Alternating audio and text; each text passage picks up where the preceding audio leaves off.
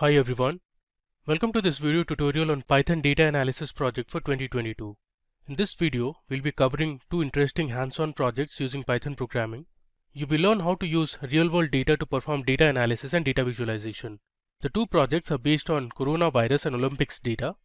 You will learn to collect, analyze, clean, manipulate and visualize data with the help of Python libraries such as NumPy, Pandas, Matplotlib and Seaborn. These two projects will give you the idea to solve real-world problems using exploratory data analysis. So let's get started with our first project. Today, we are going to perform two hands-on projects on COVID data analysis using Python and Tableau.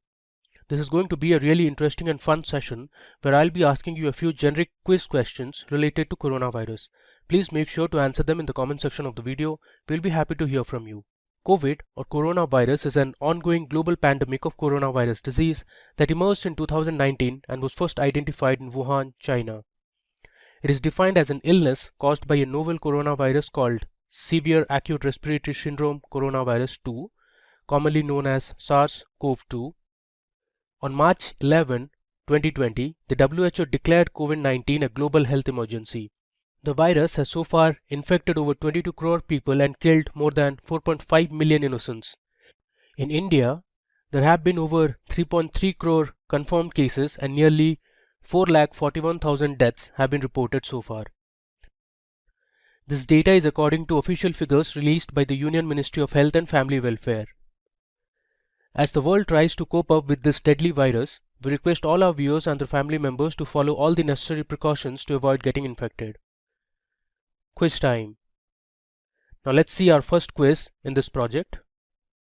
What does corona in coronavirus mean? Here are the options. Is it A. beer, B. respiratory, is it C. crown, or is it D. sun? This is a very generic question. I'm sure a lot of you may already know, some of you may not. Please let us know your answers in the comment section of the video. We'll be glad to hear from you.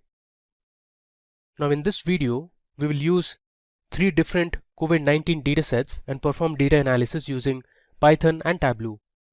The project will give you hands-on experience working on real-world datasets and how you can use the different Python libraries to analyze and visualize data and draw conclusions. You will learn how to create different plots in Tableau and then make a dashboard from the visuals. The project will give you an idea about the impact of coronavirus globally in terms of confirmed cases, deaths reported, the number of recoveries, as well as active cases.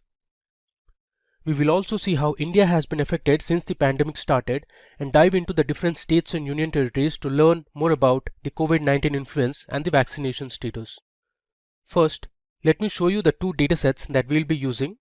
So for our first project using Python, we'll be using the first two datasets, COVID-19 India and COVID vaccine statewise.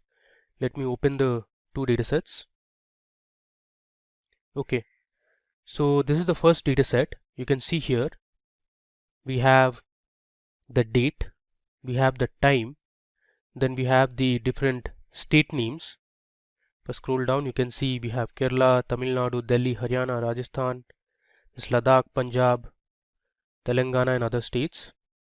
Then we have something called as confirmed Indian national. So actually this two datasets, confirmed Indian national and confirmed foreign national, we won't be using. So in the demo itself, we'll be dropping these two columns. What we are concerned about are the last three columns, the cured cases or the recoveries, the number of deaths reported, and then we have the total number of confirmed cases. Let me just sort the B column, that is the date column, so that you have an idea about the recent data we have. I'll continue with the current selection and sort it. You can see here, this is till 11th of August 2021. So this data was collected from Kaggle. It has some discrepancies that we will see in the demo. The data is available for free. We will provide the link to the datasets in the description of the video, so please go ahead and download them. The visualizations and results that you will see in the demo are based on the datasets that we'll be using. We haven't pre-processed the data to remove outliers or any missing values. Now before I jump into the demo, let me show you the second dataset that we are going to use. Okay, so COVID vaccine state-wise is my second data set. Let me open it. There you go. So this is the second data set that we'll be using in the Python project. You can see we have a column called updated on. Then we have the state. Again, you can see here there are a few discrepancies here. It has taken the country name and not the state name. Below you can see there are the different state names, and you can also see we have information about the total doses administered. We have the sessions, sites, first dose administered, then we have the second dose, then we have information about male and female doses.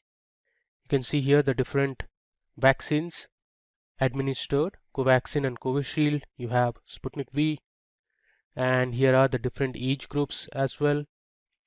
And finally, if you see, we have male individuals vaccinated, the total number of female individuals vaccinated for a particular day. We have information about transgender individuals vaccinated, and finally we have the total individuals vaccinated each day. Alright, before we jump into the hands-on part, let's have a look at the second quiz in this project. So here is the second quiz question. Which is the first country to start COVID vaccination for toddlers? Is it A, Japan, B, Israel, C, Portugal, or is it D, Cuba? This is a very recent development that took place. If you watch daily news updates on coronavirus, you will be definitely able to answer the question. Please give it a try and put your answers in the comment section of the video. It is really important for our viewers to know the right answer.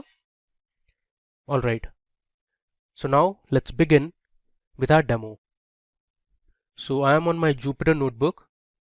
So the first project we are going to use Python Jupyter notebook. I'll just rename this notebook as COVID Data Analysis Project. I'll click on rename. Alright, so first and foremost we need to import all the necessary libraries that we are going to use. So first I'm importing Pandas as PD. This is for data manipulation. Then we have NumPy as NP. NumPy is used for numerical computation. Then we are importing Matplotlib, Seaborn and Plotly. These three libraries will be used for plotting our data and creating interesting visualizations. Finally, I'm also importing my datetime function. Alright, so I'll hit Shift Enter to run the first cell. Now it's time to load our first data set, which is related to the COVID-19 cases in India for the different states and union territories. So I'll create a variable called COVID_df. df is for data frame. I'll use my Pandas library and then give the read_CSV function, since our data sets are CSV files, and inside double quotes I'll pass in the location where my data sets are present. So I'll just copy this location, I'll paste it here. We'll change the backslash to /, and after that I'm going to give my file name followed by the extension of the file. I'll say COVID-19 India.csv. Let's go ahead and run it. Alright, now to see the first few rows of the data frame, I'm going to use the head function. I'll say head, and within brackets let's say I'll pass in 10, which means I want to see the first 10 rows of data. If I run it, there you go. Here you can see from 0 till 9, so we have 10 rows of information, and these are the different column names. You have S number, date, time, state or union territory, then you have confirmed Indian national, confirmed foreign national, cured cases, deaths reported, and the confirmed cases. Alright, now moving ahead, let's use the info function to get some idea about our data set. If I run it, you can see here it gives us the total number of columns, we have 9 columns. The total number of entries or the rows, we have 18,110 rows of information starting from 0 till 18,109. You see here the different types of variables or column names that we have. Then it has information about the memory usage as well. And this side you can see the data types. Cool. Now we'll use another very important function, which is to get some idea about statistical analysis, the basic statistics about your data set. For that I'll be using the describe function. Okay, so if you can see here, the describe function is for numerical columns only, and you have the measures such as count, the mean, standard deviation, maximum, minimum, the 25th percentile, 50th percentile, and the 75th percentile value. Okay, now let's move ahead and import the second data set, which is related to vaccination. So I'll create a variable called vaccine_df. I'll write pd.read_csv function, which is present in Pandas library. I'll move to the top and I'll copy the file location and we'll change the name of the file. Copy this and let me paste it here, and instead of COVID_19_India, I'm going to say COVID_vaccine_statewise. Okay, so this is the dataset that we saw, COVID_vaccine_statewise. Alright, let me run it. Cool. And let's display the first 7 rows of information from this data frame. I'll be using the head function, and inside the function I'll pass in 7. There you go. So here you can see we have from 0 till 6. There are total 24 columns. A lot of them have null values, you can see here. Alright. Now from the first data set, which is the COVID_df data frame, we'll be dropping a few unnecessary columns such as the time column, confirmed, Indian national and confirmed, foreign national, as well as the S number. We don't need these columns, so it's better to learn how to drop the columns for our analysis. So I'll say COVID_df dot, I'll use the drop function, and within square brackets I'll pass in the column names. The first is S number. I'll give a comma. Within double quotes I'll say the next column is time. My third column that I want to drop is confirmed Indian national. Give another comma. Within double quotes I'll say confirmed foreign national. Outside the square brackets I'll give another comma and pass in my next argument, that is in place equal to, I'll say true. I'll give another comma and say axis equal to 1. Let's run it. Okay, it has thrown an error. Let's debug the error. Says confirmed Indian. Okay, it should be Indian national and not Indian nation.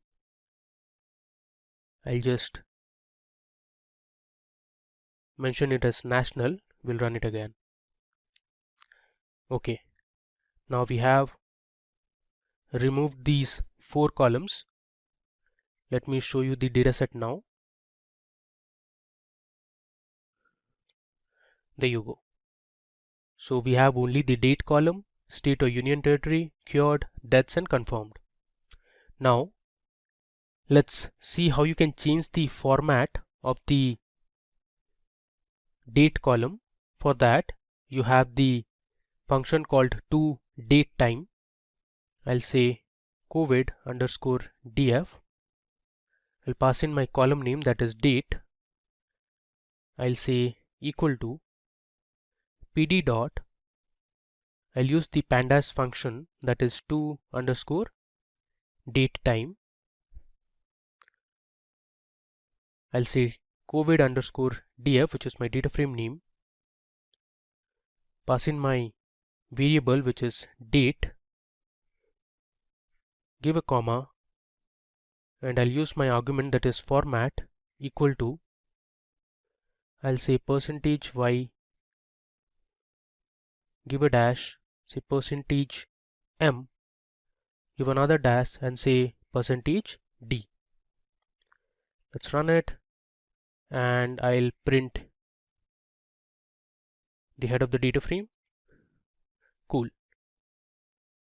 Now moving ahead, now we will see how to find the total number of active cases. So active cases nothing but the total number of confirmed cases minus the sum of cured cases plus deaths reported. So let's find the active cases. I'll give a comment. Okay. I'll first write my data frame name, that is COVID_df. Within square brackets, I'll give my new column, which is active_cases. I'll say equal to COVID_df, and my first column would be the confirmed cases column minus, I'll say COVID_df. Then I'll pass in my cured column plus, I'll again say COVID_df and add my deaths column. This time let's print the last 5 rows from the new data frame that we have created. Okay, let's run it. Okay, it has thrown an error. Let's debug it. Says data frame object has no attribute tails. This should be tail. There you go. You can see here we have added a new column called active cases, which is the confirmed cases minus the sum of cured and deaths reported column. Now we will learn how to create a pivot table using the Pandas library. So in this table we'll be summing all the confirmed deaths and cured cases for each of the states and union territories. So we'll be using the pivot_table function for this. I'll create a variable called statewise and say pd dot. I'll use the pivot_table function. I'll pass in my data frame, that is COVID_df, and then I'll give my values parameter. Inside the square brackets I'll pass in my columns confirmed deaths, and then we'll have the cured column. I'll give a comma, and next argument would be index, which is going to be my state slash the union territory column. Let me bring this to the next line so it is more readable. I'll say union territory. I will give a comma now and pass in my last argument, which is agg function, that means aggregate function, and this function would be max. Alright, let's run it. Okay, now I'm going to find out the recovery rate. So recovery rate is basically the total number of cured cases divided by the total number of confirmed cases into 100. So I'll say state-wise, and within square brackets I'll pass in my variable that I want to create, which is recovery rate. This will be equal to the cured cases multiplied by 100 by the total number of confirmed cases. Within square brackets I'll give my column as confirmed. Let's run this. Okay, I'll just copy this column, paste it here. So this time we are going to find out the mortality rate. So mortality rate is nothing but the total number of deaths divided by the total number of confirmed cases into 100. So I'm just going to replace the names. Here I'll say mortality. Alright, and then instead of cured I'll say my deaths column into 100 divided by the confirmed cases. Let's run it. Okay, now we are going to sort the values based on the confirmed cases column, and we'll sort it in descending order. So let me show you how to do it. I'll say state-wise equal to, I'll use the function sort underscore values. So I'll pass in my variable state-wise dot and use the sort underscore values function. I'll say by, I want to sort it by my confirmed cases column. Give a comma and I'll say ascending equal to false. Let's run it. Now we are going to plot our pivot table using a nice visual. So for that I'm going to use my background underscore gradient function, and inside that function we'll pass in our CMap parameter. I'll show you how to do it. I'll say style dot background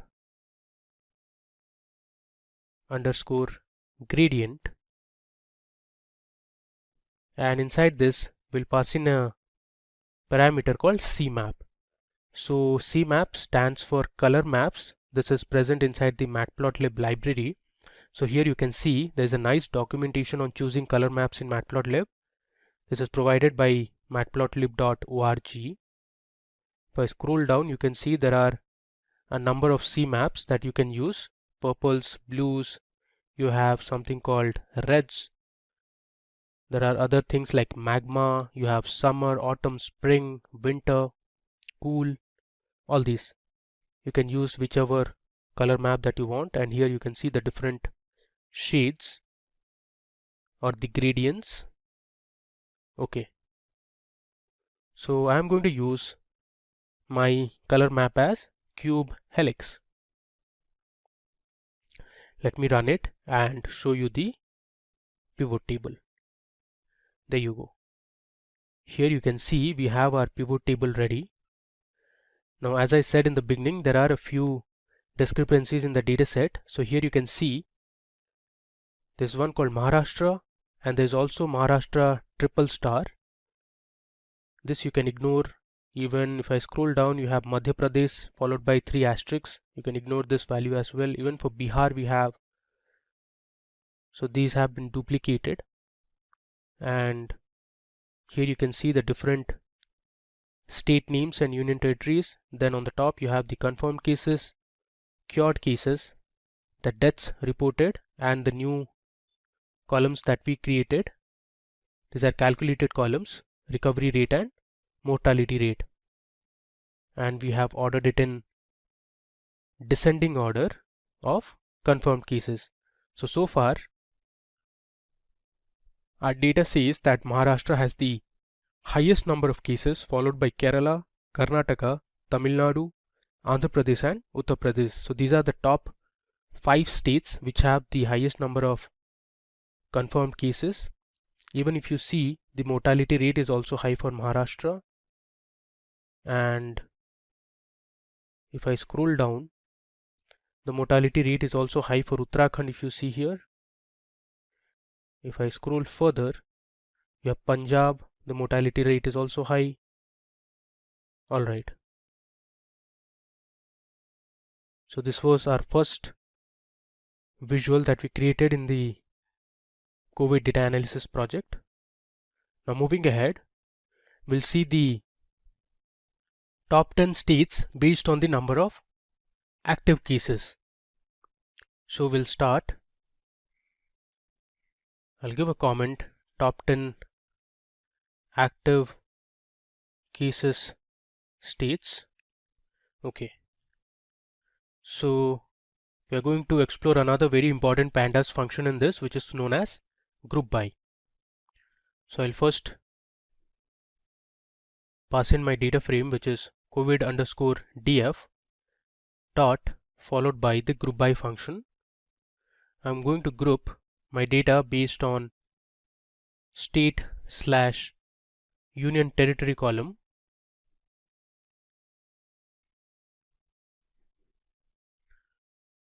Then I'll say dot max, which is to find the maximum value from the states that have the highest active cases. So I have passed in my active cases column, and we're also going to group it based on the date column. After that, we are going to sort the values. So I'll use my function that is sort underscore values. I'll say sort by my column that is active cases. Let me bring this to the next line.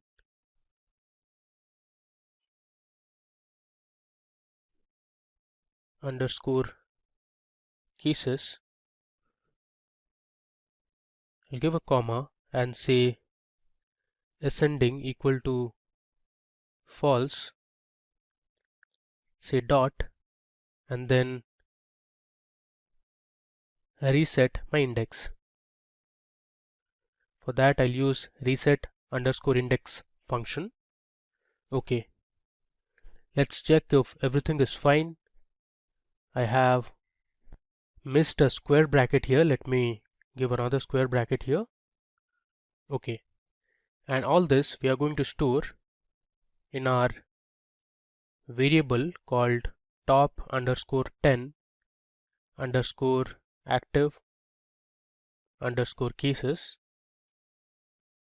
Okay, now let me go ahead and run this cell. Okay, there is a syntax error here. Now let's run it. Okay, now I'll create another variable called fig.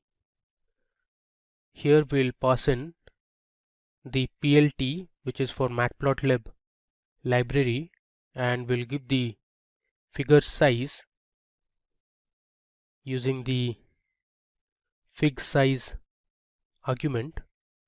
It's equal to, and within a tuple and passing the size, let's say 16,9. We'll run it. Okay, and let's give a title to our plot. So here we are going to create a bar plot. So using plt.title, we'll pass in the title, let's say top 10 states with most active cases in India.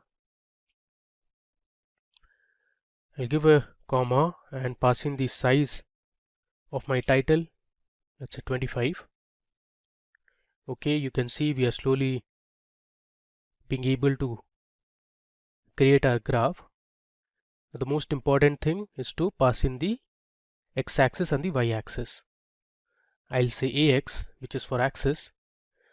To pass in the axis, I'm going to use the bar plot function that is present inside the Seaborn library. I'll say sns.barplot. I'll say data equal to my variable, which is top underscore 10 underscore states. This is actually active states. Alright, and now I'm going to use the iloc function and take the first 10 states. So I'm using a colon and then giving 10 as my value. ILOC is for index location. I'll give a comma and say my y-axis to be active cases. Give another comma and say my x-axis to be state / union territory.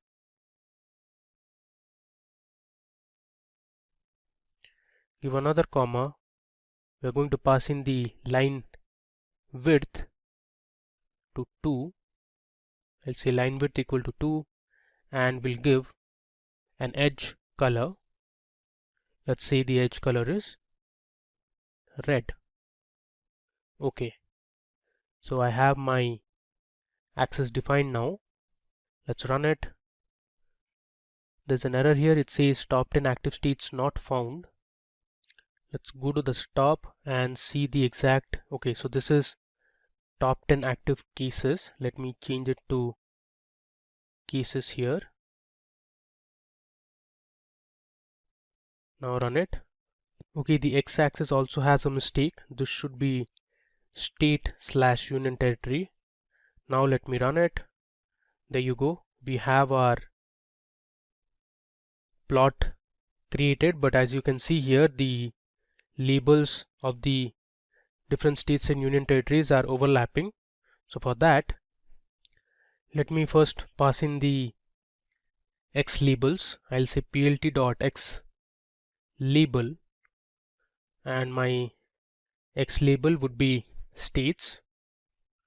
Then I'll say plt.y label.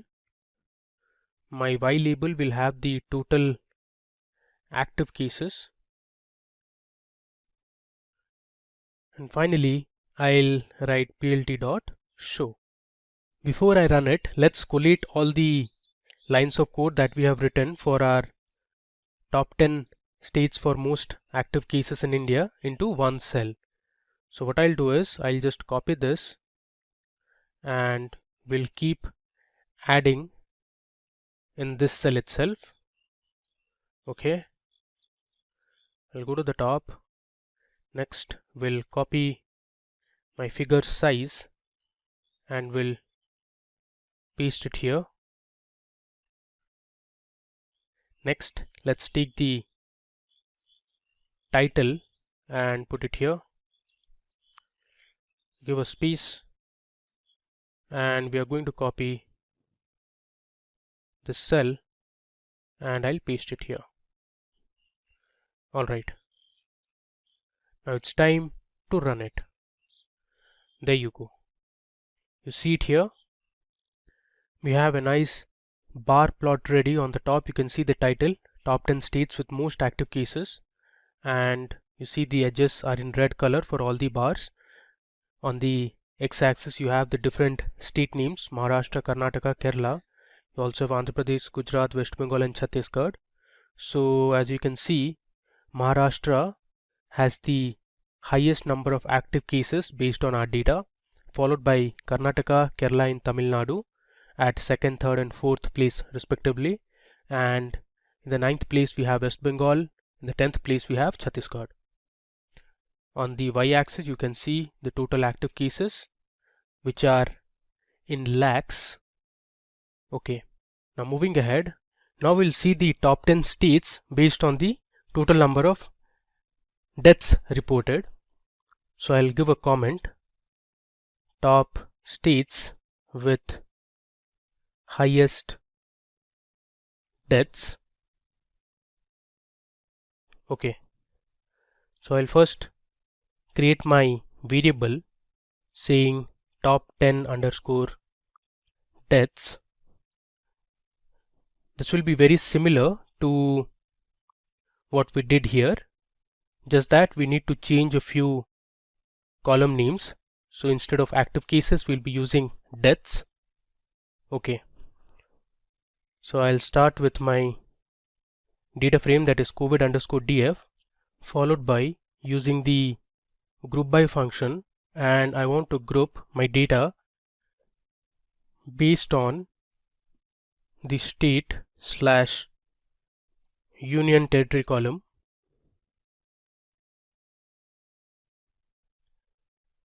Then I'll choose the max function, and within double square brackets I'll pass in my column names deaths and date. Let's make it consistent. I'll be using single quotes. Okay, I'll say dot, I'm gonna sort my result, therefore I'm using the sort underscore values function. I want to sort it by deaths column. I'll give another comma and say ascending equal to false, which means I want to order my result in descending order. Then I'll say dot reset underscore index. Okay, after that I'll give my figure size. I'll say plt dot figure, and within brackets I'll pass in my argument, which is fig size equal to, using a tuple, I'll say 18 comma let's say 5. Now let's give a title. For that I'll use the title function, which is present in the matplotlib library. I'll say top 10 states with most deaths, and let's give a size to the title 25. Now it's time for us to give the access labels. I'll just scroll down. Okay, so I'll say ax equal to, again this will be a bar plot, so I'm using my cbourne library followed by the bar plot function. My data will be top underscore 10 underscore deaths, which is this variable. I'll give my index location ILOC. I'm going to choose 12 states. The reason being, there are some discrepancies in the data. I'll show you once I plot this result. So in the y-axis we'll have deaths column. In the x-axis we'll take state slash union territory.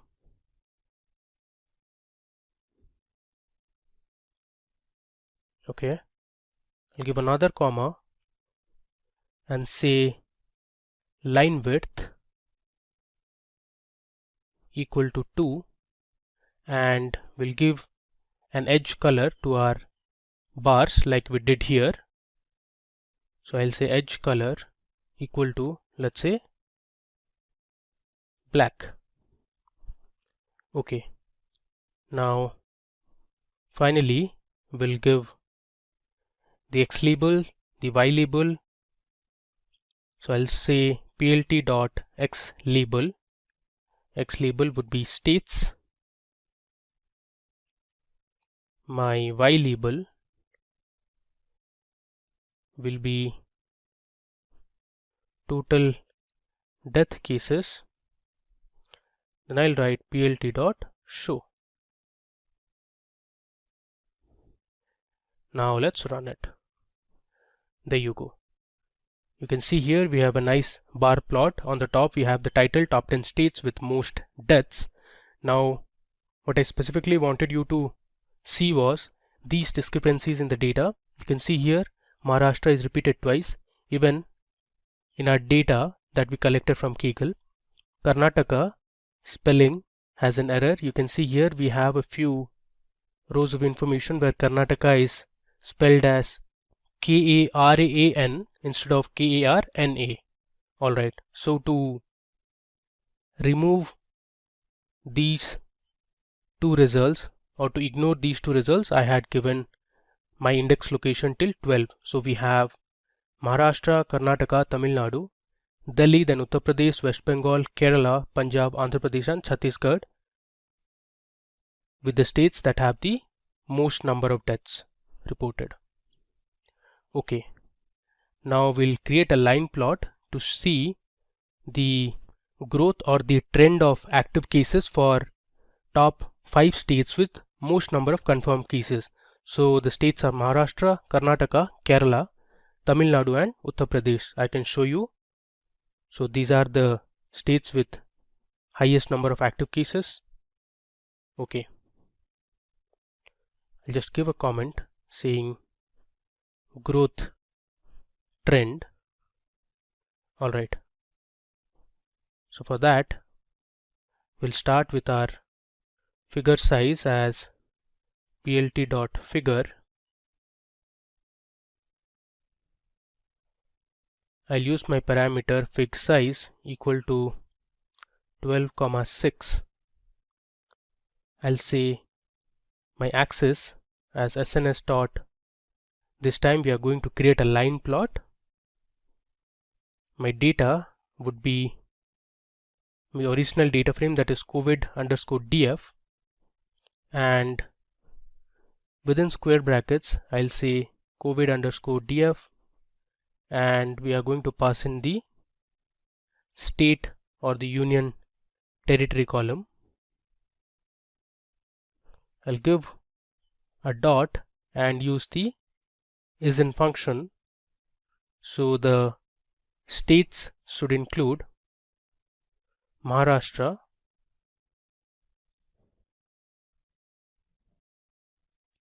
I'll give a comma, the next state should be Karnataka, next we have Kerala, give another comma, my fourth state is Tamil Nadu,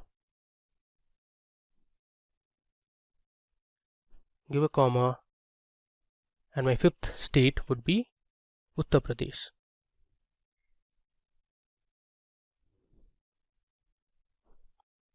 Alright, so I'll give a comma here and then say x equal to the date column, y will be active cases column, and I'm going to use another parameter called hue, which is to give different colors to the different states, the 5 states that we are looking for. So hue will be my state/union territory column. Okay, after this I'll say ax dot set title. My title will be top 5 affected states in India. We'll give a size, let's say 16. Alright, okay, this should be size equal to 16, and to make sure everything is fine, let me just move it to the above line. Okay, now we'll run it. Okay, there is some error again. It says invalid syntax. Let's see where we went wrong. Let me bring this to the above line. Okay, this should be COVID_df. Okay, make sure you keep these small errors in check. Let's try and run it again. Alright, if I scroll down, there you go. Here you can see we have the top 5 affected states in India.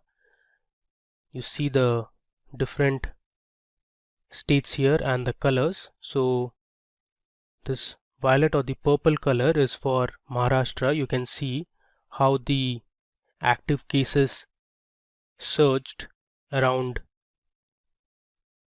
April and May, and then you can see even for Karnataka the active cases surged very rapidly around May and June. Then it has decreased, luckily. Similarly, you can see the plots for even Uttar Pradesh as well as for Tamil Nadu.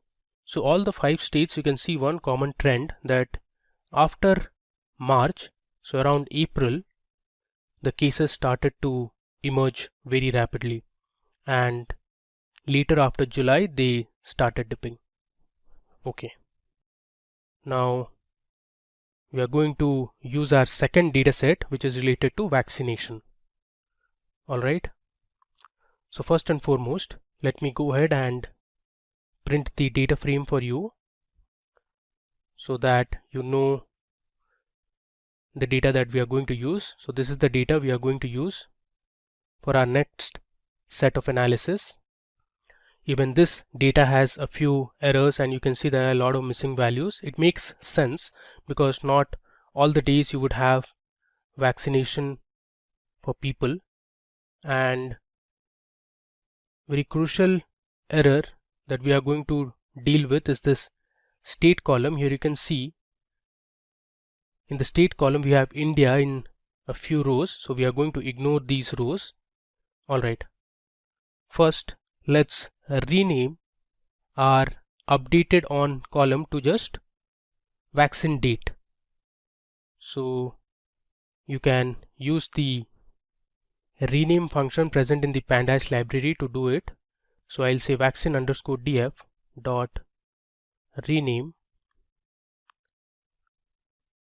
I'll say columns equal to, within curly braces I'll write updated on, which is my original column name, give a colon. I want to change this to vaccine underscore date. I'll give a comma and say in place equal to true. So it will change my column name from updated on to vaccine underscore date in the original data frame. Let's run it. Now let me go ahead and print the first 10 rows in the dataset. You can see here we have successfully changed the column name to vaccine underscore date. The rest of the columns remain the same. Alright, now you can check the total number of columns, rows, the data types, and the memory usage using the info function. Here you can see it. We have total 24 columns, 7,845 entries, and these are the columns that are present. And if I scroll further, you see here says the memory usage, and here on the right you can see the data type. Cool. Now as you saw, the data has a lot of missing values. Let's find the sum of all the missing values for each column. So I'll say vaccine underscore df dot is null, and then I'm going to use the sum function over it. If I run it, there you go. So almost all the columns have missing values, but columns such as male individuals vaccinated, female individuals vaccinated, even for columns like the age groups, there are a lot of missing values. Now in the next step we are going to draw up a few missing value columns. So I'll say a new variable called vaccination, I'll give the data frame name vaccine_df and use the drop function. And inside the drop function, we are going to write columns equal to, I'll pass in the column names that I want to drop. I'll say doses administered. So this is the column that I want to delete, Sputnik V doses administered. I'll give a comma. The second column is AEFI. The next column is 18 to 44 years. Within bracket it has doses administered.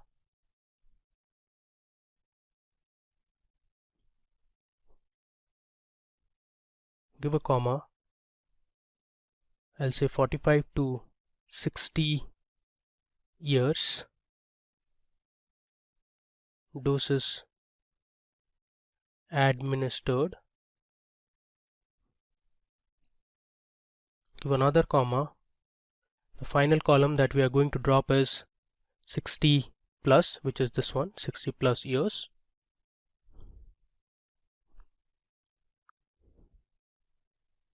Doses administered.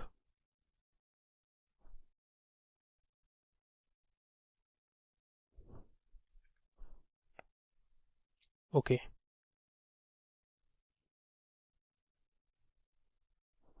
So these are the columns that we want to drop. And finally, I'll give my parameter access equal to 1. Okay, let me just recheck these column names. First one is Sputnik V doses administered, then we have EFI followed by 18 to 44 years doses administered, then we have 45 to 60 years doses administered. Finally, we have 60 plus years.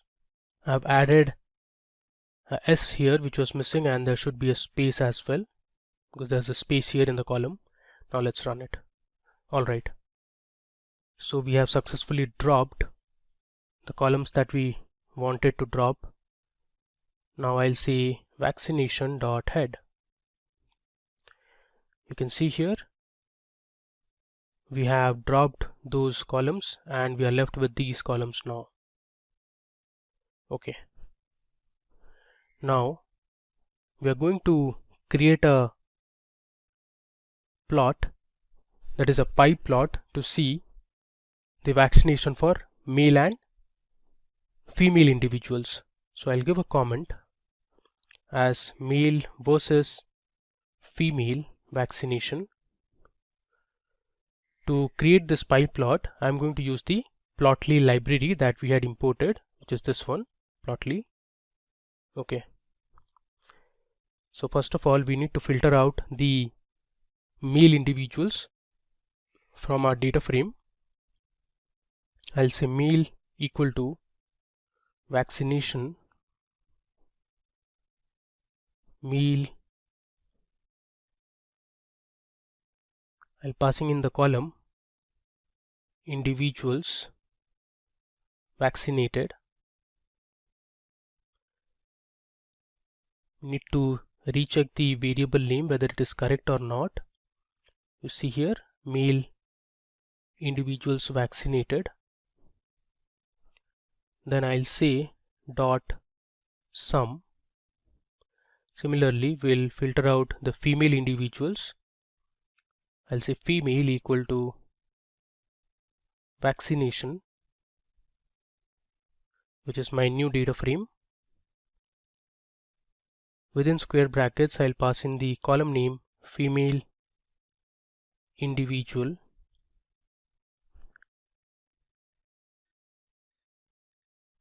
vaccinated.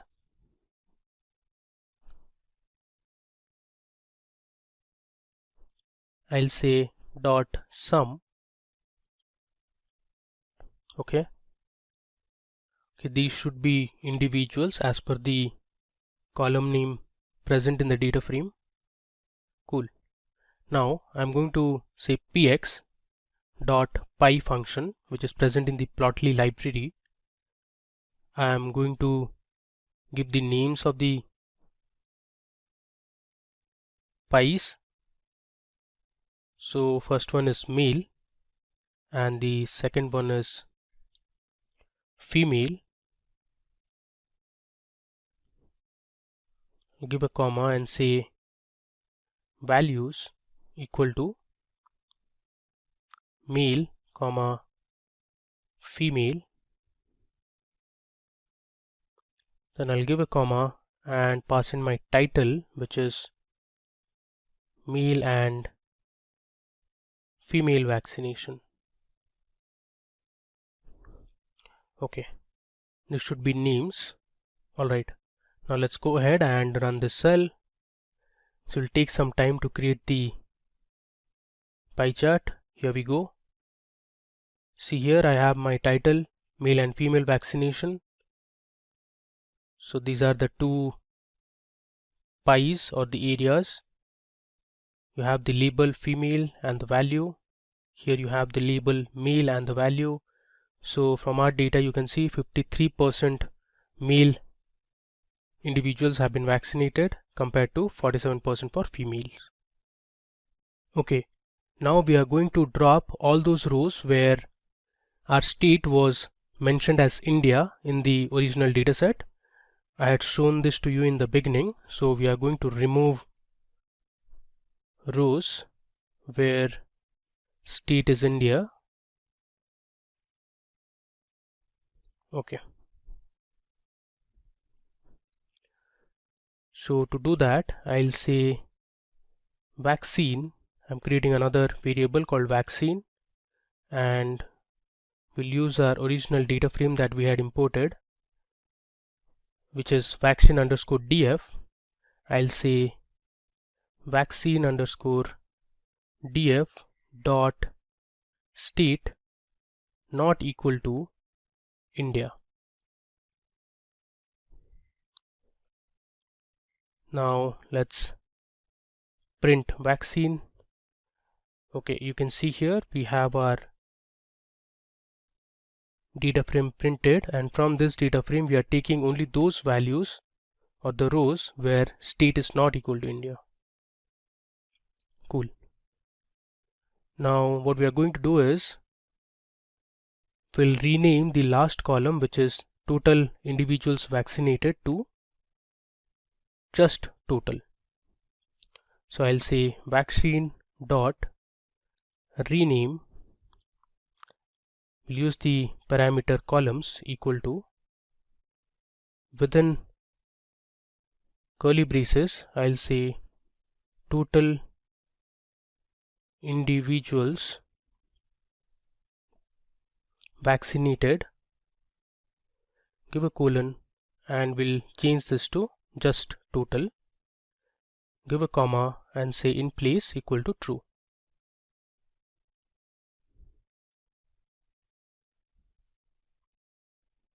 And finally I'll print my head of the new data frame. This should be columns equal to. Okay, now you can see here, if I scroll to the right and if I check, we have successfully renamed our column. Alright, now moving on to the last two visualizations that we'll see in this first project using Python, that is to find the states with most number of vaccinated individuals and the state with the least number of vaccinated individuals.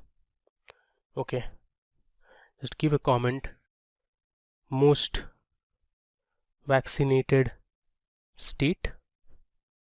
Okay, for this I'll first create a variable called vax underscore VAC, which is for maximum vaccination.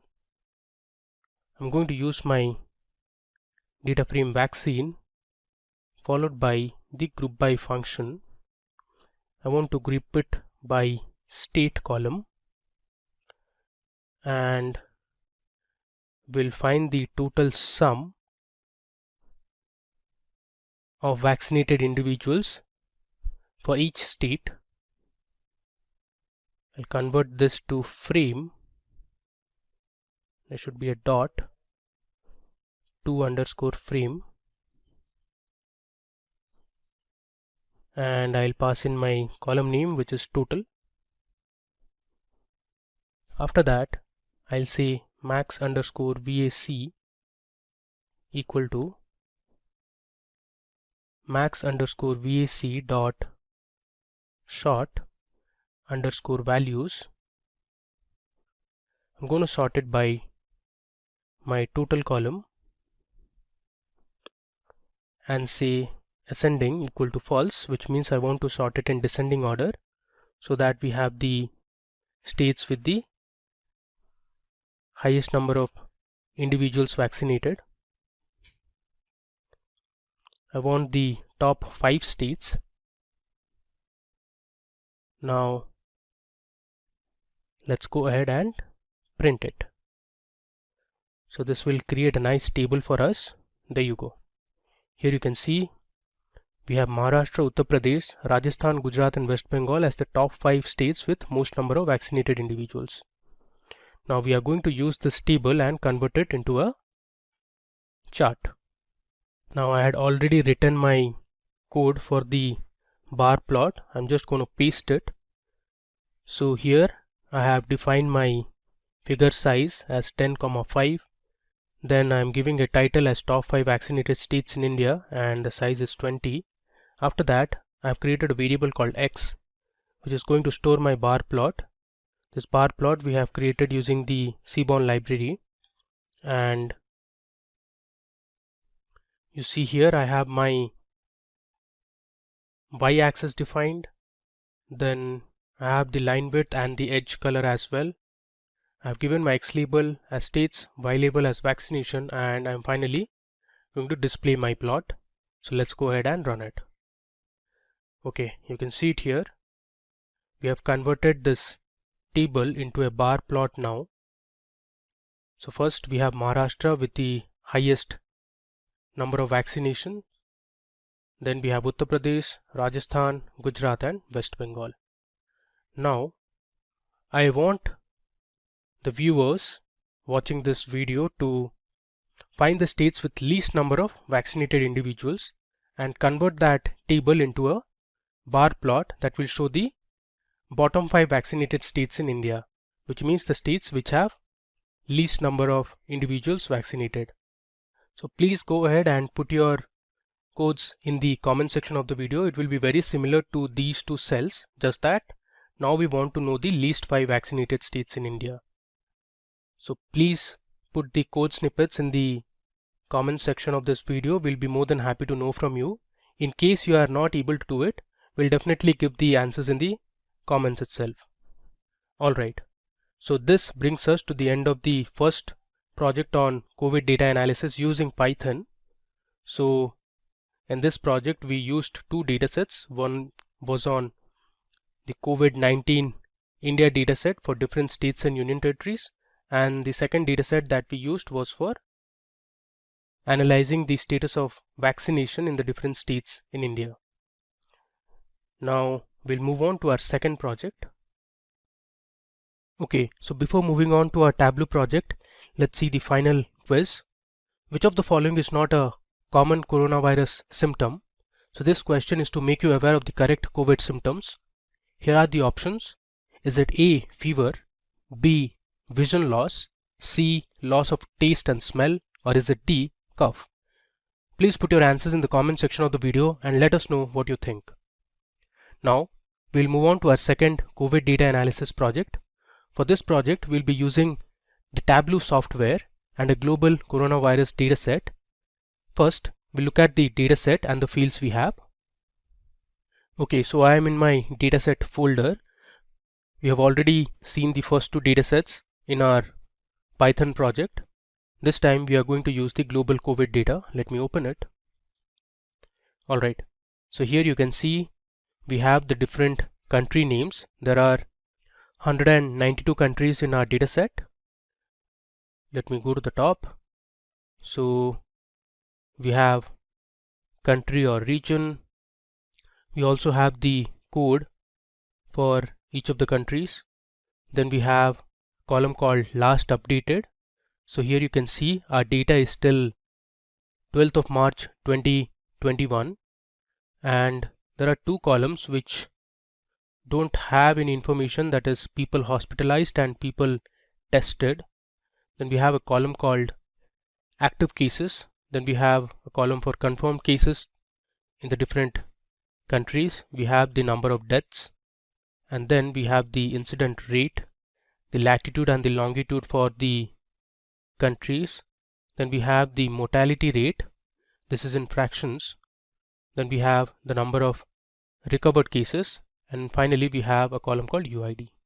So we'll be mostly using the country column, active, confirmed, deaths, and the recovered cases column. And we'll be using the Tableau software to create interesting visualizations, and we'll convert those visuals and put it in the form of a dashboard towards the end of the project. Okay, so let me close this file, or let it be open. I'll search for Tableau Public. You can see here I have Tableau Public installed. You can use the desktop version of Tableau or the public version of Tableau. So for this project we are going to use the Tableau Public Edition. So here you can see I have created a few visuals already. If you want, you can clear them out. Okay. Now the first thing we need to do is to connect our CSV dataset to Tableau. For that, under connect we have to a file. I'm going to use text file, and under Chrome downloads I'll search for my folder COVID-India, and here I have my global COVID data file. Let me open it. This will take some time to load. There you can see. So on the Tableau you can see the view here. It shows the country or the region. You have the last update. You have columns like active, confirmed, deaths, mortality rate, and recovered. And here you can see the symbols for the different columns. So this is a globe, which means this field is a region or a geographic field. ABC means it's a text field. Then we have the calendar, which is for a date field. ABC are text field, and this hash represents numeric fields. Alright, so now that we have loaded our data, let me just click on sheet 1. So this is the canvas where we are going to create our different reports. Alright, so on the left you can see there are two panes, the data pane and the analytics pane. In the data pane you can see the name of the dataset, global COVID data, and here you can see the different columns that we have in the dataset. So on the top, the ones marked in blue are called as dimensions, and at the bottom whatever you see are marked in green and are called as measures. So dimensions are always represented with blue icons and measures are in green icons. So Tableau has automatically detected the different data types for each of the columns. Alright, so first of all we are going to create a simple table to see the total number of confirmed cases for each of the countries. So for that I'm going to drag my country or the region column onto rows. Here you have rows. I'll just drag it and drop it here. There you go. It has populated all my country names starting from Afghanistan till Zimbabwe. So it has ordered in ascending order of alphabets. Now to see the total confirmed cases for each country, I'm going to drag my confirmed column onto text. So here under marks card you have the text option. I'll just drag it and drop it here.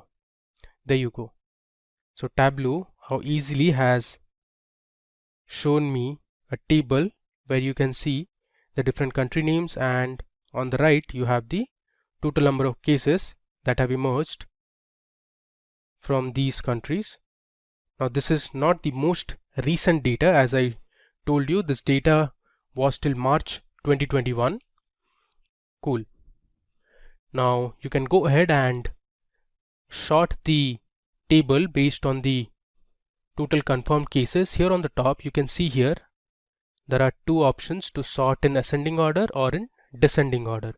Let's first sort in ascending order by sum of confirmed cases with few cases, and if I scroll down you have France, UK, Russia, Brazil, India and US with the highest number of COVID-19 cases.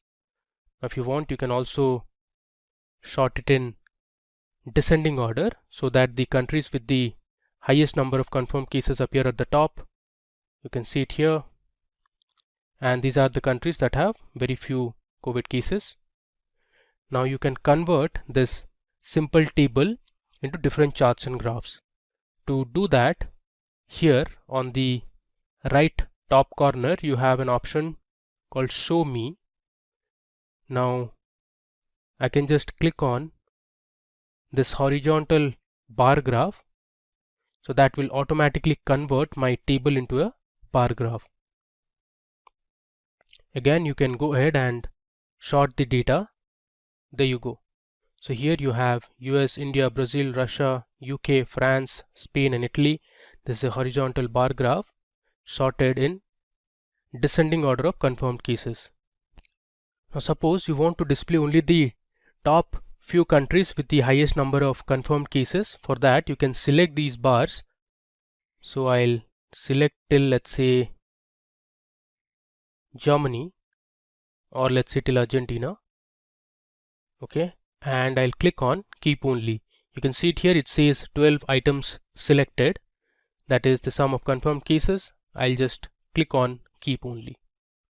There you go. So this horizontal bar graph has information only for these few countries that have the highest number of confirmed cases.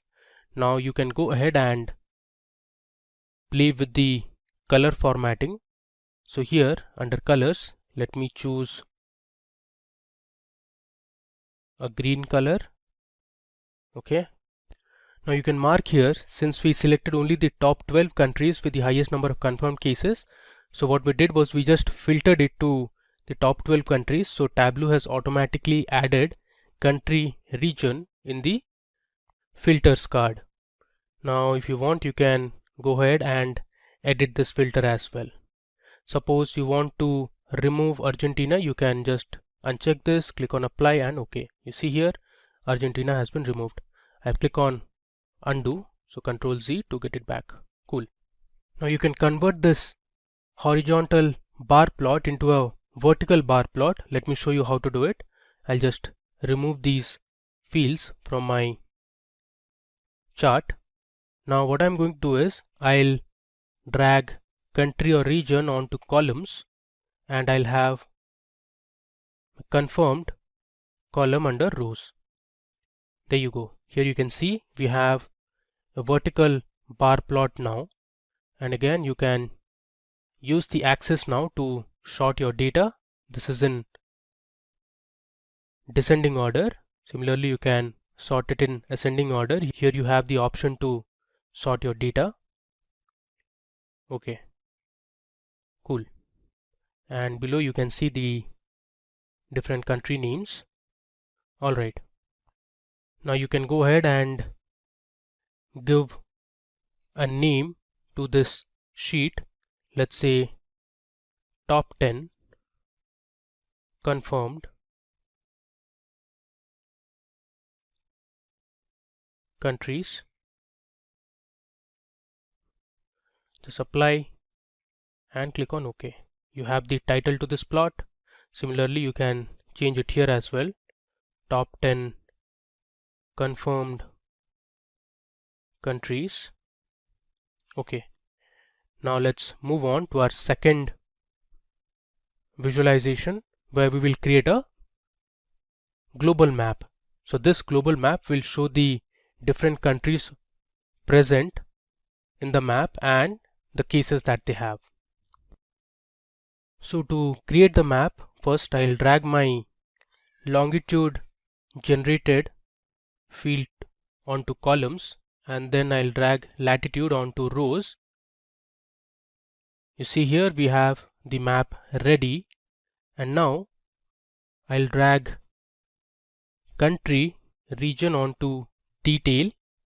So this will give you the different country names. You can see here we have Canada, the United States, Mexico, here you have India, Sri Lanka, there's Australia, this is Brazil, and similarly we have Spain, France, Belgium, there's Italy here, we have also Greece.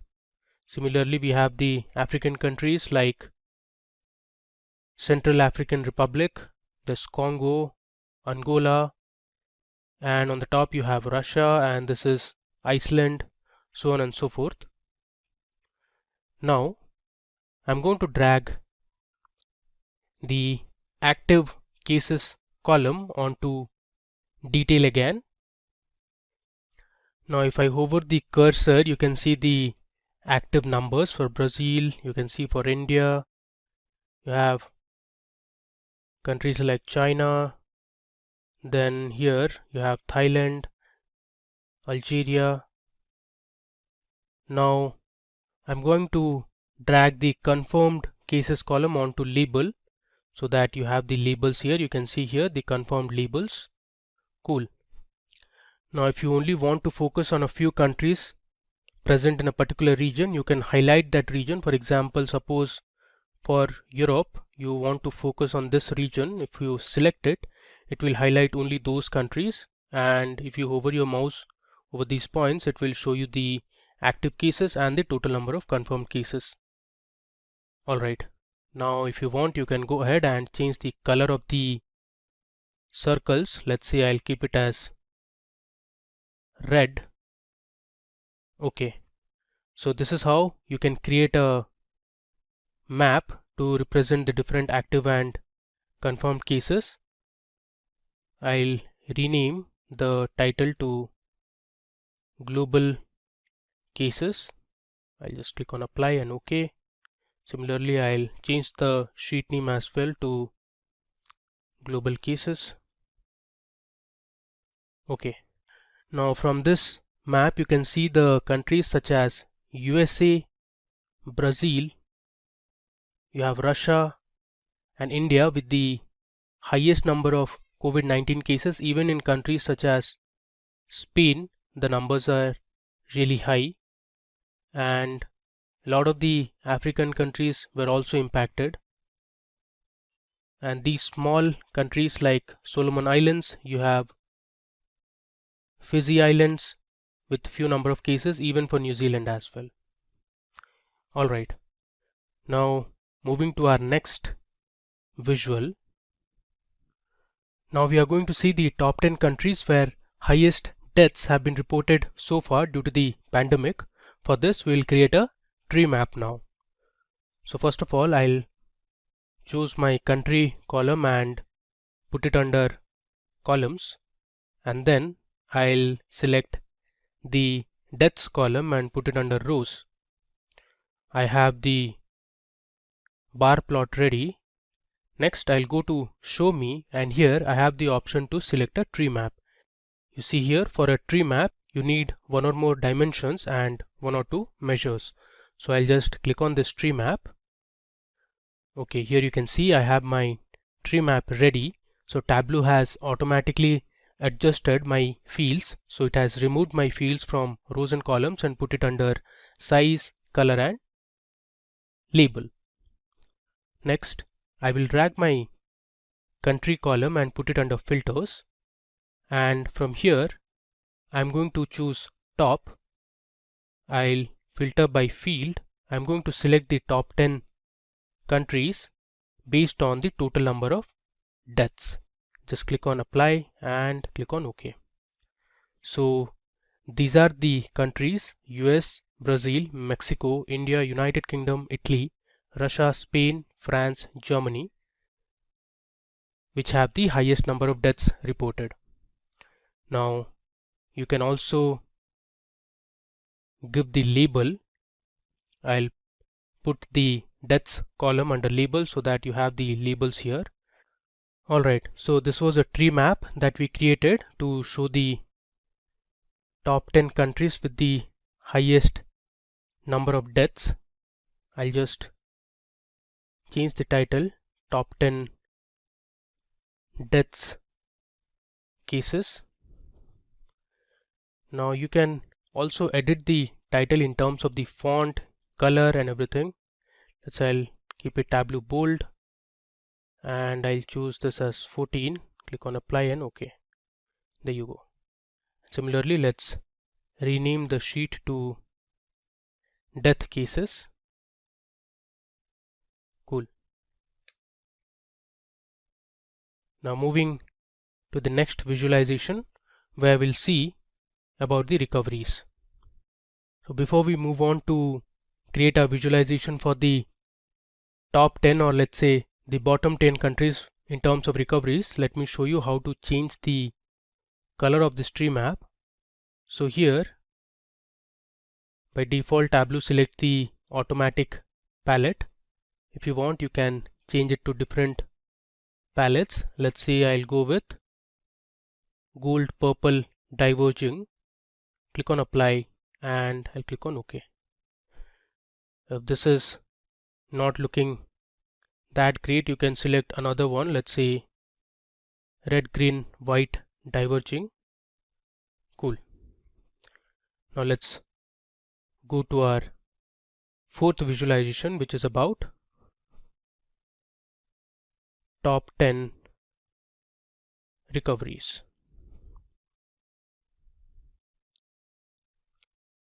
I'll click on apply and OK.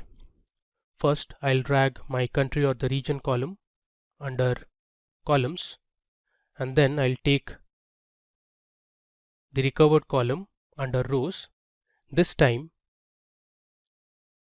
instead of sum, we are going to choose average.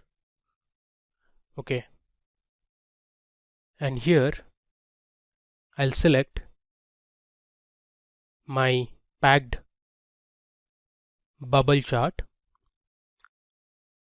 After that, I'm going to drag my country or region onto colors, and then I'll also put country under filters. So I'll go to the top menu and I'll filter it by field. I want to show the top 10 countries based on the average number of recoveries. So click on apply and OK. You can see here these are the countries that have the highest number of average recoveries. You have India, Brazil, Turkey, Italy, Argentina, Germany, Colombia, Russia, Poland and Mexico. I'll just rename this sheet to recovery cases. Cool. Now let's move on to our next visual. Okay, so here we are going to create a scatter plot to analyze the total confirmed cases versus the total number of deaths. So whenever you have two numeric fields, it is better to create a scatter plot to visualize the cases. So for that, I'm going to drag my confirmed cases to columns, and then I'll drag my deaths column onto rows. Okay. So by default, the shape is a circle, and to see all the countries, I'm going to drag country under color. I'll say add all members. There you go. Here you can see the legend for the different countries, and on the top you have US with the highest number of confirmed cases and the highest number of deaths as per our data set. Then you also have Brazil here, which has the second highest number of deaths. Then you have Mexico followed by India. So this data is not a very recent data. This data was last updated on March. Now from this we are going to filter out the top 10 countries with the highest number of confirmed cases and the deaths. So for that I'll drag my country column onto filters and I'll go to top, I'll filter by field, I'll say top 10 and I'll click on apply and OK. So here you can see we have Siberia, Sweden, Belgium, Netherlands, Spain, Italy, France, Russia, UK, and you have Brazil. So these are the countries which have the highest number of active cases. So instead of active, let's select deaths, click on apply and OK.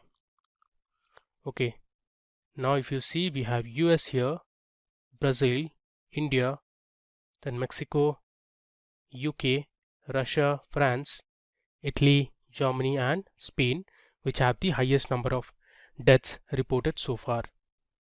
Now if you want, you can change the size of the circles based on the highest number of active cases. So I can just drag my active column under size. So you can see here Spain, France, UK have the highest number of active cases.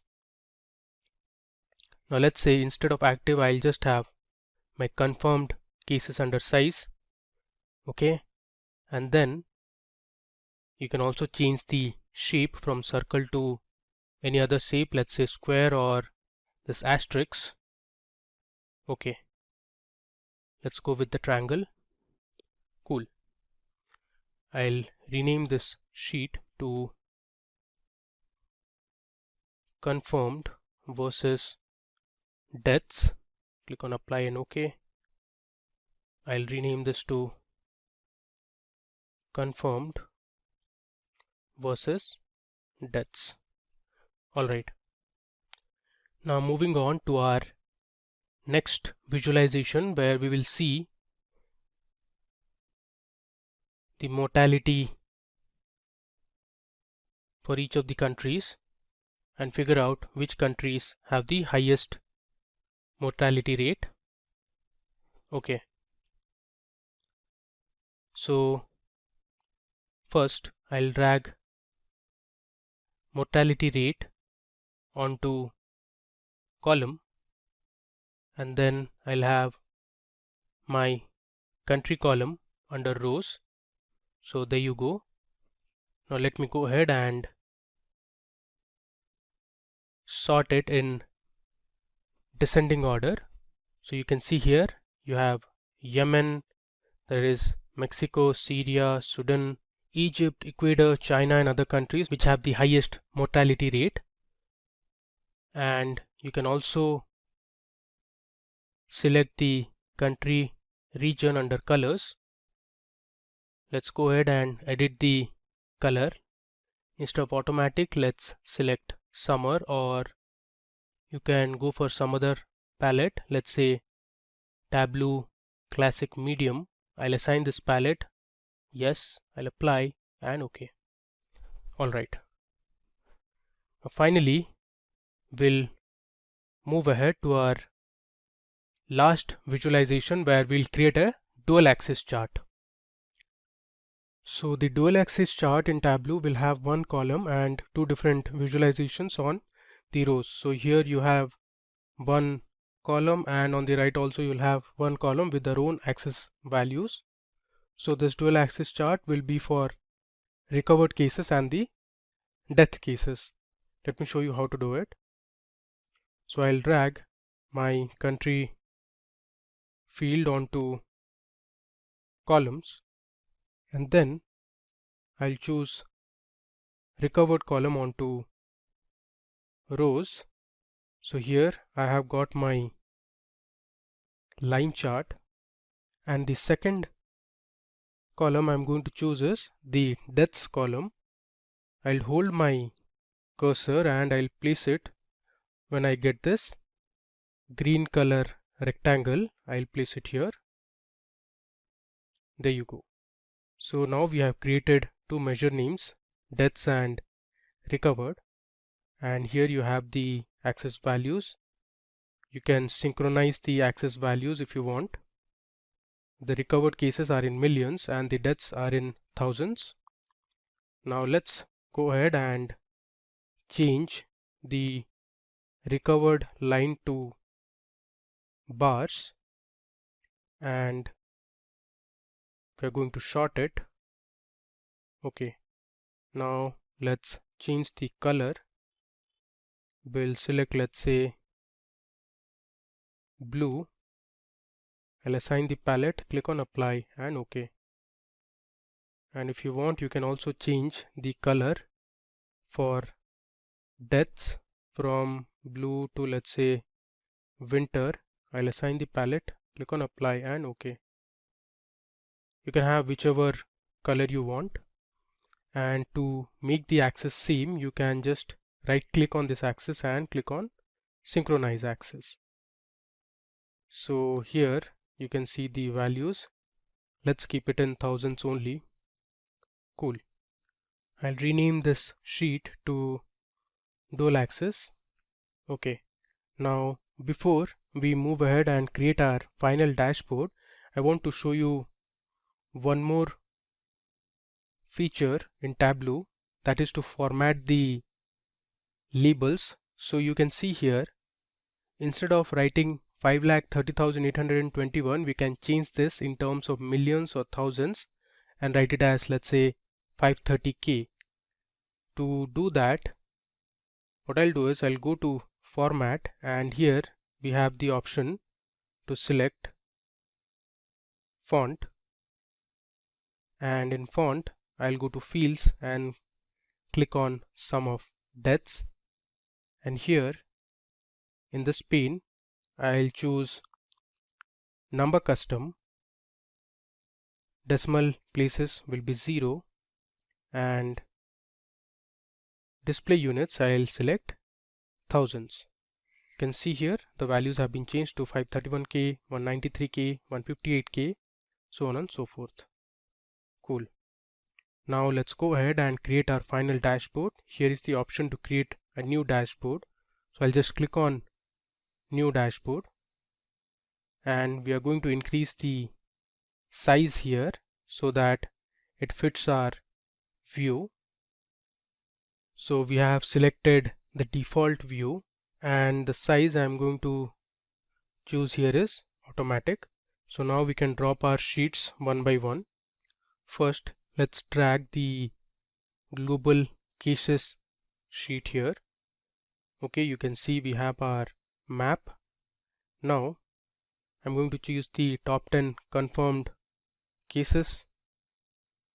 Alright, and after that we'll choose the death cases sheet. So Tableau will prompt you to place the sheet at the right location. Okay, and now I'll choose my fifth visual, which is confirmed versus deaths, and if you want you can choose any one of these. Let's say I'll take the dual axis chart. Now you can just minimize the sheets and adjust the sizes to make it look better. Okay, so you can see here we have our dashboard ready. Now you can still go ahead and customize the dashboards in terms of adding different filters to it. We are not going to show that.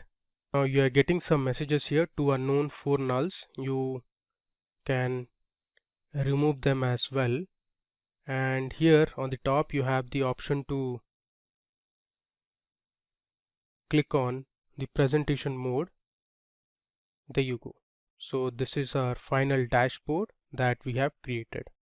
Alright, so this brings us to the end of the second coronavirus data analysis project using Tableau. Now you can just click on escape to go back. Alright, now you can save this, and This will be published in the Tableau public platform under your profile. So that brings us to the end of this video tutorial on COVID data analysis project using Python and Tableau. Welcome to this exciting video on Olympics dataset analysis using Python by Simplilearn. This is going to be a very interesting and interactive session where I'll give you a brief about the history of Olympics and throw some light into the recently held Tokyo Olympics. But we'll focus more on using Olympics dataset that is available on Kaggle and perform some exploratory data analysis. You will understand how to use different functions in Python to analyze and extract meaningful information. During the course of our discussion, I'll be asking you a few general questions related to the Olympics. Try to answer them in the comment section of the video. So let's begin. The Olympics is one of the biggest sporting events on the planet. It is held every 4 years. The first modern Olympics took place in Athens, Greece in 1896. As per National Geographic, the original Olympics took place in 776 BC, so they began as part of an ancient Greek festival which celebrated Zeus, the Greek god of sky and weather. The rings in the Olympics logo represent the 5 continents: Europe, Africa, Asia, the Americas and Oceania. From 1924 to 1992, the Winter and the Summer Olympics took place in the same year, but now they alternate every 2 years. Before I move on, here is an interesting question for you. Only 2 people have ever won gold medals at both the Summer and the Winter Olympics. Who are those 2 people? Please share your answers in the comment section of the video. We would like to know from you. The Summer Olympics in Tokyo began on the 23rd of July and recently concluded on the 8th of August. We got to witness some thriller matches that went down to the wire, some amazing victories, and sadly, there were a lot of heartbreaks as well. Winning and losing are part and parcel of any game. Fans across the world were really happy to see this global event happen this year following last year's postponement due to the coronavirus pandemic. With our Olympic fever high, let's take this opportunity to work around a project to perform exploratory data analysis using Python to analyze and visualize past Olympics data and answer specific questions. In this video, we will be using specific Python libraries such as NumPy, Pandas, Matplotlib and Seaborn to make sense of our data and extract meaningful information. We are going to visualize our results with different charts and graphs. Before I show you the dataset that we are going to use for our analysis, I have another general question for you. Which is the first Olympics where all the participating countries sent female athletes? I repeat, which is the first Olympics where all the participating countries sent female athletes? Put the year and the city name where the Olympics was held in the comment section of the video. We'll be more than happy to hear from you. Now, let me go ahead and show you the datasets that we'll be using in this video. So here you can see I have my Olympics dataset folder that has 2 datasets. These are CSV files. One is called the athlete_events and the other one is called NOC_regions. So we'll be using these 2 datasets. These datasets can be downloaded from Kaggle. We will post the dataset links in the description of the video. Please go ahead and download them. These datasets have been directly taken from the internet. Now I'll show you the datasets. So this is my first dataset. You can see on the top athlete_events. So I have around 15 columns. You can see the count here, and there are nearly 2,71,116 rows of information. So this is a huge dataset that we are going to use. The other dataset we are going to use in this demo is called NOC_regions. Now here one thing to note is NOC stands for National Olympic Committee. This is a 3-letter code that is given by the Olympic Committee. You have the region names. So AFG is for Afghanistan. You have ALB for Albania, ALG for Algeria. We have also a column called notes. You find some notes about the region. For example, here Antigua is actually Antigua and Barbuda. Alright, let's move to the first dataset that I showed you. This is our primary dataset for our demo. So these datasets have been directly taken from the internet and were not validated. So the results that you will see in the demo is purely based on the data that we have collected. So the file athlete underscore events.csv contains nearly 2,71,116 rows of information, and there are 15 columns. So each row corresponds to an individual athlete competing in an individual Olympic event. So here ID is actually a unique number for each athlete. Then we have the name, which is basically the athlete's name. We have the sex or the gender, which is male or F for female. Then we have the age of the athlete, which is in terms of integers. We have the height in centimeters of the athletes. Then we have the weight in kilograms. We have the team name. These are the country names. You have China, Denmark, Netherlands. There are around 200 country names. Then we have the NOC. As I said, NOC is a 3-letter code that stands for National Olympic Committee. We have the games. This games contains the year and the season. You can see here 1992 summer. You also have the Winter Olympic information. Alright. Then we have a specific year column to tell you in which year this event had occurred. Now the year column is also an integer column. We have the season, so whether it was Summer Olympics or Winter Olympics. Then we have the city name. This is the host city. Then we have the sport name. You can see here we have basketball, judo, football, tug of war, speed skating. There are so many. Then we have another column called event, which is the complete event name. As you can see, the sport name is basketball, but the event name is basketball, men's basketball, to be very specific. Again, for speed skating, you have different categories like women's 1000 meters, 500 meters. Alright.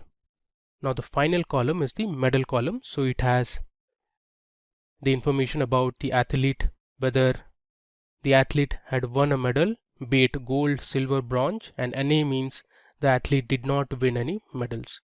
So we'll use these two data sets. Now let's get started with the demo.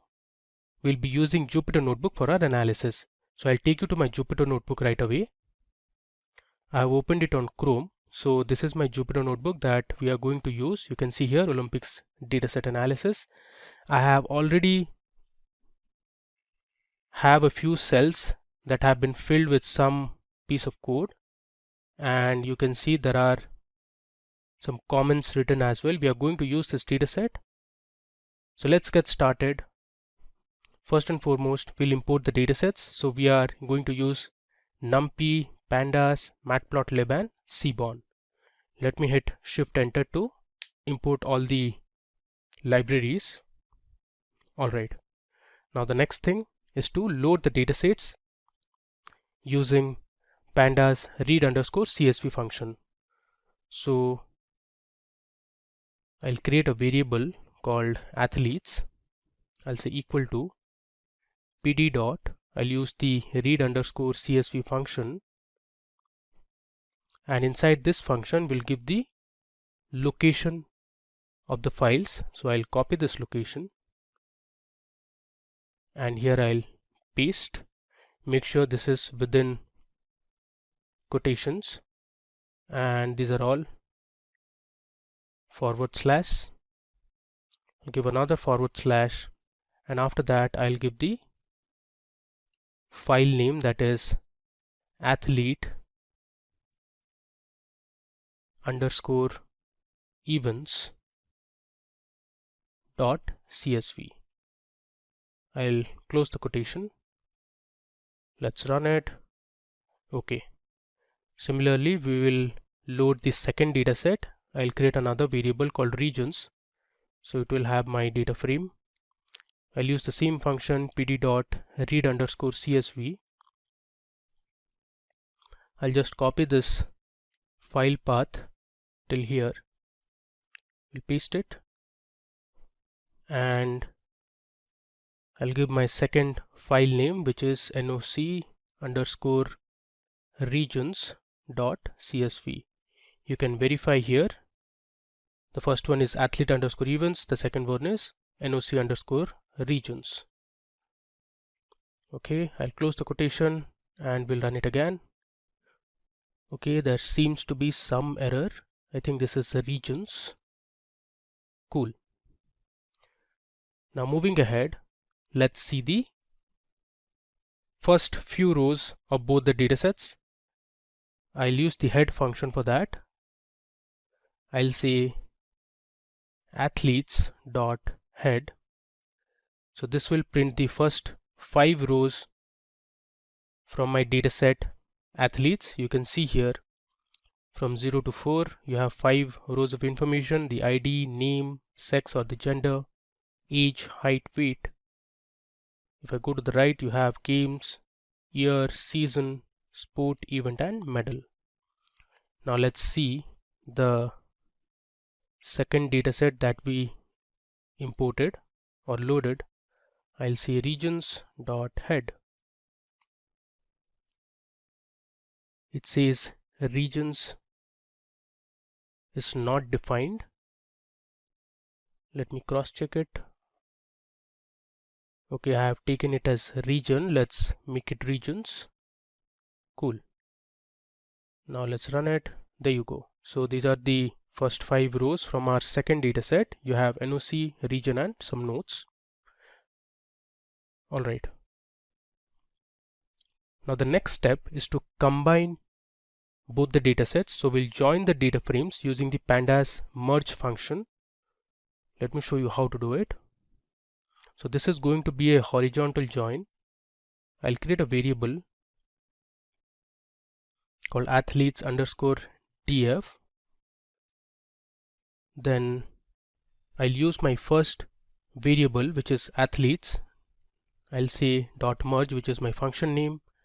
I'm going to merge the regions data frame. I'll use the how parameter.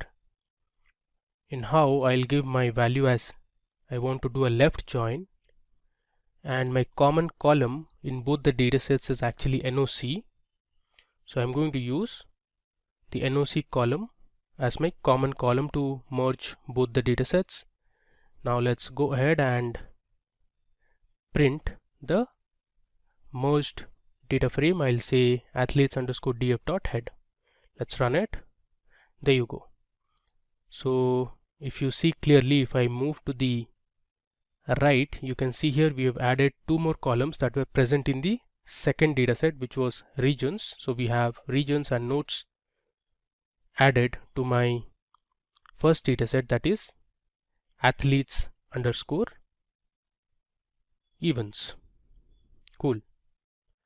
Now one thing to note here is, see, the column names are not consistent. If you see here, the rest of the columns start with a capital letter, but if you see the last 2 columns that we just added now start with a lowercase letter. So we'll use the rename function to make the column names consistent. But before that, let's see the shape of the data frame. So I'll print the shape of the data frame to know the total number of rows and columns.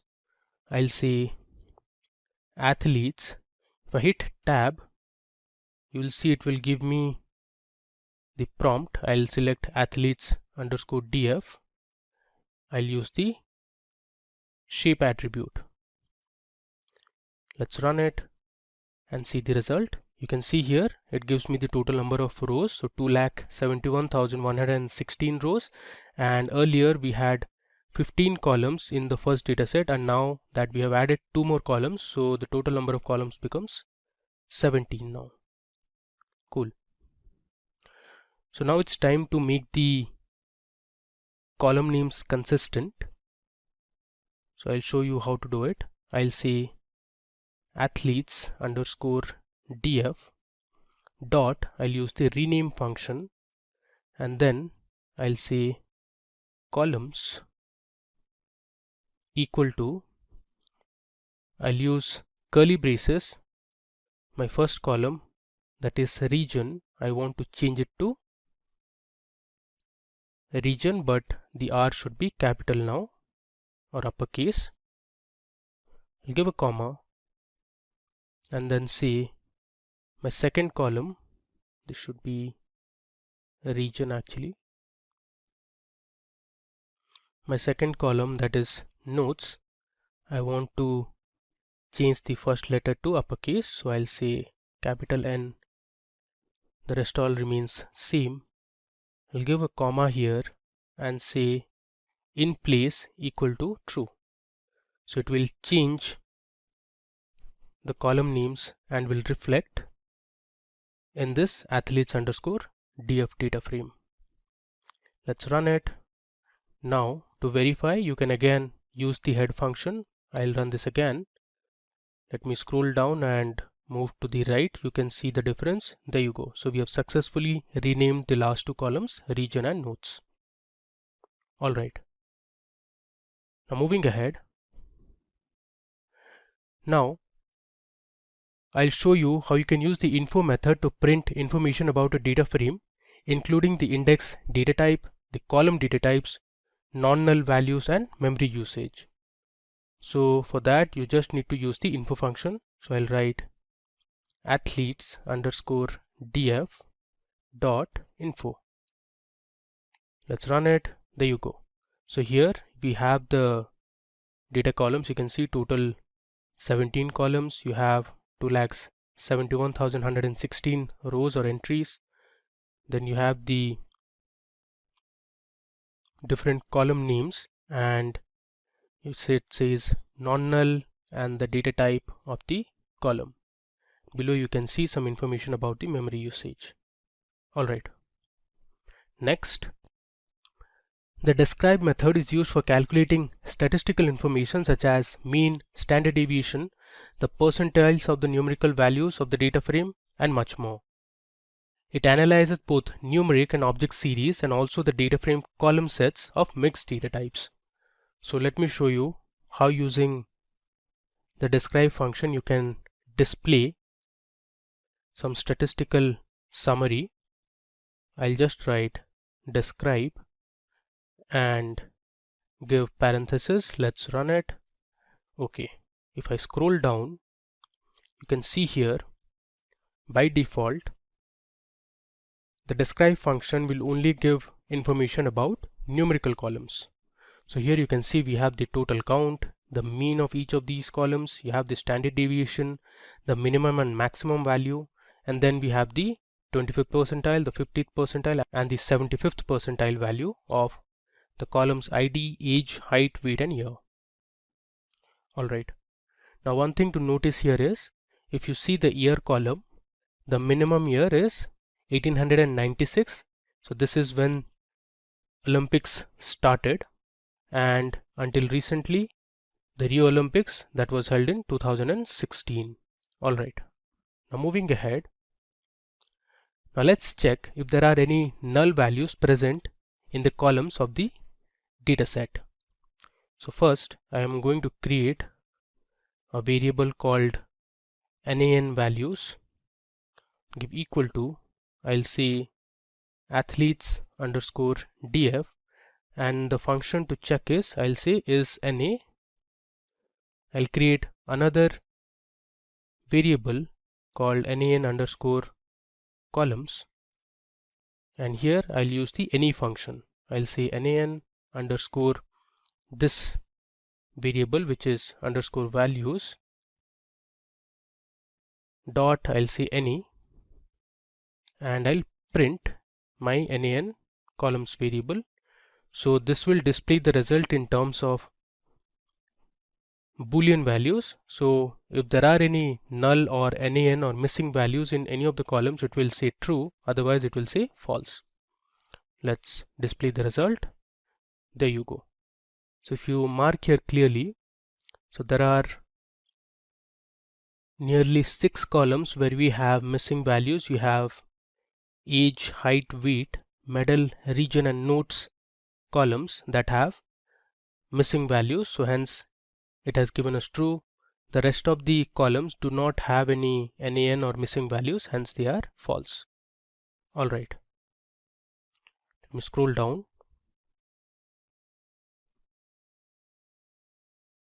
Now let's see the total number of null values for the above 6 columns.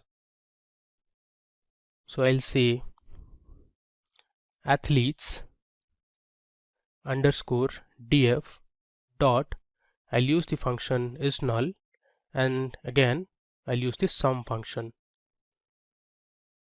Okay, this should be is null. If I run it, you can see it here. So our age column has 9474 rows where we have null values. Then we have some null values for the height column as well, for the weight column. So these are the total number of rows where we don't have any information regarding age, height, weight or region. Notes, this medal is self-explanatory because a lot of the athletes who participate in Olympics don't win any medals, so for them the value is NA. Now before I move ahead, I have a question for you people. So the question is, I want you to print the column names containing null values or missing values in the form of a list. So please answer this question and put it in the comment section of the video. We would be happy to know your approach. So the question, I'll repeat it again. I want you people to print the column names containing null values or missing values in the form of a list. So basically on the top we saw there were 6 columns that had null values. I want you to print these 6 columns in the form of a list. Alright, now moving ahead. Now let's see the data for specific countries. Let's say you want to see the athletes who have participated in the Olympic Games from the beginning for India. For that, you can filter your result using a function called query. So let me show you how to do it. I'll say athletes underscore df dot, will use the query function, and then I'll say team, which is my column name, should be equal to, and the value I'll give is India. Now let's display the first 5 rows of information or the details for the athletes who are from India. If I run this, okay, there is some error here. Okay, so we need to make sure this entire expression or the condition should be within single quote. I'll just delete this single quote from here and we'll add it in the end. Now let's run it. There you go. So here you can see we have the top 5 rows of the athletes who are from India. You can see here the region is India, you can see the NOC is India, the team is India, and let me go to the left. You can see the name of the athlete, the sex, age. So for age you have some missing values, you have the weight, team, year and everything. Alright, similarly you can also check for Japan. Let me just copy the above code, I'll paste it here, and instead of India I'll say Japan. I'll run it. There you go. So if you see here, you can see all the details are for the athletes who are from Japan. Alright, now moving ahead. Now I want to know the top 10 countries who have participated since the inception of Olympics in 1896. So for that I'll create a variable called top underscore 10 underscore countries. I'll say equal to, I'll use my data frame, that is athletes underscore df.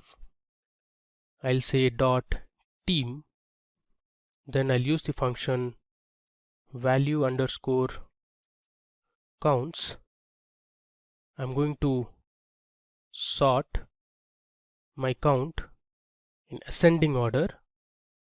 Just mark the way in which I'm writing the functions. Any error in terms of syntax or the flow will throw you an error. I want to display the top 10 countries. Now let's go ahead and print it. I'll say top underscore 10 underscore countries. Alright, let me run it. Okay, it has given us an error. Let's debug it. Okay, so this should be value counts and not count. Let's run it again. Another error. Okay, so this should be short underscore values and not value. Let's run it again. There you go. So here you can see the top 10 countries participating in Olympics since 1896. You have United States, then we have France. So these are the number of participants who have taken part since 1896. So the most number of participants have come from US, then we have France, Great Britain, Italy, Germany, Canada, Japan, Sweden. We also have Australia and Hungary. I'll scroll down. Now we are going to convert this table that we got, or the output that we got, in the form of a graph. So I'm trying to create a bar plot to plot the top 10 countries who have participated in Olympics. So here I'm using the figure function to give the figure size. So these are the dimensions 12,6. Now I'll tell you what this pltxtext means. Just wait for a while. I have given a title to my plot saying overall participation by country, and then using the Seaborn library and the bar plot function, I am plotting the x and the y-axis. So my x-axis has top. I should make this top 10 countries because above we used top underscore 10 underscore countries. Similarly for y-axis, I'll make it top underscore 10 underscore countries, and then I'm using a color palette called set2. Let's run it. There you go. So if I scroll down, you can see here we have a nice bar plot. This is a vertical bar plot, and here you can see the bars which represent the different country names. First we have United States, which has the highest participation since the beginning of the Olympics.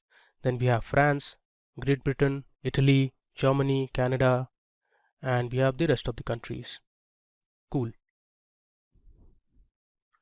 Now moving ahead, the next visualization we are going to see is the age distribution of the athletes. So for this, we are going to create a histogram. I'll be using the matplotlib library specifically for this visualization. So I'll say plt.figure. We'll give the figure size using the argument fig size equal to, and this will be a tuple actually. My size is going to be 12,6. I'll say plt dot title. Now you can give any title that you want. I'll say age distribution of the athletes. Then we'll also give the x labels. I'll say plt dot x label. This will have age. Then we'll say plt dot y label, and this will have the label as number of participants.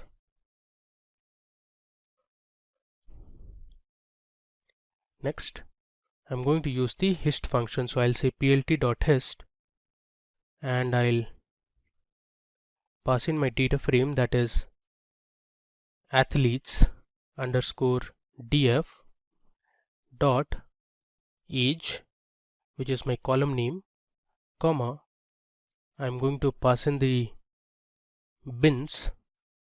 For that I'm going to use the np.arange function. So np is for numpy, and inside this I'll say 10, 80, 2. So my bins will start from the value 10 and go until 80 with a size of 2, comma, I'll give another parameter that is going to specify the color of the bins. I want my color to be orange, and then I'll use the edge color to separate the bins.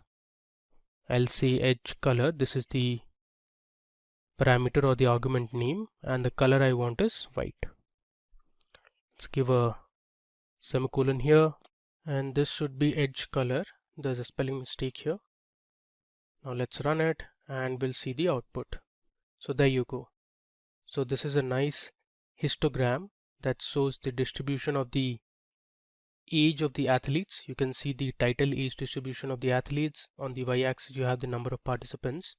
On the x-axis we have the age values ranging from 10 to 80 with a size of 2. And if you see this, we have most number of athletes who have an age between 20 to 30. You can see here. So early 20s we have maximum number of athletes participating in the Olympics. We also have a few athletes who are beyond 40 years of age. You can see here we have a few athletes even closer to 60 also, and similarly we have a few athletes who are under 18 years of age. Alright, now you can see here the bins we had taken orange color, so all the bars are represented in orange color, and the edge you can see here we have the white color. Alright, now moving ahead. Now in the initial slides of the video we discussed the Summer and Winter Olympic Games.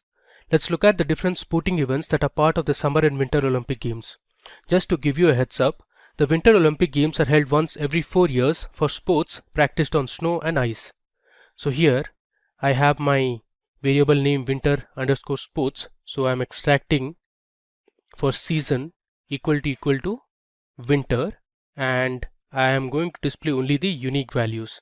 Now let me run this cell. Okay, so you can see here these are the different winter sports that are held during the Winter Olympics. Now similarly, let's see for Summer Olympics. So what I'm going to do here is I'll just copy this cell of code and we'll edit the variables. I'll say summer_sports, athletes_df remains the same. Here season we'll change it to summer.sport.unique remains the same, and here I'll say summer_sports. This should be small. Now let's run it. There you go. So here you can see we have more number of Olympic sports that are held during the Summer Olympics compared to Winter Olympics. So these are the sports that are played on snow and ice, and these are the sports that are played during summer.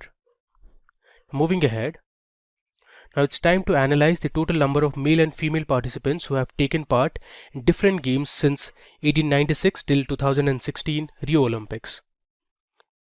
Alright, so I'll say gender_counts, which is my variable name. I'll use my data frame, that is athletes_df dot my variable name, that is sex, dot value_counts, and then we are going to print gender_counts. Let's run this. There you go. So since the inception of Olympics, we have more number of male participants than female participants. Now here in this current cell you can see we are trying to plot a pie chart for male and female athletes. So I have given my figure size, then I have my title as gender distribution. I'm using the matplotlib library and the pie function. I'm using the variable gender counts that we used here. Then I'm giving my labels as gender_counts.index. Now I'm using this auto PCT. The auto PCT parameter enables you to display the percent value using Python string formatting. So this is my string formatting that I have used, and I'm initialized my start angle for the pie chart as 150 degrees, and I'm also giving shadow to my pie chart. So I have written shadow equal to true. Let's run it. Alright, so you can see here this is my pie chart that shows you the distribution of the male and female participation. So for male it is 72.5%, for female so far it is 27.5% as per the dataset that we have. We can change this start angle to, let's say, 180 degree, and it will change the pie chart to this direction. Cool. Now moving ahead, this time we are going to find the total number of medals that the athletes have won. So I'll use my data frame athletes underscore df dot, and then my column, that is medal, I'll say dot value underscore counts. Let's run it. There you go. So you can see the gold medals, the bronze medals and the silver medals are very much similar to each other. The numbers are pretty much the same. Alright, now it's time to focus on the total female athletes who have taken part in each Olympics. So I'll create a variable called female underscore participants. I'll say equal to, and then use my data frame name, that is athletes underscore df. Using square brackets, I'll say athletes underscore df dot, the gender should be equal to female, and I'll use ampersand. I'll say, just copy this, paste it here. I'll say dot season equal to, we'll check for Summer Olympics, and I want to extract only the gender column. So here it is sex, comma, my year column, which is year. Okay, and then I'll say female underscore participants equal to, I'll just copy this, paste it here, and then I'll use the group by function. Say group by, which is part of the Pandas library. I'll say year, and then I want to find the count. I'll reset the index, say reset underscore index is a function, and finally we are going to print female underscore participants and let's say the head.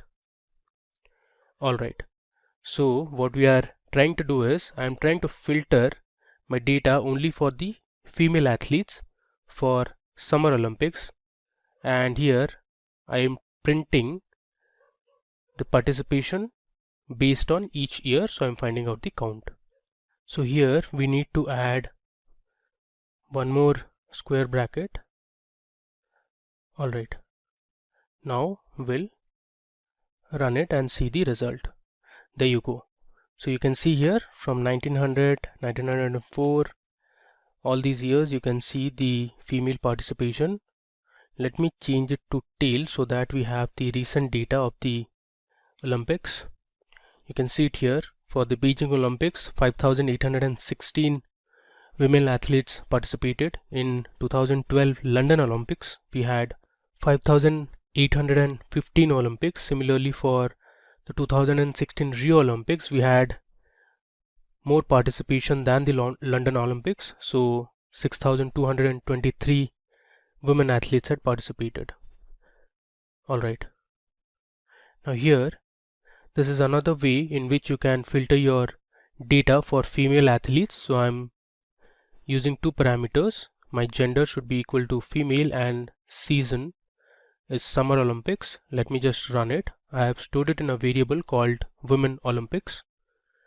Now here I am trying to find a count plot, or I am trying to create a count plot using my Seaborn SNS library.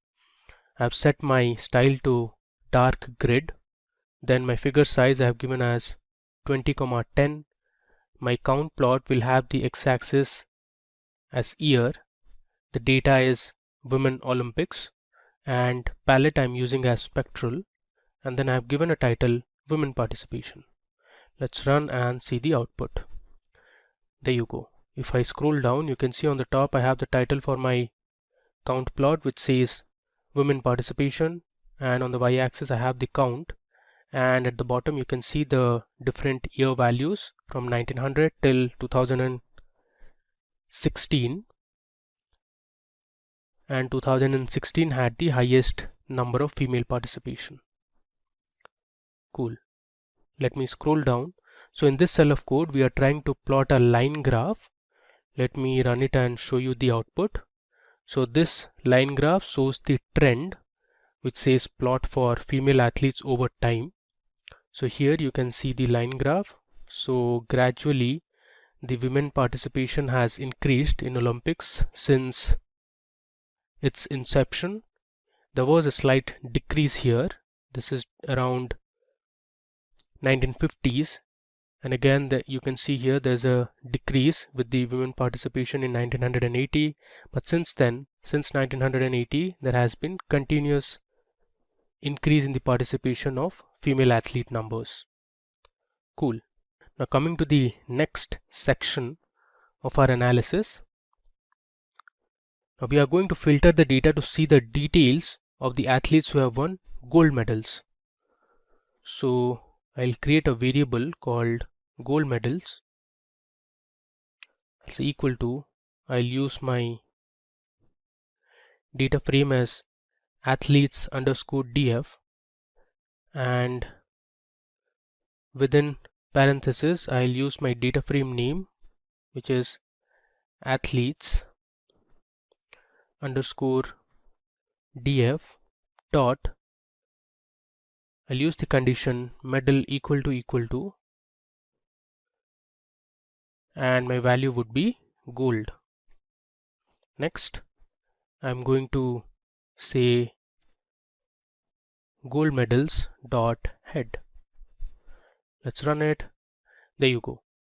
So here we have the top 5 rows of the athletes who have won a gold medal. You can see all the records have medal as gold.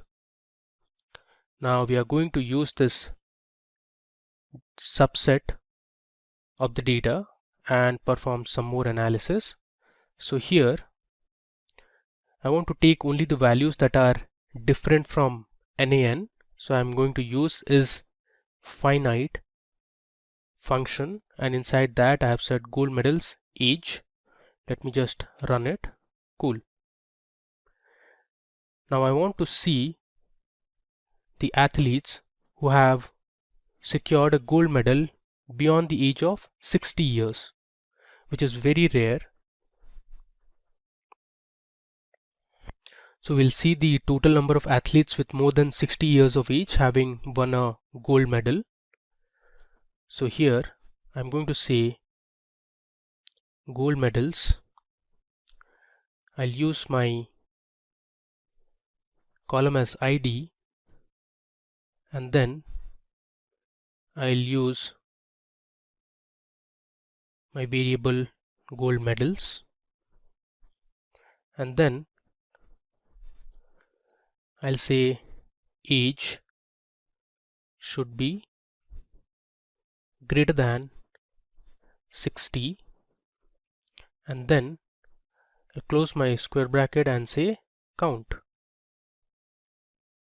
Okay, let me just verify if everything's fine.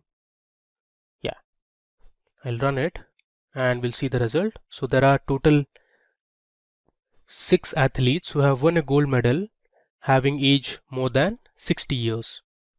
Cool. Now let me check for which sport these 6 gold medals have come. So I'll say sporting underscore event. This is going to be my variable name, equal to, I'll use the same variable name gold medals, I'll going to choose my sport column, and then I'll give my condition age greater than 60. Now let's go ahead and we'll print the variable sporting event. If I run this, you can see it here. So for art competitions, even for archery and shooting, and this one called rook, we have had gold medals from athletes who had an age more than 60 years. Now we are going to plot this result or the table that we achieved on the top.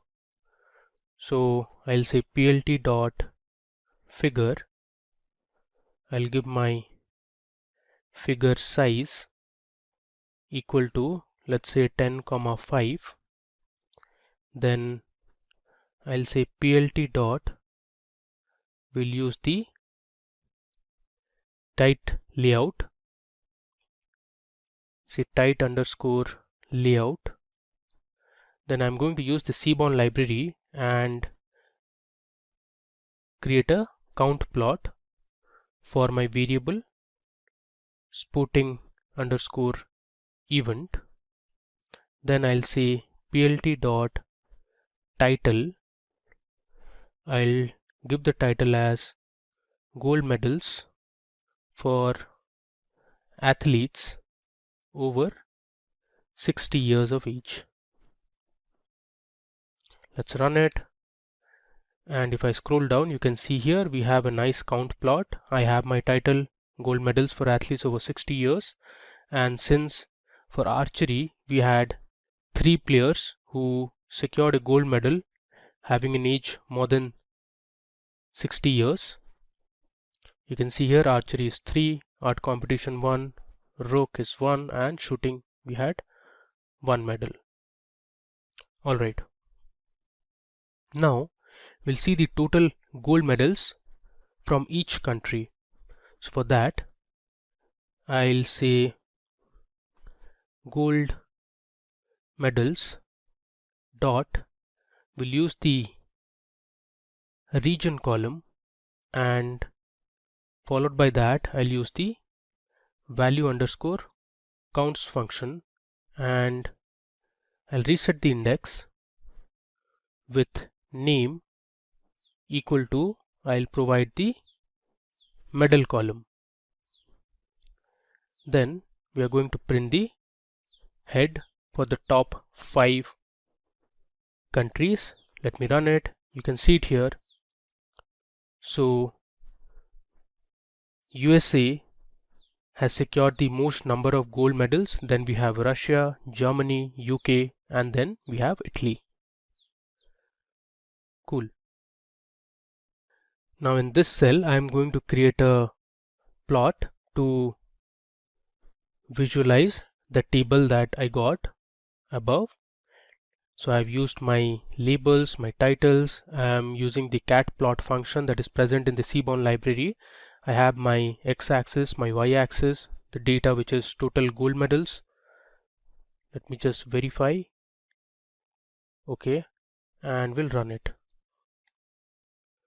If I scroll down, you can see this is a different palette that I had used, which is a rocket, and you can see USA has got the most number of gold medals. Then we have Russia, Germany, UK, Italy, and France. Now we also have included France here, which was not present in this table. The reason being I have used head as 6, so it will give me the top 6 countries. Alright, now we will analyze and look at the data for the most recent Olympic event that is present in our dataset. I'm talking about the 2016 Rio Summer Olympics. So first of all, I'll create a variable called max year, which will be equal to my data frame name athletes underscore df, my column name year, and I'll use the max function. Then let's go ahead and print my max year. I'll just show you the output. You can see here my max year present in the dataset is 2016, the Rio Olympics. Next, we will create another variable called team_names that will be equal to my data frame name athletes_df. Within square brackets, I'll give parenthesis and then say athletes_df dot year should be equal to my output, that is max year, which is actually 2016, and then I'll say ampersand. I'll just copy this, we'll paste it here. This time I'll use the medal column and say equal to gold. I'll say dot team, then I'll say team_names dot value underscore counts dot head, and will display the top 10 countries. Let me run this. There you go. So in Rio Olympics, United States secured the most number of gold medals. Now the reason this is 137 is we have also counted the team events, for example basketball. Similarly, Great Britain had 64 gold medals in total, Russia 50, we have Brazil 34, Argentina 21, France 20 and Japan 17. Alright. Now using the above result, we are going to create a bar plot. I'll just change this team_list to team_names. Similarly here also I'll make the corrections as team_names. Cool. Now we'll run it, and you can see here we have a nice horizontal bar plot. So we have United States at the top, Great Britain, Russia, Germany, China, Brazil. So here I am displaying the top 20 nations since I have used head as 20. So these are the top 20 nations who secured the most number of gold medals in the Rio Olympics. Alright. Now in the final section of this video, we will create a scatter plot to visualize the height and weight of male and female athletes who have won a medal. Now it can be a gold medal, a silver medal or a bronze medal. But before that, we need to filter the data only for athletes who have won a medal. Now if you had noticed here, our medals column also had a few null values, so we are not going to consider those null values here. We are only going to consider for the athletes who have won a medal. So for that, I'll create a variable called not_null_medals equal to, I'll say athletes_df, then I'll give my, let's make it df, I'll give my condition. Let me just copy this, I'll paste it here,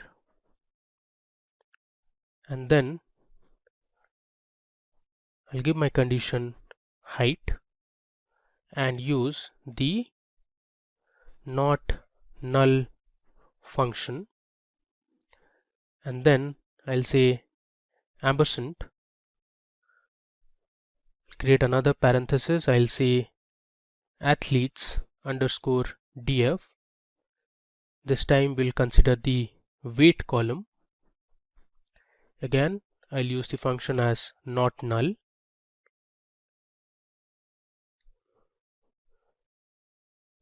and I'll close the parenthesis. Okay, I had missed one S here. Cool. Let me just run it now. Alright. Now we are going to create our final plot. I'll say plt.figure. I'll give my figure size equal to, I'll say 12, 10. I'll say axis equal to SNS dot.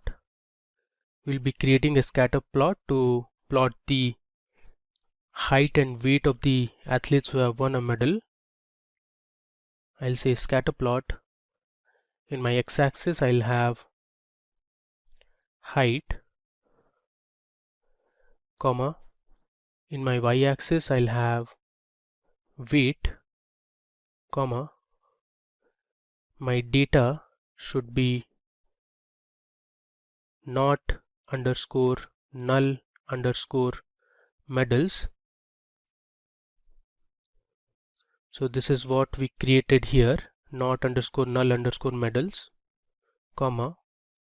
I'll use hue equal to my sex column. Cool. Finally I'll say plt dot, I'll give a title to my plot saying height versus weight of Olympic medalists. Cool. Now let's see our scatter plot. This might take some time to give the result because there are so many athletes present in a dataset who have won a medal, and also we are filtering in terms of hue, which is for male and female. There you go. So if I scroll down, you can see here we have a nice scatter plot. On the top we have the title of the plot saying height versus weight of Olympic medalists. You can see our age as the hue. So blue points are for the male athletes and orange points are for the female athletes. And on the y-axis we have the weight in terms of kilograms, and you have the height in terms of centimeters. Cool. So that brings us to the end of this demo session on Olympics dataset analysis. So we used two datasets to carry out this exploratory data analysis, and we created some visualizations to analyze and visualize the data. Alright. So that brings us to the end of this video tutorial on Olympics dataset analysis. Indian Premier League, that is IPL, is one of the most popular and exciting events in world cricket. IPL 2022 will begin on 26th of March, so it's the best time for us and our viewers to learn about how to perform exploratory data analysis using the recently held IPL auction dataset. So in this video, all the results and insights that you will see are totally based on the data we have collected from Kaggle. We will leave a link to the dataset in the description of the video. You can go ahead and download it. For this demo, we'll be using Python and Jupyter Notebook to answer specific questions. So let's get started. We'll move over to our Jupyter Notebook. Okay, so I'm on my Jupyter Notebook and this is the file that we are going to use. So here you can see I have some of the cells already filled in. So this will save us some time and we can explore this data set in depth. So this is the file that I'll be using, or the IPython notebook. Cool. So first let's go ahead and import all the crucial libraries that will be needed for our analysis. So here you can see I am importing the Pandas library, the NumPy library.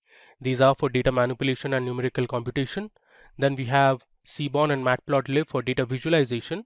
Then I have imported this warnings module so that we do not get any warnings while running the code. Cool. So let me just hit Shift Enter to run the first cell. So here we will import all the libraries. Okay, it's done. Now the next step is I'm going to create a data frame in the name of IPL, and here I'm importing the dataset using the read_CSV function, which is part of the Pandas library. So PD here has been imported as Pandas. I'm giving the dataset location followed by the name of the dataset. So here the name is IPL_2022_dataset .csv is the extension of the file. So let me go ahead and run this as well. Alright, so now we have successfully imported or loaded our dataset. Now the next step, let's go ahead and explore our dataset. So I'll use the head function for this, IPL.head. Okay, so here you can see the different columns. We have an unnamed column which is actually unnecessary for our analysis, so we'll see how to drop this column. Apart from that, we have the name of the players, the base price at which the player was sold, or whether the player was a draft pick. So here Rashid Khan from Afghanistan, Hardik Pandya, then we have Subman Gill. These are all draft pick, and then we have the price at which the players were listed in the IPL auction. Then we have the type of player, whether the player is a bowler, an all-rounder, a batsman, or a wicket-keeper.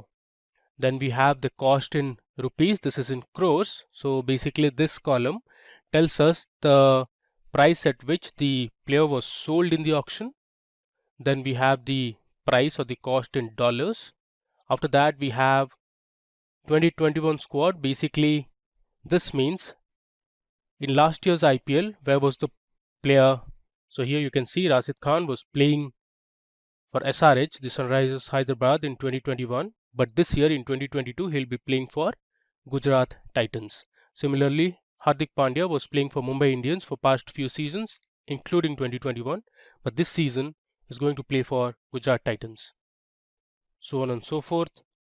Now, let's see the total number of players that are present in the dataset and the total columns that are there. For this, I'm going to use the shape attribute. So I'll write IPL.shape. You can see here there are total 633 players that were part of the auction, and this includes the players who were draft pick also. And there are total 8 columns in my data frame IPL. Next, let's use the info function to check the columns, the data types, and the non-null objects. So I'll say IPL.info, which is a function, so I have to use brackets. There you go. So here you can see it says total 633 entries from 0 to 632. Data columns, we have total 8 columns, and then these are the different column names, and here you can see the total non-null objects present in the column, and here you can see the data types, and at the bottom you can see the memory usage as well. Cool. Now the dot columns attribute will return the name of the columns in the dataset. So if I say IPL.columns and run it, it will give me all the different column names that are present in the data frame. Now, as I said, the first column, which is unnamed :0, is actually unnecessary. So we are going to drop it. For that, we are going to use the dot drop function, and then I have passed in my column name followed by the axis, on which axis is it there, and then I say in place equal to true, which means it will replace and permanently remove the unnamed column from the data frame. So let's run it, and now we'll again check the head of the data frame. You can see before we had the unnamed column, which was the first column in the data frame, and now we have successfully removed it, so player becomes the first column in the data frame. Alright, now moving ahead, let's see the total number of null values that are present in each column of the dataset. So I'll say IPL dot, I'm going to use the isNull function followed by the sum function. If I run this, you can see here the player column doesn't have any null values. Similarly, base price and type column also don't have any null values, but you can see cost in rupees and cost in dollars have nearly 396 missing or null values. The reason being those players were not picked in the IPL auction and hence there was no price associated. And then you can see there were a few players who were not part of the IPL squad in 2021. So those are being reflected as null as well. Now we'll check the rows that have cost in dollar as null or NaN. So here I have used IPL, and after that I'm passing in the column name, which is cost in dollars, and then I've used the isNull function. If I run this, you can notice the cost in dollars column, all these values are NaN or null, and even the same rows have NaN for cost in rupees as well. Cool. Now the next task is to fill these null values or NaN values with zeros. So for that I'm going to use the fill NA function, and here I have passed in 0. So all the null values in the dataset will be replaced with 0 for cost in rupees column and cost in dollars column. Let me just run it. All right. Okay. Now we will see the players who were unsold in the 2021 auction, which means we will check the rows that have null values for the 2021 squad column. So what I'll do is I'll say IPL, within square brackets I'll say IPL, and then I'll pass in my column name, which is 2021 squad, and then after this I'll say dot is null. So this cell will give us the unsold players in the 2021 auction. If I run this, you see here, you mark the 2021 squad column, all these players were unsold or did not participate, so hence it has NaN values. Alright. Now what we are going to do is we will replace all the null values that are present in the 2021 squad column with not participated. Like how we did in the previous example, we replaced all the null values with 0. Here we'll replace with a text value called not participated. So I'll say IPL, I'll pass in my column name, which is 2021 squad, equal to, I'll say IPL 2021 squad dot fill NA, which is the function, and here I'll pass in a text or a string saying not participated. Alright, let's run it. Before that, let me just scroll it down. Now I'll run it. Cool. Now that we have treated the null values successfully, let's verify it again. So I'll just say IPL dot is null, and then I'm going to use the sum function. If I run this, okay, this is also a function. Cool. Now if you see, we have successfully removed all the null values and replaced with either zeros or not participated, and hence now you can see none of the columns in the IPL data frame have null values, so it shows 0. Great. Now moving ahead, now we are going to add another column called status, which will hold two values, sold and unsold. But before that, we are going to slice our data frame. So here I am looking for all the rows where cost in rupees is greater than 0, and those should be unique, and I'm storing the value in a variable called teams. So here you can see we have the different teams where the cost in rupees is greater than 0.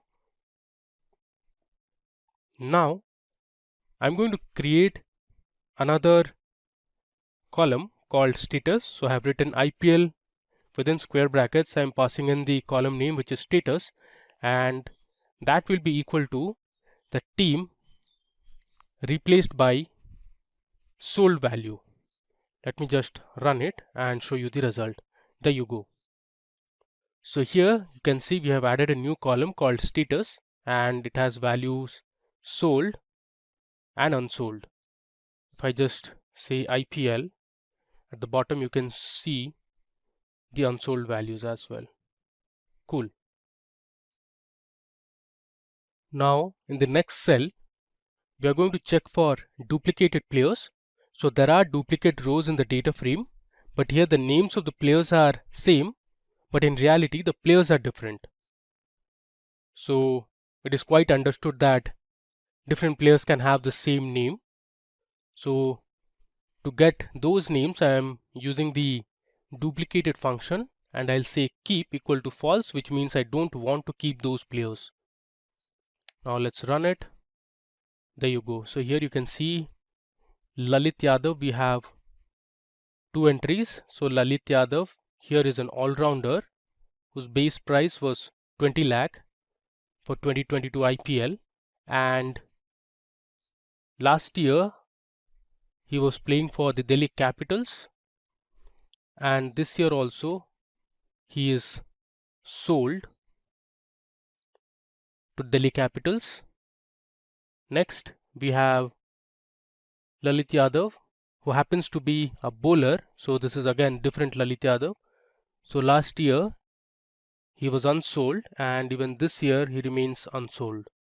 Similarly, we have Amit Mishra, who earlier used to play with the Delhi Capitals, but this time he remains unsold, so on and so forth. So you can see 2 entries for Subham Singh as well and Shivam Mishra. Alright. Now let's answer a very basic question. We're going to find out how many players have participated in the 2022 IPL auction. For that, we have already seen the total number of rows that were present, but again I'm going to use the shape function, and within square brackets I'm going to say 0, which means it will give me the total number of rows. And you can see 633 players were part of the auction. This is as per our data that we have collected from Kaggle. Up next, we are going to find how many types of players have participated. So I'm going to say types equal to, say, IPL. I'll use the column name, which is type, and I'm going to find the count of each type of players that are present in the data frame. I'm going to use the values underscore counts function, and then I'll say types dot reset underscore index.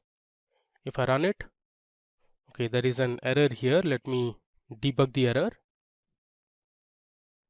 Okay, so this should be value underscore counts, and the variable name is types and not type. So let's run it. You can see here we have the different types of players. So all-rounders, there are total 242 all-rounders who are part of the auction. Then we have 215 bowlers, 112 batsmen and 64 wicket keepers. Now using the above table that we just created, I'm going to plot my first pie chart. So for that I'm going to use the matplotlib pie function. So plt.pie, I'm using types.values since I want only the values from this table, and then I'm saying labels equal to types.index. I've used a label distance of 1.2 to maintain some space, and then this is my format in which I want to print or show or display the percentage of distribution. I'm going to use shadow, so it says shadow equal to true, which is another parameter or an argument, and then I'm going to start my angle at 60 degrees, and here I have used a title called roll of players participated that will have a font size of 15, and finally I'm saying plt.plot. So let me just run it. There you go. So here we have a nice pie chart or a pie plot. So you can see the different pies here. We have all-rounder, wicketkeeper, batter and bowler. So majorly there are all-rounders in the auction followed by bowlers. Then we have 17.69% batters and 10.11% wicketkeepers, which is the lowest. Cool. Now we are going to create another bar plot or a bar graph that will tell us how many players were sold and unsold. So for this I'm going to use a count plot. So we'll create two bars, one for sold and the other one for unsold, and each of the bars will have different colors. One will have orange, the other one will have pink, and I'm using labels. So to label the x-axis and y-axis, I have sold or unsold. Y label will have number of players. The title of my bar graph would be sold versus unsold. I've given a font size of 15 and I'm saying plt.plot. Now the function that you see here at the bottom will display the data labels for each of the bars. Let me just run it and show you the result. There you go. So I have used a figure size of 10,5. Alright, now you can see we have a really good bar plot which says there were total 237 players sold and 396 players were unsold as per the data we have. Cool. Now you can also print the total sold and unsold values. Let me show you how to do it. I'll say IPL dot, we can use the group by function, and I want to group it by status column, and the value that I want to measure is the players count. So I'll say players, rather player, and then I'm going to use the count function. If I run this, you can see here I've successfully grouped the unsold and sold players. The values are matching with the bar plot that we just created. So sold were 237 players and unsold are 396. Cool. Now we are going to see the total number of players bought by each team. Again, this is going to be a count plot, so basically a bar plot. So here the condition I'm passing is in the teams column the value shouldn't be unsold. So players bought means the value should be sold. So here I'm using this condition and the rest of the things remains the same. One improvement I have done here is I'm using x-text rotation equal to 70 degrees. This basically means the x labels would be tilted by 70 degrees. Now let's see the bar plot. There you go. So here you can see I have the title players bought by each team. On the y-axis we have the number of players, and on the x-axis you can see the values have been tilted by 70 degrees. Let me just zoom in so that you can see it better. And this is the bar plot. So the maximum a team can purchase is 25 players. Some of the teams have also purchased 24, 22 and 23 players. Let me just show you. So Gujarat Titans have totally purchased 22 players. Then Delhi Capitals have total 24 players in their squad.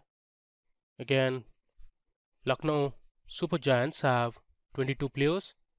If I scroll and see again, Bangalore Royal Challengers or RCB, the Royal Challengers Bangalore have 22 players in the team, and Rajasthan Royals and Sunrisers Hyderabad have 24 and 23 players respectively in their teams. Alright, now we will create 3 more columns called retention, base price and base price unit. For that, first of all, I am creating a new column called retention, which is equal to IPL base price. Let me just run it, and then I'm going to replace these values that are present in the list 2 crore, 40 lakh, 20 lakh, 1 crore, 30 lakh, 1.5 crore with from auction, and I'm saying in place equal to true. Let me just run it. Then we are going to treat the base price. So here in the base price column, I'm going to replace draft pick value as 0. So let's run that as well.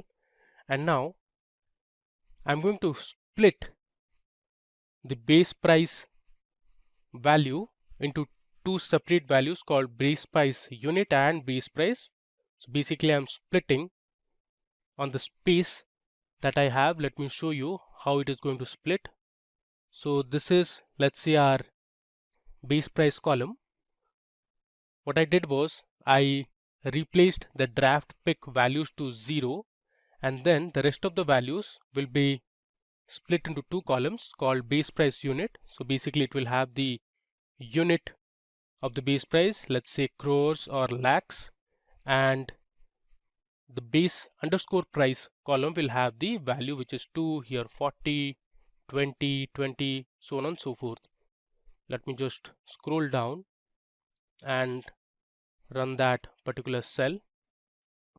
Now to create these two columns, the base price unit column and the base underscore price column, I have used the lambda function and I'm splitting based on the space. Let's just run it. Now I have replaced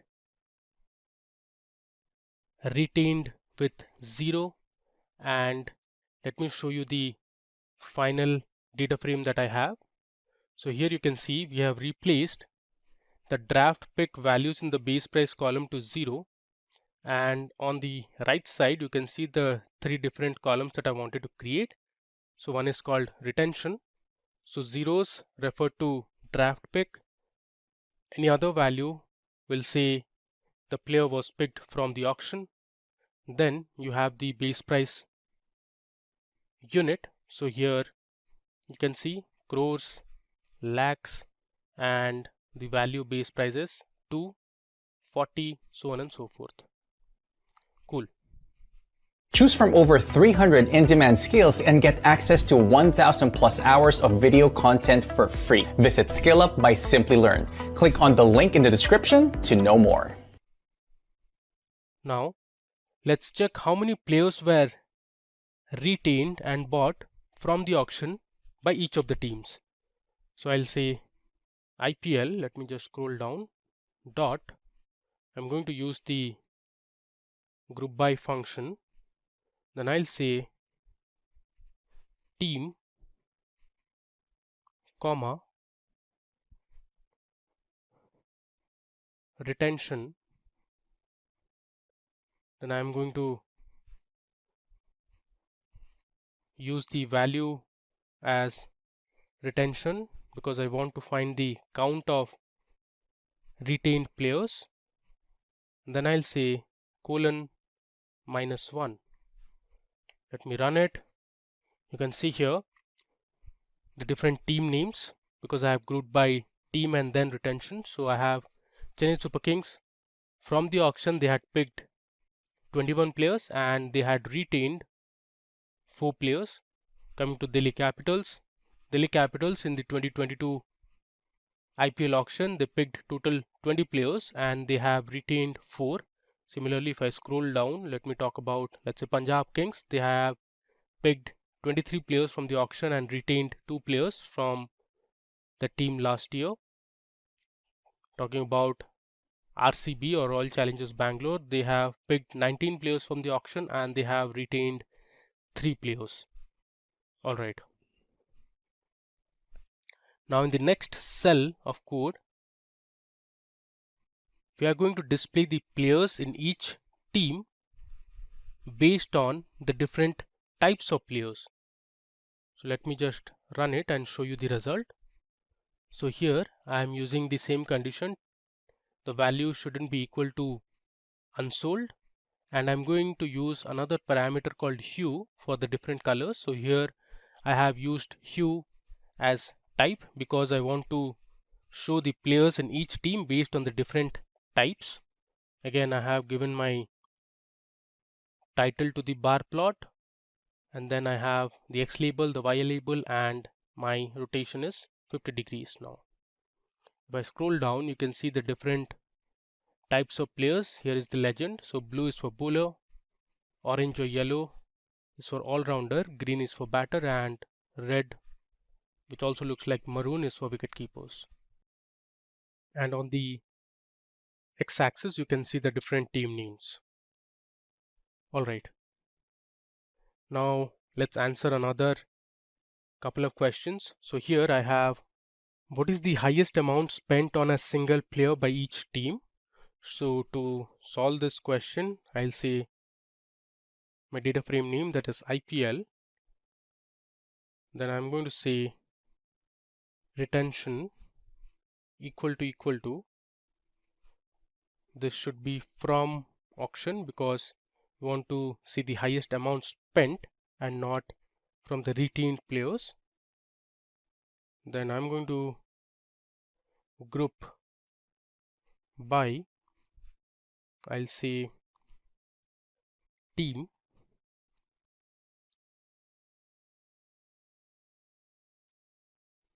and then I'll say cost in, let me just copy it from here, cost in rupees, that is in crores,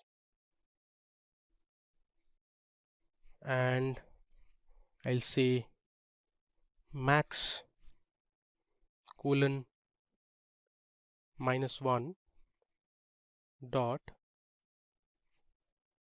sort underscore values, I'll say ascending equal to false, which means I want the sorted result in descending order. Okay, let me just bring this to the left side and we'll run it. There seems to be some error. Let me check the error. It says there's a spelling mistake. This should be team. Let me run it again. There you go. So you can see Mumbai Indians have spent 15.25 crores for one of the players, and this player happens to be Ishan Kishan.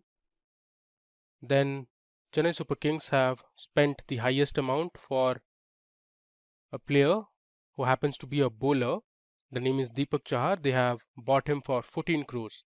Kolkata Knight Riders bought Shreyas Iyer for 12.25 crores, and so on and so forth. So these are the highest amounts spent on a single player by each of the teams. Let me scroll down. Now we are going to see the player retained at maximum value or maximum price. Now if you follow IPL, the maximum price at which a player was retained happens to be Ravindra Jadeja. So let's see at what price was he retained. I'll say retention equal to, I'll say retained, then I'll say sort underscore values by equal to, I'll use the same column, cost in rupees, that's in crores. I'll say ascending equal to false dot head, and I want to find the top player. Again there's some error. Let's see where is the error. It says ascending equal to false dot head. Okay, this should be sort underscore values, within bracket I should say by. I think this should be fine now. Let's run it. There you go. So you can see here our result is player name Ravindra Jadeja, who was retained for 16 crores by Chennai Super Kings. Cool. Now the next cell of code will display or print the top 5 bowlers who have been picked in this year's IPL based on their cost in INR. Let me just run it and show you the result. You can see here Deepak Chahar went for 14 crores. Then we have Shardul Thakur, who was bought by Delhi Capitals. Earlier he was part of CSK for 10.75 crores. Then we have Prasidh Krishna, who has been bought by Rajasthan Royals this time. Last year he was with KKR and he has been bought for 10 crores. Similarly, Lockie Ferguson has been bought by Gujarat Titans and he played for KKR last season. He has been bought for 10 crores while his base price was 2 crores. Then we have Avesh Khan. You can see Avesh Khan's base price was just 20 lakhs and he has been bought for 10 crores by Lucknow Super Giants again. And last year he was part of the Delhi Capitals. Now you can replace this value. Suppose, let's say you want to find the top 5 batsmen picked or batters picked with the highest amount. You can just say batter instead of bowler, and if I run this, you can see here Shreyas Iyer was bought by Kolkata Knight Riders for 12.25 crores. Last year he was part of Delhi Capitals. Then you have Shimron Hetmeyer, who's from West Indies. He has been picked by the Rajasthan Royals for 8.5 crores. Then we have Rahul Tripathi, Shikha Dhawan and Devdutt Padikkal. Now if you wanted to check for, let's say, all-rounders, you can replace batter with all-rounder. If I run this, you can see Liam Livingstone has been bought by Punjab Kings this season for 11.5 crores. His base price was just 1 crore and last year he was part of the Rajasthan Royals. Then we have a player from Sri Lanka, Hasaranga. Then we have Harshal Patel, Shah Rukh Khan and Rahul Tewatia, who have been the top 5 all-rounders picked at highest amount. Cool. Now finally, we want to see the players who were part of the IPL last season but were not picked for this year's IPL. So for that, what I'm doing is, first I'm renaming my 2021 squad column. This column I want to rename it as previous team. Let's run it. Then I'm going to find out the unsold players. So here I'm saying previous team not equal to not participated, and then I'm using another condition. The team should be equal to unsold, and I'm going to find out only the player and the previous team. So let's run it and see the result.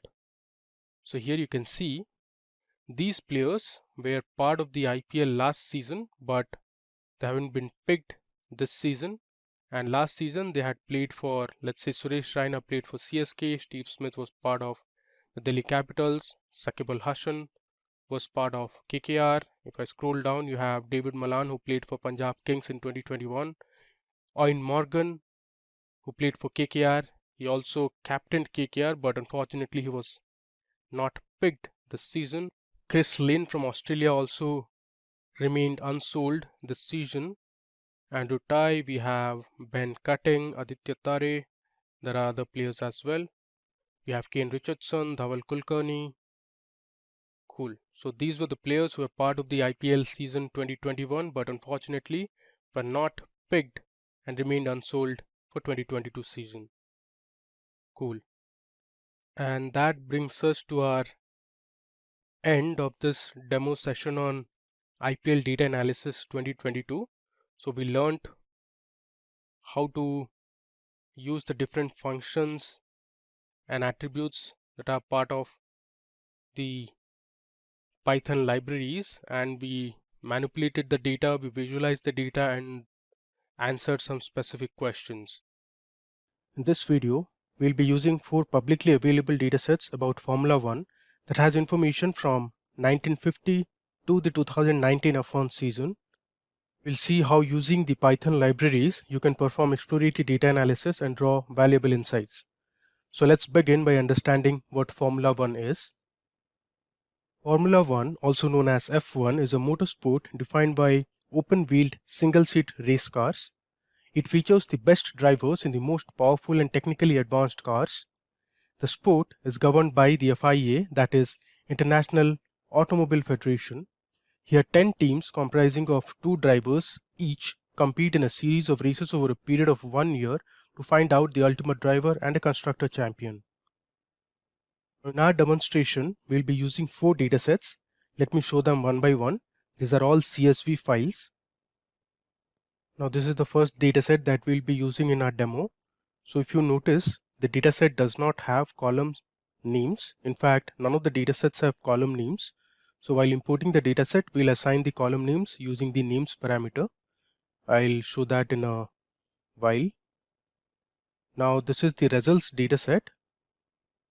The results dataset has information about the result ID. Then we have the race ID, driver ID. We have the constructor ID, grid, position. Then we also have information about the fastest lap. Then we also have information about rank, the fastest lap speed, and the status ID. Now moving on to the second dataset, which is about races. Now this is the second dataset, which is about races. So it has information about the race ID, the year in which the race was held. Then we have the round number, circuit ID, then the name of the Grand Prix. So you can see here Australian, Malaysian, Chinese, Spanish, Monaco, Turkish, British, German, and others. Then we have the date on which the GP was held or the Grand Prix was held. We have the time and a URL which basically leads to the Wikipedia page of that particular Grand Prix for that year. Now moving on to our third dataset. So this is our third dataset, which is about drivers. Now it has the driver ID, the name of the driver. You can see here Hamilton, Rosberg, Alonso, Raikkonen. Then we have Sato, Massa, Button, Weber, and all. After that, we have the number code. Then we have the forename of the driver, the surname of the driver, and then we have the date of birth of that particular driver. We have the nationality as well. And we have the Wikipedia page for the driver. Now moving on to the last dataset, which is about constructors. So this is the fourth and the final dataset that we'll be using in our data analysis project. So here we have the constructor ID, then the constructor reference in Formula 1, and this is the actual name of the constructor. So we have McLaren, we have BMW Sauber, Williams, then we have Ferrari, Toyota, Red Bull, Force India. We also have Jordan, Jaguar, and all. Next, we have the nationality and the URL, that is the Wikipedia page of that particular constructor. Now let's head over to our Jupyter notebook and we'll start with our analysis. Here is my Jupyter notebook that I'll be using for this demo. You can see some of the cells are already filled. This is just to make sure we save some time. So using these datasets that we just saw and our libraries such as NumPy, Pandas, Matplotlib, and Seaborn, we'll answer specific questions such as the drivers and constructors who have been the most successful throughout the history of F1 sport. Then we'll explore the impact of starting and finishing positions and if the speed of the cars has changed over the years. So let's begin with our analysis. First and foremost, we are going to import all the necessary libraries. So here I'm importing NumPy, Pandas, Matplotlib, and Seaborn. And after that, I'm writing %matplotlib inline. That is to ensure that all the plots are embedded inline. I'll hit Shift Enter to run it. It'll take some time. There you go. So we have successfully imported all the libraries. Now the next step is to load the data and assign column names. So I'll load my first data, which is results. I'll say pd.read_CSV.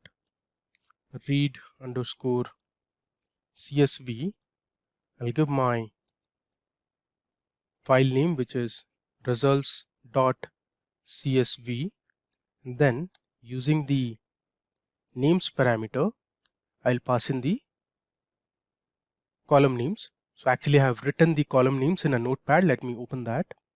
So I have this F1 notepad created which has the column names. I'll just start copying the column names. Within the names parameter, I'll paste it. If I scroll to the right, you can see the different column names that have been assigned.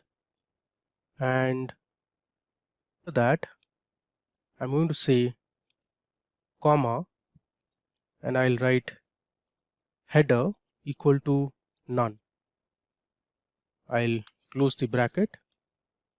Cool. Similarly, let's import the second data set, which is about races. I'll say pd dot read underscore csv. I'll give my file name which is races.csv, and then I'll give the names parameter. This is actually names and not name. Okay, I'm going to copy the second line and I'll paste it here, and again I'll say header equal to none. Next, we'll import our third data set which is about drivers. So I'll say pd dot read underscore csv. I'll say drivers dot csv, and then again use the names parameter, and I'll copy the third line now which has the column names for the drivers dataset.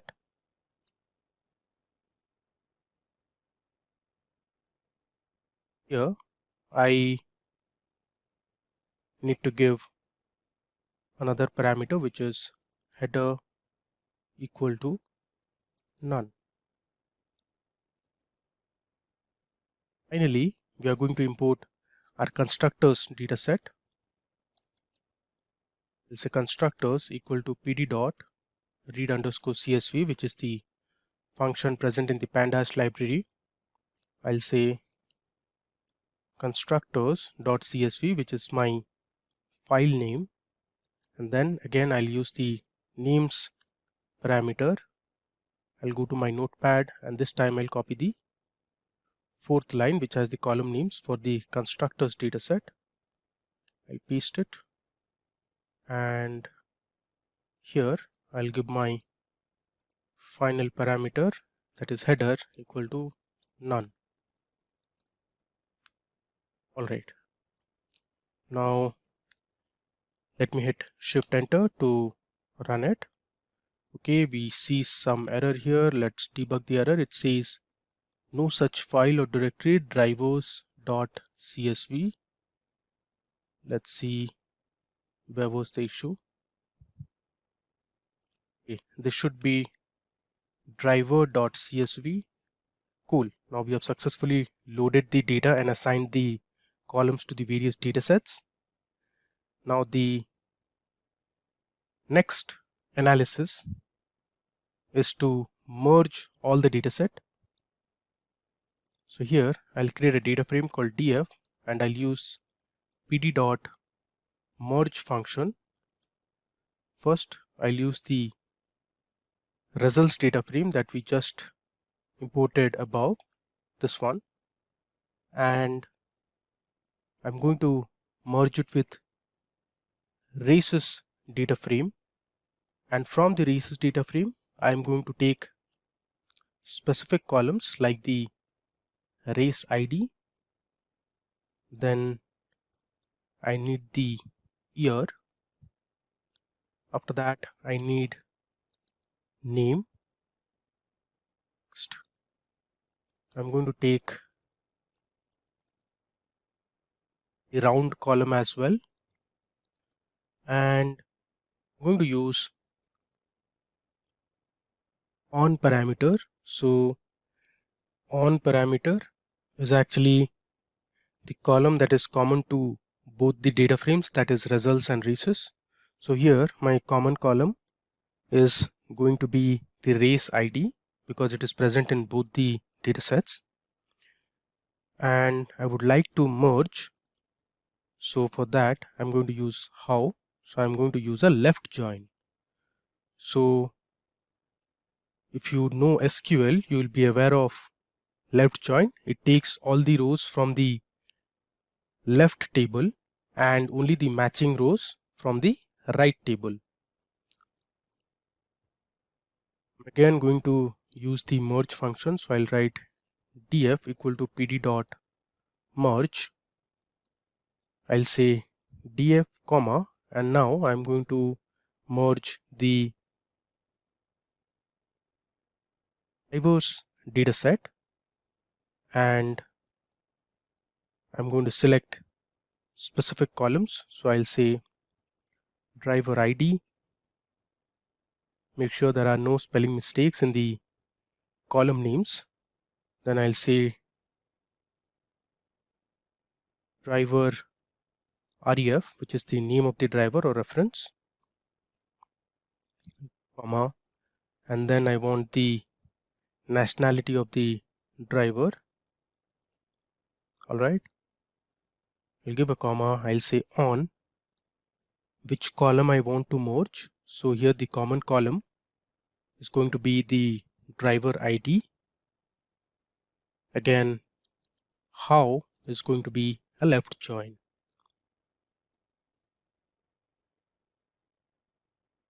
Going to the final merge part, I'll say again df equal to pd dot merge. I'll pass in my data frame, and my final data set which I have is about constructors. From constructors we are going to choose specific columns. So I'll take the constructor ID, then I'll take the name column, and again the nationality column of the manufacturer. Here I'll say on equal to the common column I'll use is constructor ID.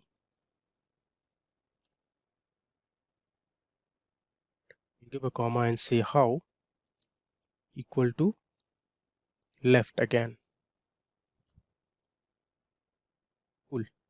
Make sure you're merging it with the right column names. So let's run this cell to merge all the 4 data sets. I'll hit Shift Enter. Oops, there is some error. Let's see. It says constructor ID index. Okay, there's a spelling mistake. This should be constructor ID. Cool. Let's run it. There you go. Now the next thing we want to do is to drop the unnecessary columns. So I'll say df dot drop. Within the drop function we are going to pass in the column names. I'll say number. Then we also don't want the position column. Next we have position underscore text.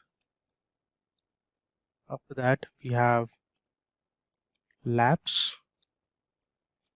Next we are going to drop fastest lap. Then we'll also drop the status ID, comma, we'll drop the result underscore ID column. Then going to drop the race underscore ID column. We'll also drop driver underscore ID column, and finally we are going to drop the constructor underscore ID column, and I'll say access equal to 1, and in place I'll say equal to true because I want to remove it from my original data frame, that is df. There you go. Now the next thing I want to do is I want to rename some of the columns. So I'll say df dot rename. I'll say columns equal to, now we are going to pass in a dictionary. I'm going to change the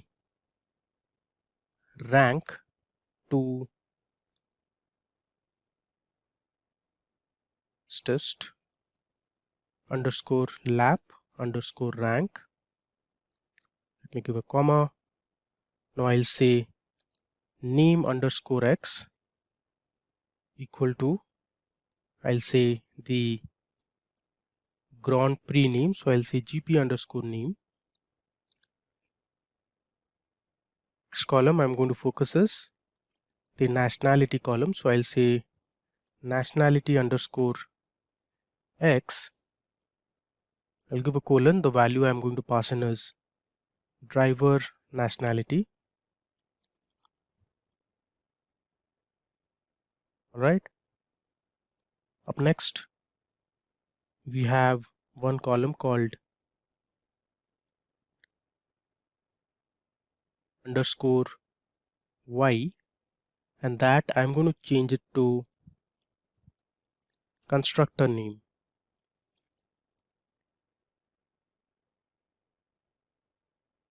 Another comma, I'm going to say nationality underscore y colon, change it to constructor nationality underscore nationality. Finally, we have driver underscore ref column, and that I'm going to replace with just driver. Finally, I'll say in place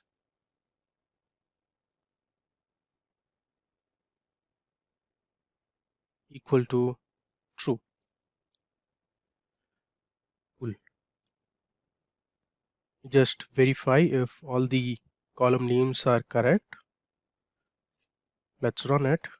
Alright, so now we have successfully renamed the columns. After that, in the next cell, I'm going to rearrange the columns. So here I'm using the same data frame and we have just renamed the columns. So starting with year, Grand Prix name, round, driver, nationality, and others. Let's run this. Up next, we're going to drop the 2019 season data because it is incomplete. So I'll say df equal to df, then I'll say year not equal to 2019.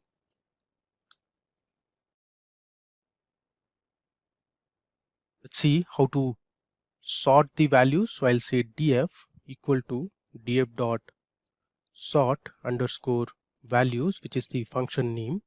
I'm going to sort it by year followed by round followed by the position underscore order, comma, I'll say ascending equal to, first let's say is false, next I have true, and then I'll have true. Alright, moving ahead, now we are going to see how to replace the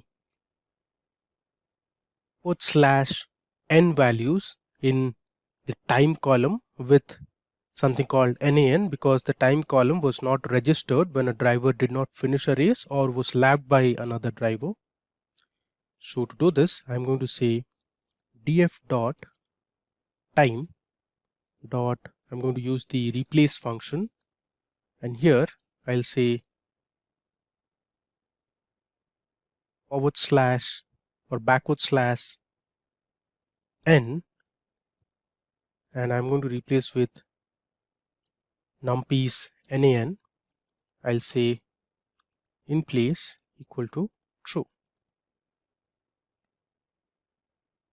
Let me just copy this because we are going to use the same meters. Next, I'm going to replace the milliseconds value. The milliseconds dot replace, I'll paste it here. Then I'll say df dot fastest underscore lap underscore rank dot replace, paste it. Next I have df dot fastest dot lap dot time,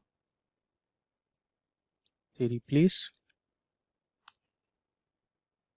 To that I have the next column, which is speed, so I'll say fastest underscore lap underscore speed dot replace. I'll paste it. So here I'm going to replace this particular value, the backward /n, with nan.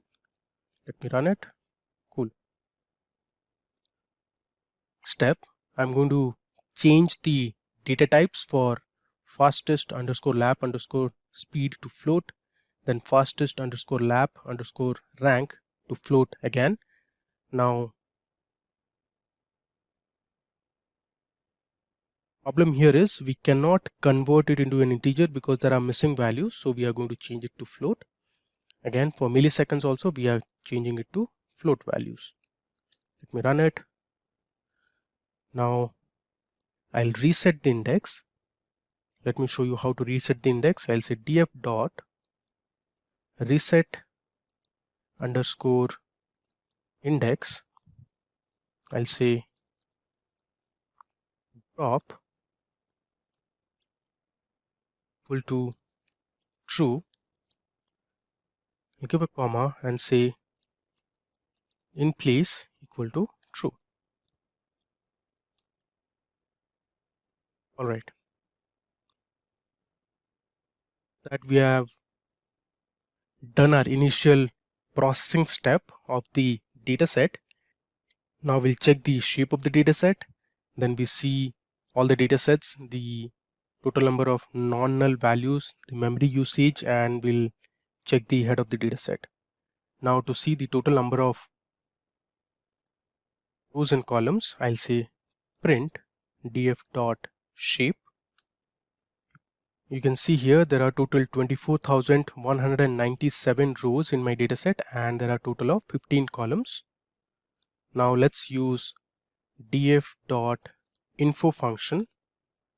So it gives me the year, the Grand Prix name, the round number, driver, constructor name, grid, position order, total number of points, time, then time in milliseconds, the fastest lap rank, the fastest lap speed, the nationality of the driver, the nationality of the constructor. Then here we have the total number of non-null objects, and then you also have the memory usage at the bottom.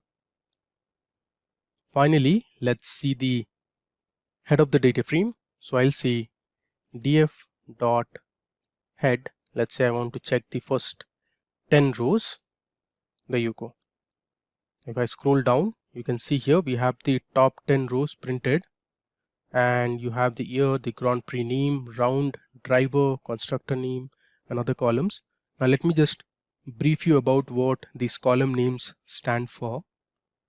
So the year column that you see here is the season that the Grand Prix took place, and then we have the name of the Grand Prix. Now the round column is the number of the race in each season. For example, 1 means it was the first race of the season, and then 2 means it was the second race of the season, so on and so forth. Then we have the name of the driver. For that we have the name of the car constructor, so you can see Ferrari, Mercedes, Red Bull, Renault. Then we have the grid, that is the starting position before the race. Actually, this depends on the qualifications which occur 1 day before the race. Then we have the position underscore order column. This means the final position at the end of the race. Then we have the points column, that is the total number of points scored in the race. Next we have the time, that is the amount of time that took to finish the race. Only the winner's time is displayed, and drivers behind the winner are shown how far behind the winner they are. Then we have the milliseconds column, that is the amount of time that took to finish the race in milliseconds.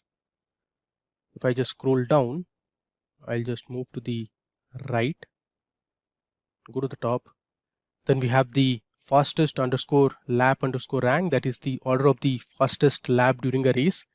Next we have fastest lap time, that is the shortest amount of time that took to complete a lap in the race. Then we have the lap speed, that is the average speed of the fastest lap. Then we have the country to which the driver belongs to, and then we have the constructor nationality, that is the country where the car constructor is based out of. Okay. Now here I'm going to set my figure size to 10,6. This is going to be for all the plots that we are going to create afterwards. Cool. Now we'll create a data frame that will have all the Grand Prix winners. So here I'm going to say driver underscore winner equal to, use my data frame df dot, I'll say loc, then I'll say df, I want the position underscore order, and that should be equal to 1, so which means the driver won the race. And then I'm going to use the group by function. I'm going to group it by driver, and for values I'll say position underscore order, use the count function followed by sort underscore values. I'll say ascending equal to false. Change it to 2 underscore frame dot reset underscore index. So what essentially I'm doing here is I am finding out all the drivers that have participated and won a Grand Prix. Next, I'm going to create a bar plot. So this is going to be the first visualization of our analysis. So I'll say SB, which we have taken in our analysis. Ideally it should be SNS, but SB also will work. So I'll say SB dot bar plot. I'm going to say data equal to driver underscore winner.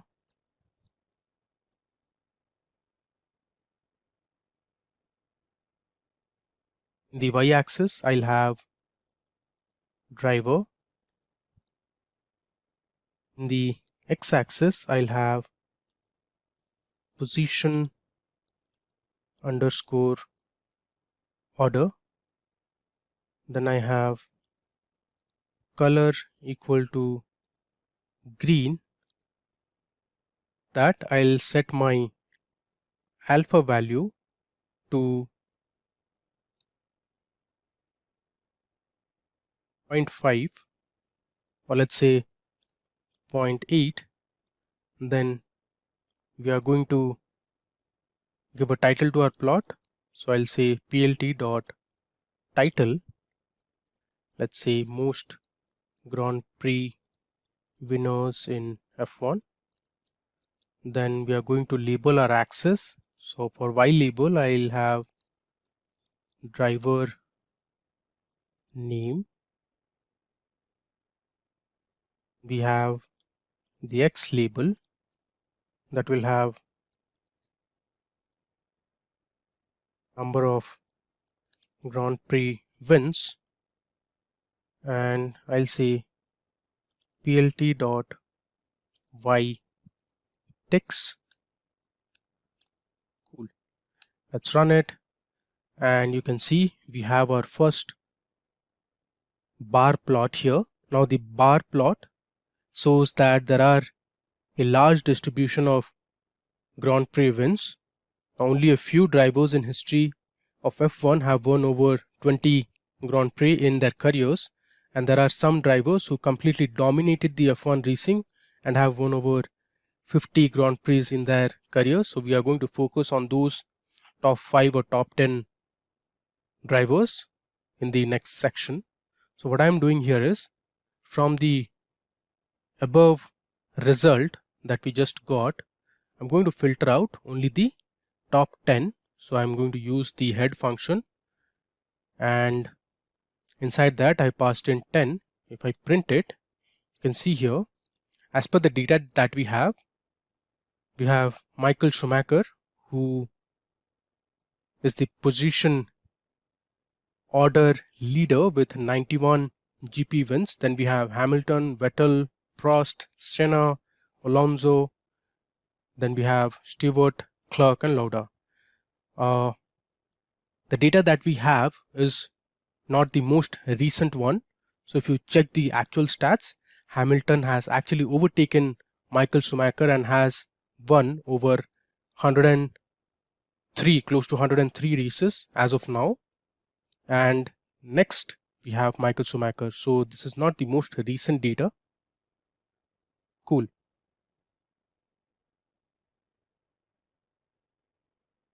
Now using this data, we'll create another bar plot for the top 10 drivers. So I'll say sb dot bar plot. I'll say data equal to the name that we have used, that is top 10 drivers. So I'll say top 10 drivers. In the y-axis, we'll have the driver name. In the x-axis, we'll have position underscore order. For the bars, I'm going to use a color equal to, let's say, blue this time. I'll set my alpha value to be 0.8, and I'll say, let's say, line width equal to 0.8, and I'll also give an edge color of, let's say, black. Cool. Follow the same drill. I'm going to give a title to my plot. So I'll say plt dot title most GP winners in F1. We'll give a Y label that says driver name, and then I'll have X label which will have number of Grand Prix wins. Cool. Let me see if everything is fine, and then we'll run this. There you go. You can see we have a very nice horizontal bar plot that shows the top drivers in F1. So as per our data that we have Michael Schumacher, who has won over 91 or close to 91 races. Then we have Hamilton, Vettel, Alonso, Clark, and others. All right. In the same way, we are going to create bar plot for the top constructors that have participated in F1. So here I'm finding out all the constructor winners. So here I'm using my position underscore order equal to 1, and then I'm using the group by based on the constructor name, and then I'm finding the count of position order and sorting the values in descending order, and I'm changing it to frame or to a data frame. And to create my bar plot, I'm using the bar plot function, the data which is constructor underscore winner. In the y-axis I'll have the constructor name, on the x-axis I'll have the position order. So you can see here I've used color as pink, and I've given a title, x label, y label, and y ticks. Let's run it. There you go. So here you can see again the data is widely spread. So we have a lot of constructor names. Now our next task is to check the top 10 GPA constructor winners. So here I'm using the head function and finding out the top 10. If I run it, you can see here the manufacturing companies or the constructors who have won the most number of races are Ferrari, McLaren, Williams, then we have Mercedes, Red Bull, Team Lotus, Renault, and others. Okay, now we'll convert this data into a horizontal bar graph or a bar chart. So that will show the bar plot for the top 10 constructors. Now let me show you how to do it. So I'll say SB, which is for Cbond dot bar plot, going to say data equal to top 10. Let me just confirm the name. We have top 10 constructors. Scroll down, I'll say constructors.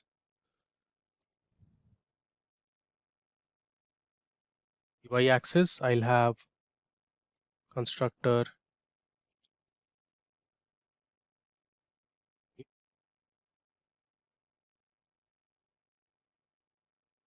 on the x-axis I'll have position underscore order. Then I'll say color equal to, let's say we'll use the red color for the bars. Then I'll set my alpha to 0.8. I'll say line width equal to 0.8, and my edge color I'll say black. That I'll say plt dot title, say top 10 most GP wins. Plt dot y label would be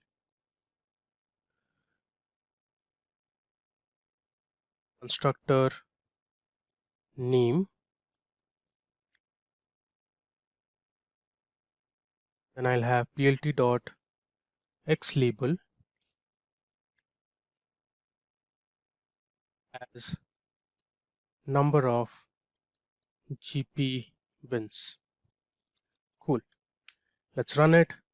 There you go. So here you can see we have Ferrari at the top, then we have McLaren, Williams, Mercedes. I'm pretty certain by the end of 2021 season, Mercedes would have gained a lot of wins, since Hamilton has been on the top for Mercedes for quite some time now. All right. Now,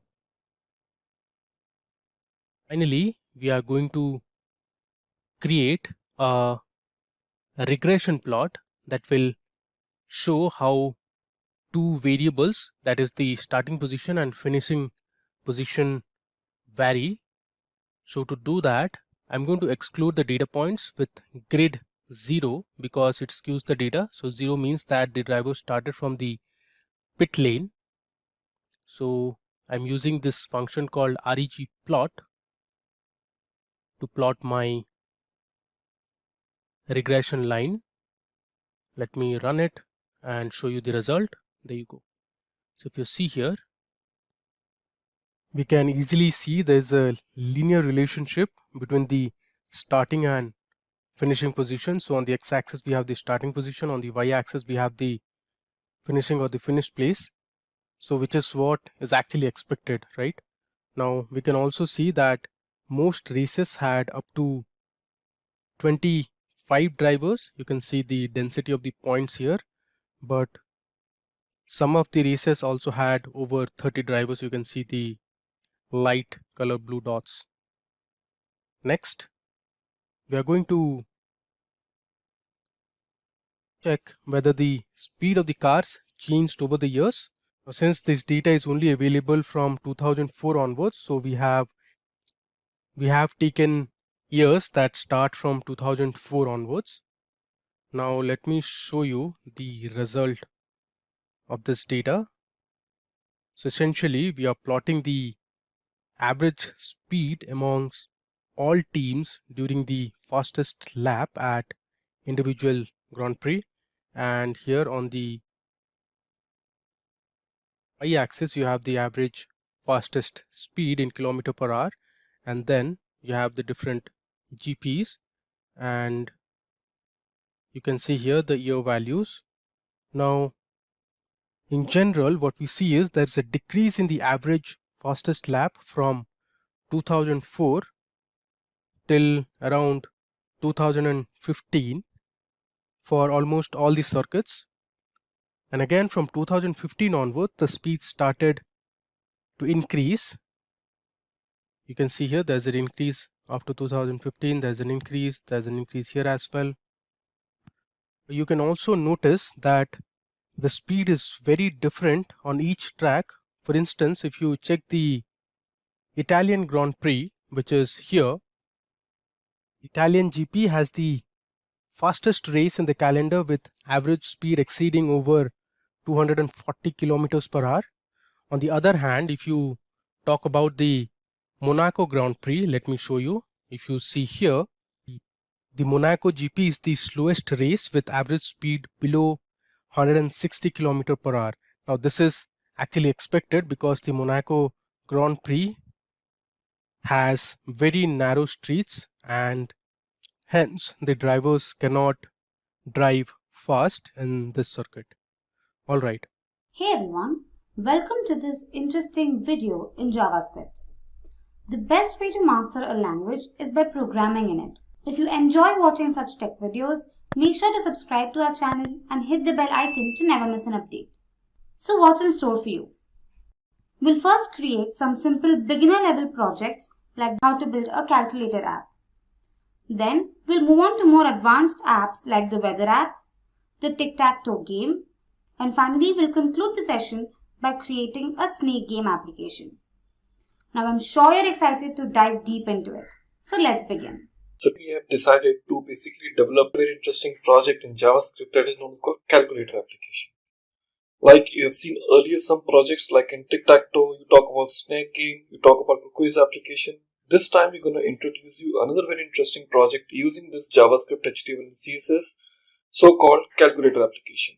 So let's get started. Let me try to delete first those files which we really do not need it now. We delete those all. Yeah. Now I'll be creating a new folder now and give the name called calculator app. And in this calculator app, once again we need some new files which is called index.html, and we also need one more that is called app.css, and another one that is called app.js.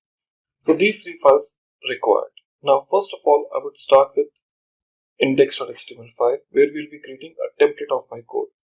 Now let me go and create this template, and here I have got body with me. Let's start with the first tag here that is called h1, and this h1 we are giving the name called calculator app. So So that will be my h1 heading. After that, we'll start working with the div tag.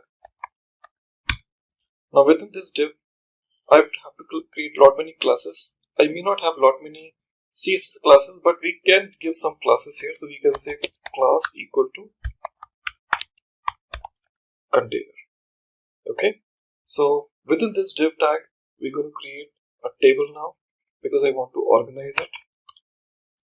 So I'm starting with the table. Within this table, a tr tag, and within this tr tag, I need a td. Now in this td, I need few things. Call span equal to 3 as the value, and here I want to offer the text box input type equal to text. Okay, input up to text id equal to give the name called result. That will be the final outcome while pressing all the different buttons. Id equal to result and class equal to screen. Remember, I haven't created those CSS classes, but we're giving some names, but later on we can utilize it while creating those CSS classes. Table data is getting closed. Let's get started with another TD. Now inside this TD, we need another text box.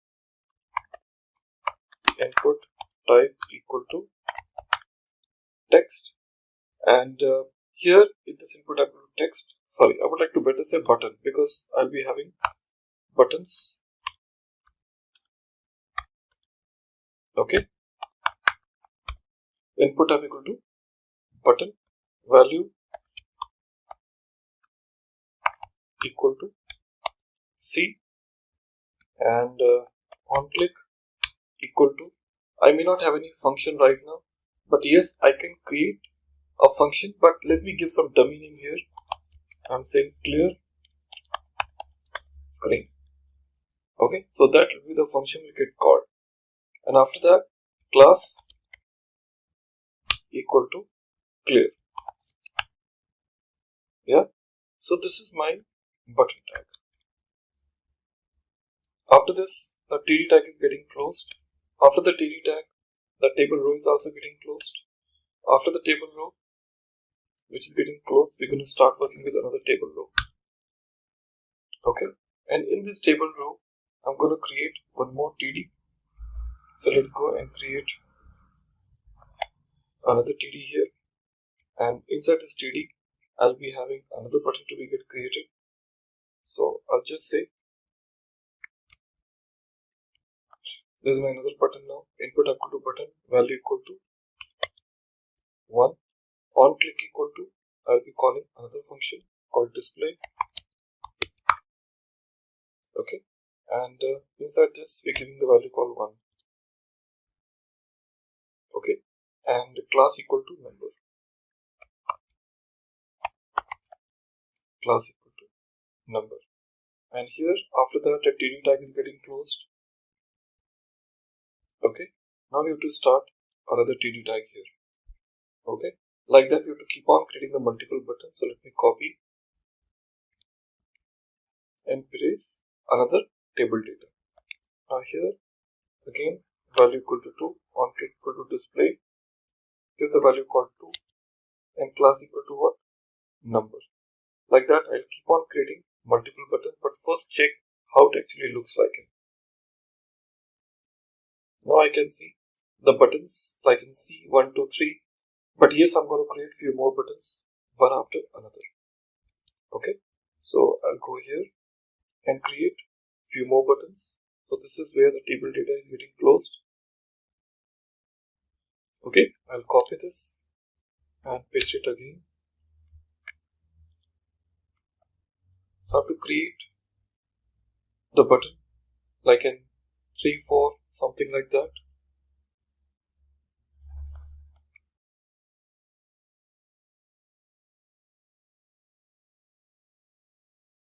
So after this 2, we're giving the value called 3. Yeah, I'll give the value called 3. So value equal to 2, value equal to 3, display 3, and then afterwards just giving the value called /, and here also we're going to give the value called /.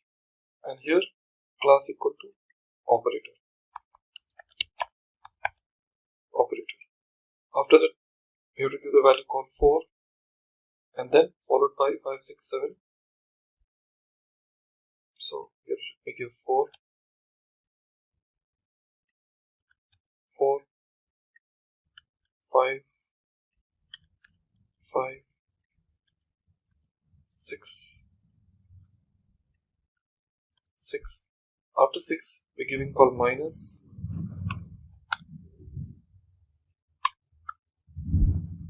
Okay. Once again, it will be what? Type of operator. Okay. After this minus, we'll be talking about call 7.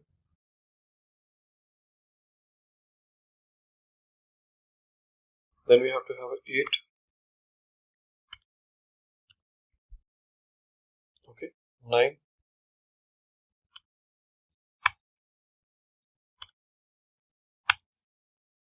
Okay. After that, we're giving call plus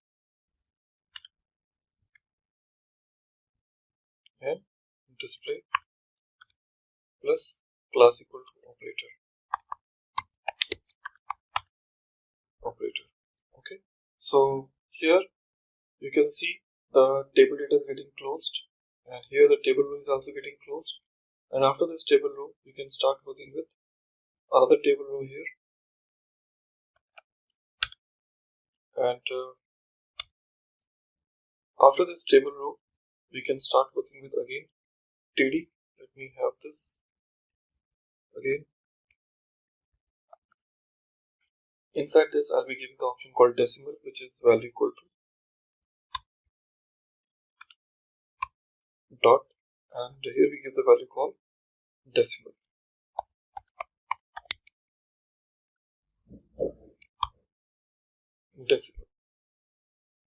Okay. Now display 0. So after giving this dot, it will basically take what? The value 0, which we haven't put now. We'll be talking about value called 0. So here the decimal value we have given it, TD is getting closed. Let me have the another one.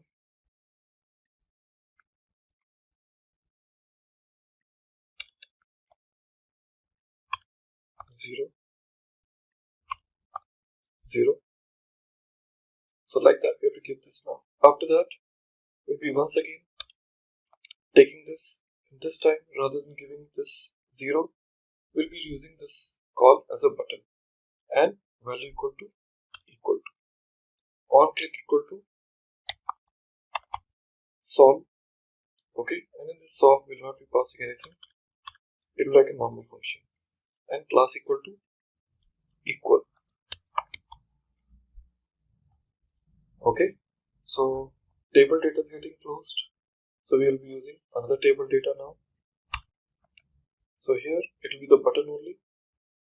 Okay, we will be using value equal to multiplication. Display asterisk, and here we'll be using operator. Okay, so table data is getting closed, table row is getting closed, table is also getting closed here. Okay, so your div tag is also getting closed here. Okay, that's it. Okay, so that's the only thing which we wanted to make.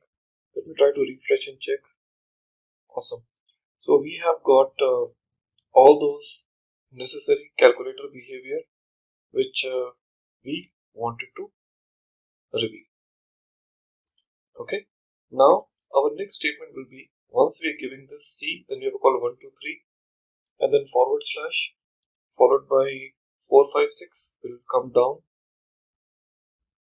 Okay, so let me check whether we have used 6 or not. Okay, so we haven't used 6. So let me check here. 4, 5, 6. So let me go back here. 4, 5, 6. Let me copy this and paste it later on. Before minus.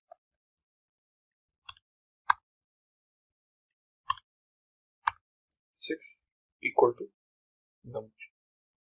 Okay, so we're almost set now. So we are having this look and feel. In this we are giving 1, 2, 3, 4, 5, 6, and after this we have a call minus and then plus related behavior. So we are all set now, and after that we'll be basically applying the CSS as well as the JavaScript look towards my code. Okay, thank you. Well everybody, we're all good to go now, but I just want to first check whether my this outlook is looking properly or not. See, what my expectation is, after 1, 2, 3 forward slash, I really want to bring 4, 5, 6 to the next, and then 7, 8, 9 and again forward slash, but I can think this is absolutely unorganized. So after this, when we say this forward slash which we have used after hyphen, okay, your TD is getting closed here. Okay, so here the TR I also want to close here. Okay, and after this TR I also want to start another TR here. Okay, so that I can put them into the another level now. So under this TR I can use this TD now. So after this minus, after 4, 5, 6 minus, once again I would like to start another table row here. Okay, so that it let's go to the next row. So here after TD we're closing this TR and starting another TR now.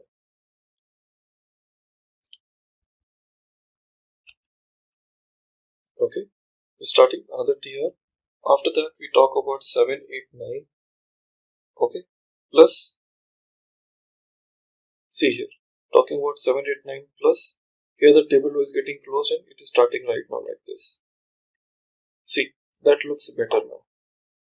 Okay, but still few more things which I would like to make it even more organized, but that's not a problem. We will do it little later on. Okay, because you can see 8 is missing right now. So here 7, we copy this, equal to 8. Yeah, that looks better now. So now they are basically completely organized. So the moment I expect my application, so we have a call dot here, then 0, then equal to, and then we have a call multiplication. Okay, so looks better now. Now I just would like to perform the overall look and feel. So I need to go ahead and use what CSS, because without CSS I really can't utilize this in a proper way. So I have to start working with the CSS front now. In CSS front, how to start? First we will go back to my code, and here in my CSS we'll start working with font family.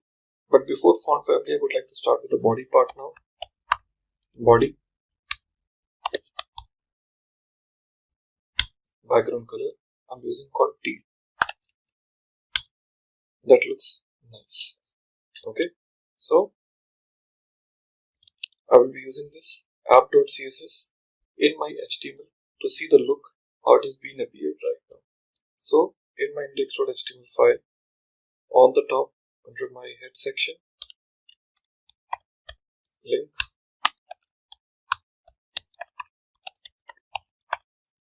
style sheet,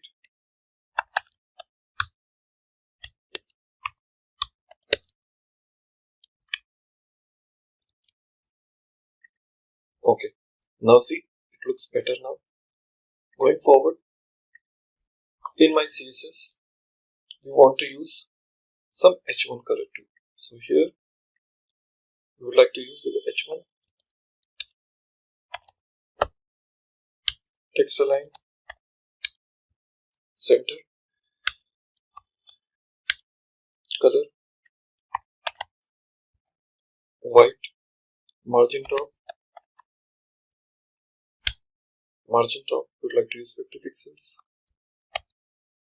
This is for H1. Let's check. Perfect. So it is now coming in between. Next statement will be called screen. So we say dot screen. So in this screen, we use the background color gray, and after that border,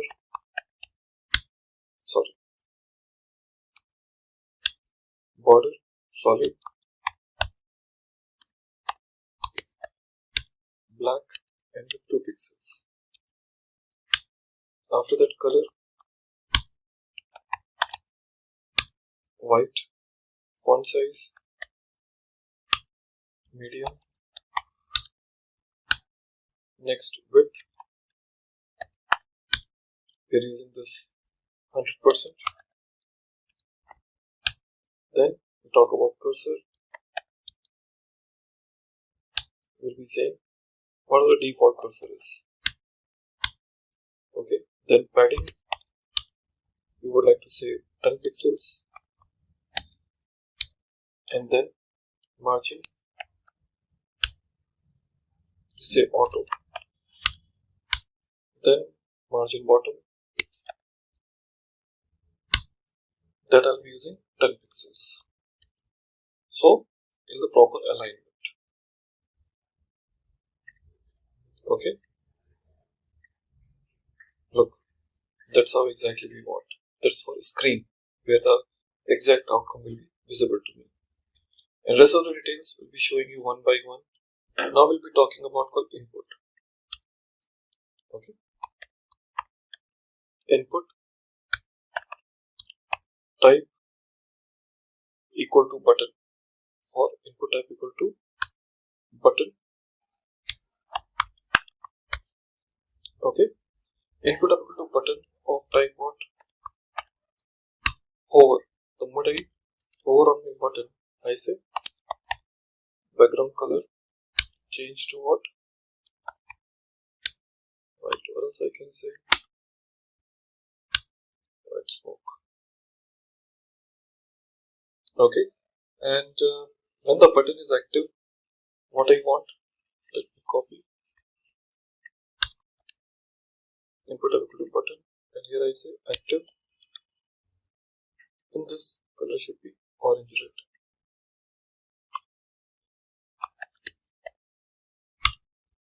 Like this. You can see now how it is basically looking like it. Okay, active, the color will be like this. Okay, now we'll be talking about called operators. Operators should behave different. So I'm saying dot operator. In this operator, we are saying background color orange. Okay, then padding, I want 5 pixels. Okay, then I want color, that should be black. After this, I'm using called border.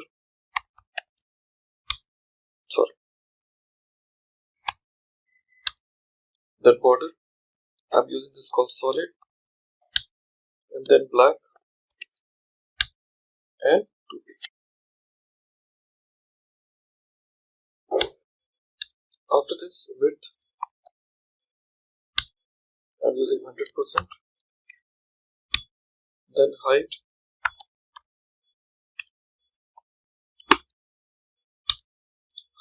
we're using 40 pixels. Then cursor, it has to be pointer type. Okay, that's it. Let's check. Perfect. So they should turn back to what? To your orange color. And you can see the moment I take my cursor on, it turns to white. Perfect. And now those who are type number, I also want to change them. So for number,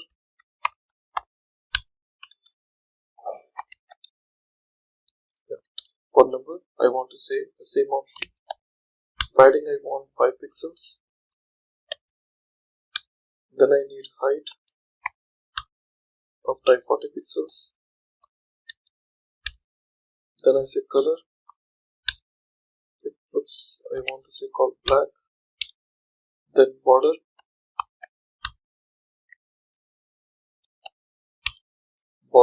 I want solid. Black and 2 pixels. Solid, black and 2 pixels. Then width, I would say 100%. And cursor, once again pointer. That is for number. Let's check. Awesome. So they looks nice. Now we're left with few other type of options like a dot and equal to. Okay, that I'm talking about called decimal. For decimal, I need to have a different options with me. Okay, so let me try to copy this, paste it, and I say for decimal. So for decimal, background color will be light blue, padding 5 pixels, color black, border solid. Okay, black 2 pixels, width 100%, height 40 pixels, find cursor, pointer. Perfect. Okay, looks nice, but I have changed the color to light blue now. Now I talk about clear. Okay, now come back and say clear. Okay, in this color, background color is I'm changed to light salmon. Light salmon, padding 5 pixels, color black, border same, width 100%, height 40 pixels, fine. So cursor, pointer, fine, margin, auto, and margin bottom 10 pixels. Let's check. Perfect. Now it looks beautiful. Okay. Now here, after giving these details, we're talking about called equal part, dot equal. So for dot equal also, I'm just copying the same.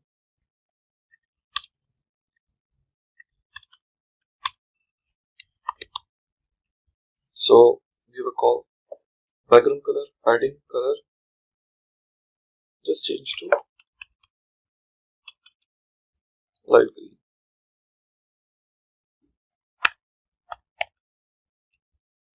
Light green, and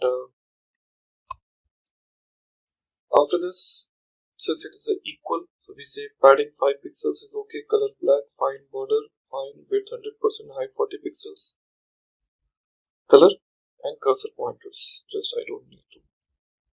This is for dot equal, and I want for container.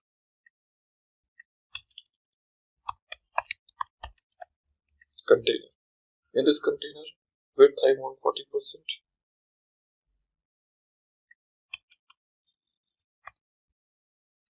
Width 40%. Background color white.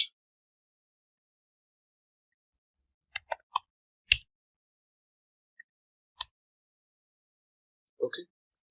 Now here padding is 15 pixels. So display block.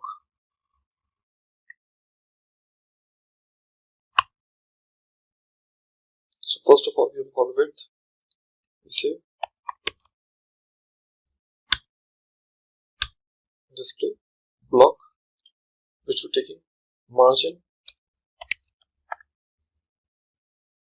Okay, in margin we are saying 100 pixels.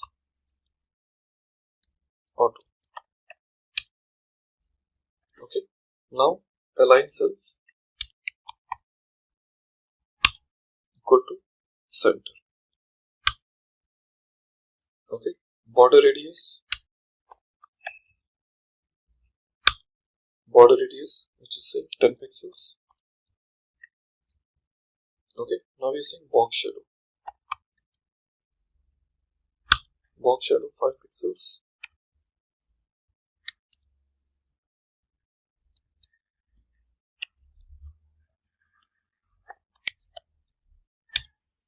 Black. And padding.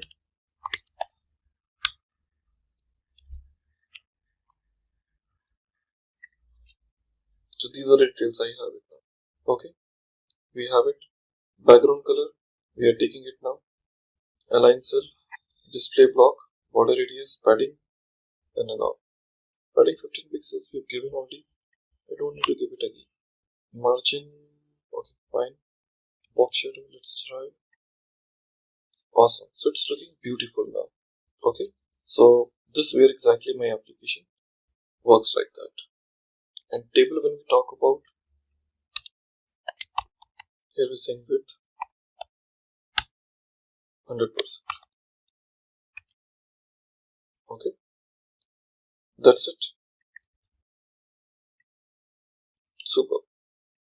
So it's now giving me the proper look of how my application should behave like. Just see about the container what we have done. Width 40% we're taking, background color. Let's bring it below. Then align self, display block, okay, margin, okay, and border radius, and fine. So I think we're all good now. So that's it. So we'll try and implement the JavaScript part. Well, everyone, so our CSS file is ready, our HTML is ready. It's time to just go ahead and talk about my final portion, that is called JS part, where I want to basically perform some calculators. Now here I just say function display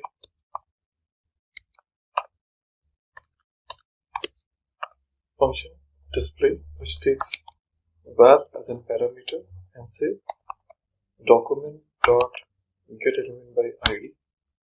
Here I'm saying result, okay, dot value,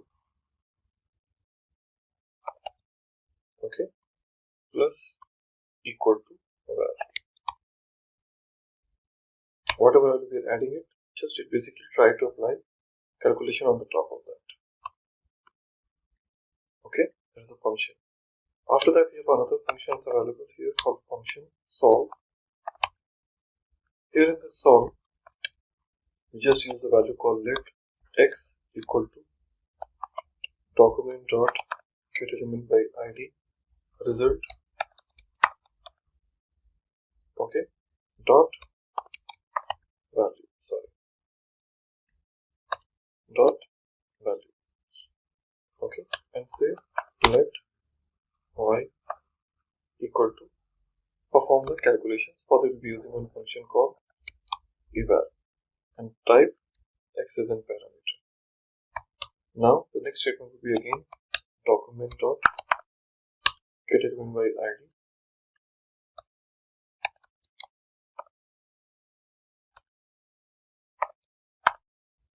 result dot value equal to y. Okay, now later on I'll like to use another function here, function clear screen, and here we say document dot get element by id. Here we say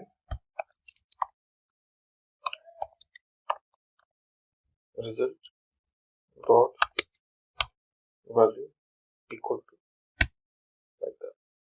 So clear screen, solve, and display, three functions are associated with me, and these three functions are the part of this JavaScript file which I'll be calling it at the end before the body tag get closed. So here script equal to app.js. That's it. Okay, let's try to execute now. Here 2, you can see the values. I will say plus 6 equal to 8. Absolutely. And I say C is clear the screen. 6 divided by 2 equal to 3. Awesome. So friends, your calculator application is ready. Congratulations to all. So it is a very simplest form which we have developed. This is your HTML, which is a template for you. This is the CSS, which is your complete the area of like how the look and feel will look like in of this template beautification. And here last we have a JS, which is smaller logic but really meaningful. Okay. Hello everyone, and welcome to the another very exciting project for our development in JavaScript that is known as called Weather Pro. It is in a continuation to the series of the previous project what we have developed in JavaScript, and this is once again a very competitive project I'm going to present to you, which is called Weather Pro, where I would like to offer you the real-time weather application into your browser taken from the real-time weather applications. Okay, so let's get started with the new development of our application, which is called a Weather Pro. Now once again, compared to the previous project what we have seen, these projects were working more a kind of static in nature, where like you talk about snake game, you talk about tic-tac-toe, or other type of games like an online quiz, where the data was very much static in nature. But we were presenting the data in the form of more dynamic in nature. This time, this project we are presenting you while connecting with a real-time weather application, where I'll be making a one REST API call, or else you can say asynchronous call. And since JavaScript is working as about a pure asynchronous nature, you will be enjoying the way how the JavaScript can communicate with your backend, load the data, and represent the records in a very beautiful manner. So once again, we would need this VS Code editor only just to develop our code. And once again, for developing a presentation part, we'll be using HTML. For formatting part, we'll be using CSS, and to make some dynamic update, we'll be using JavaScript. Now here, I'm going to create a new file name called index.html. Parallelly, I just want one more that is known called app.css, and another file we need it, and that is called your JS file. So we are saying app.js file.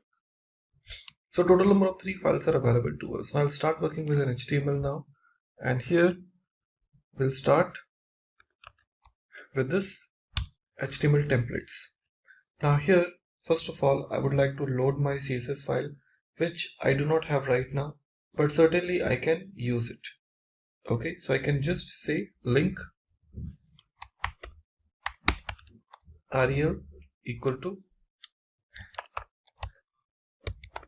style sheet and href equal to app.css. Well, that is my CSS location. Now I just want to create this link rel I would better use inside my head tag. That will be the more convenient place. Now in my body, I want to have some of the div tags, and there I can decide where the weather to be displayed. So I can just start with my div tag now.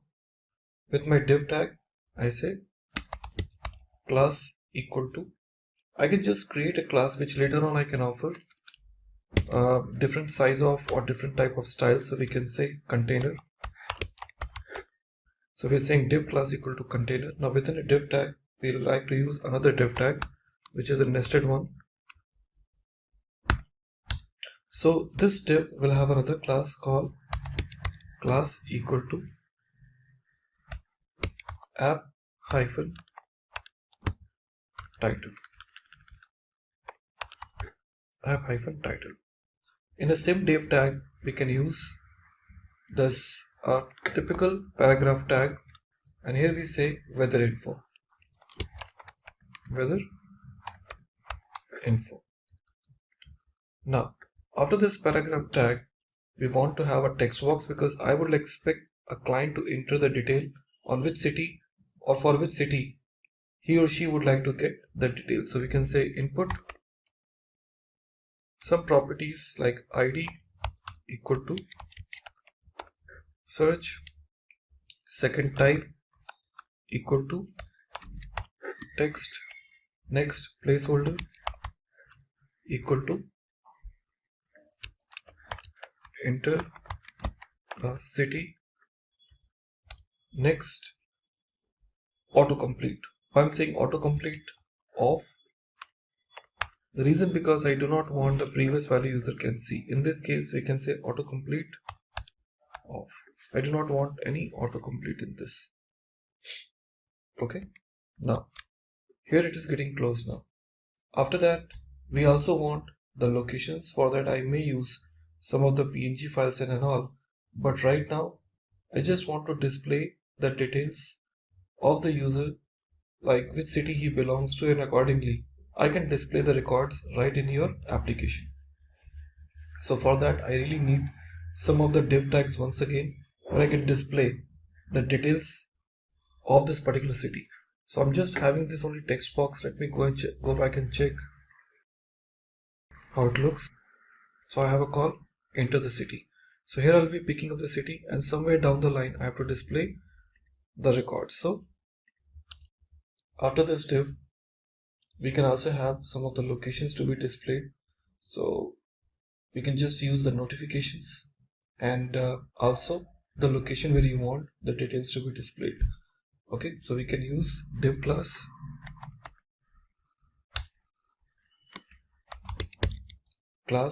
equal to temperature value,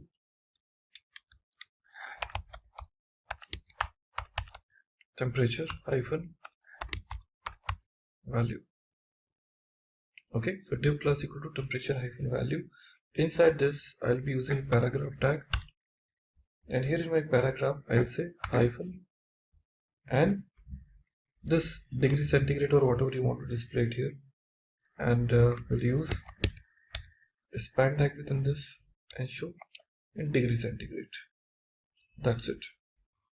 And if you want to define the temperature description, after this div tag we can use another div tag, and inside my div tag I can define the temperature description. Okay, so we can say div class equal to temperature hyphen description, temperature hyphen description, and within this I'll be using what, a paragraph tag. Here I'll be displaying all the description. So right now that is the only thing which I want. Let me check. Okay, so it's here right now. So now let me try to collect the value from the client and perform some JavaScript tag within this. Okay, now it's time for us to go back and try to bring some of the CSS features into my code now. Now, few things I would like to say is I have basically downloaded some fonts which I would like to use it in my application, and I also have some of the icons which I would like to use during my application presentation. So there are some PNG files are there which I've downloaded from the internet just to bring more beautiful experience towards my application development. Well, this is another background image which is called bg.jpg, which I would like to make it as a background of my existing application. So I'll start with my CSS and see how this CSS can really bring some new features to my code. Well, first thing I need to have a called font face. So to make this font face, we are using this statement name called here @font face, and I like to use font family. Font family I'm using Montserrat. Okay, it is already there with me, Montserrat, and the URL what is looking forward for. So we are saying src URL, and I'm saying under the font, so we have a file called ttf. Okay, that is called bold.ttf. That is the file which is there with me. Next thing, so for every location I want to use the font family, font hyphen family, I want to use same Montserrat. And the next thing is like in my body. So in my body, few details like background image, I need URL, and in this URL we can say bg.jpg in my background. Next thing is background color, that I need it still blue. Then I need height, I'll say 500 pixels. Next, your background position, this I need it is center. Next is your background repeat, I say no repeat. Next is your background size. This I'm saying cover. This is my body part. Okay, let's check. Okay, looks awesome now. You see this now. This is how my weather info is looking like it. You can see like the background looks awesome now. Now, next thing we require a container. So we are saying dot container. Container we say width 50%. Next, background color. We're just using white. Next, we needed to see your align self. That will be center. Display will be block. Margin. So in margin we can say 100 pixels. After that, border radius.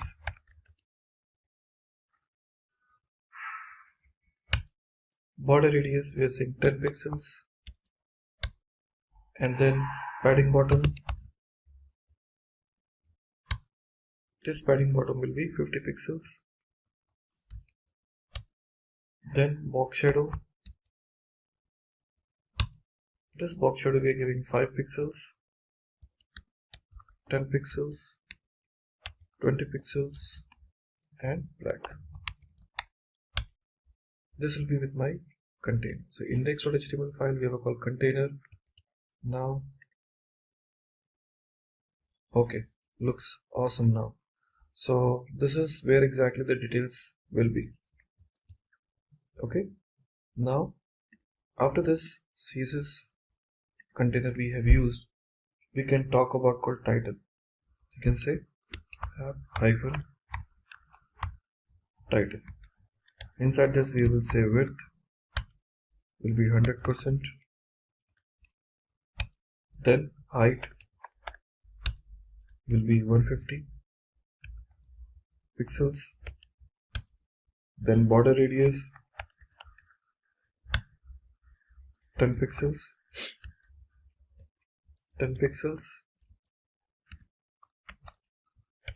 Then we need display we need flex, and then we need align items. This align items we are just saying center. Next we need justify content. That will be the justify content will be just center. Then flex direction would be column. So this option we are using for our tool name called what?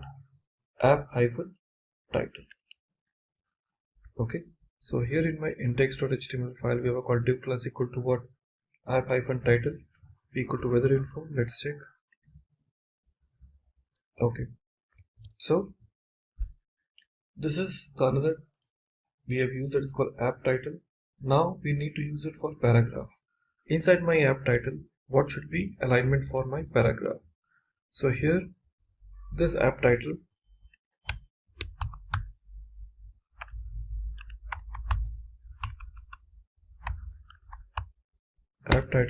is space p, but it should be the class. So we are saying dot, and there also we have to use what? Dot, because both have to be the class type. Okay, so here you can see now there is a difference. I forgot to add dot, and now you can see it looks better comparatively. Paragraph. So once again, in my paragraph I'll be having text align, center, padding I want 15 pixels. Then I need margin would be 0 and auto, followed by font size. This I'm saying is called 1.2. Yeah, this is position. Then color here giving hash value call 333. Okay, now here, okay, so some changes in a paragraph. Well, going forward for the search, because if you remember, we have an index.html file, we have a call id equal to what? Search. So here in my app.css I have to use hash search. Okay, so this search conditions I want to use it. Now inside my search I need few things. One is called display, I need block, after that I need margin left, auto, margin right, auto, width, I'm looking forward for 5 pixels, height, that I'm looking forward for 20 pixels, then border radius, I'm looking forward for 5 pixels, then outline, that is called none, when we say border, okay, in this border what we can say 3 pixels, space solid, okay, and once again sea blue. That's what. Let's check.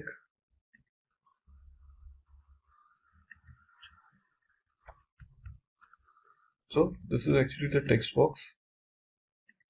So once again, search you've used display block, margin left auto, margin right auto, width 5 pixels, width,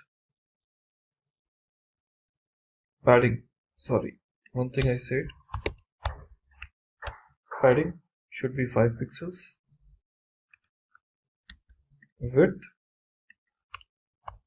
should be 40%, that's why it is smaller, width it will be 40%. Let's check. Yeah, that's look better now. Okay, so my text box is now ready. I'll be having some of the details for the notifications also.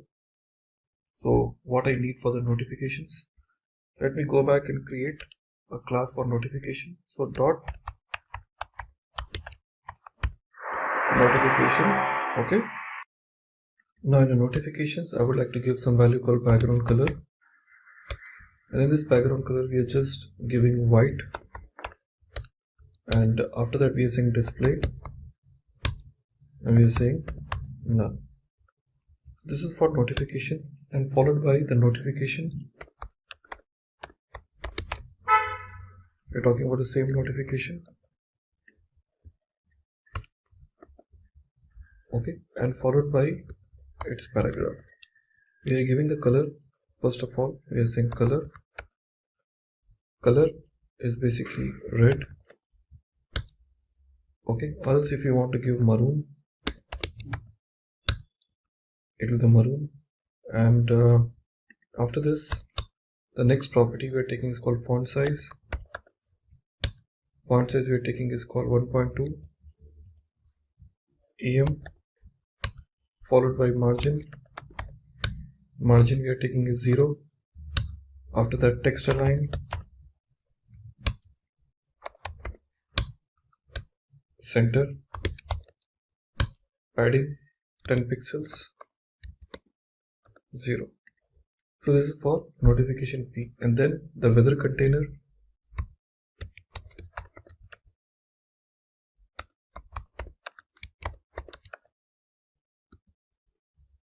okay, in my weather container I will say width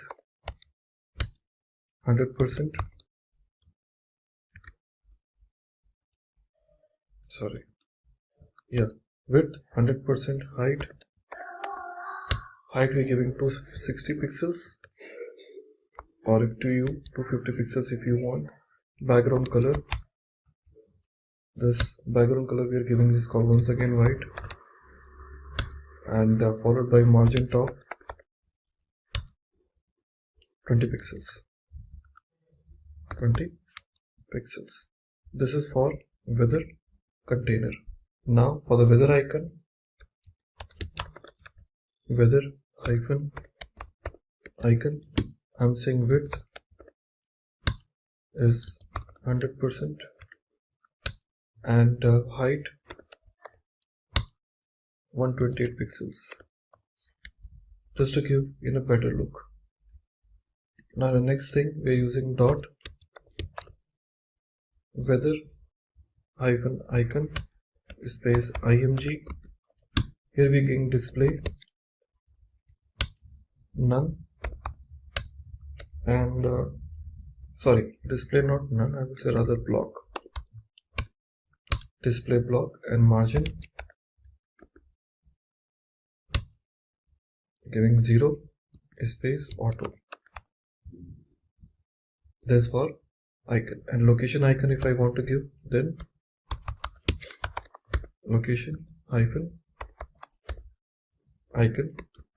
This location icon I can say same width height.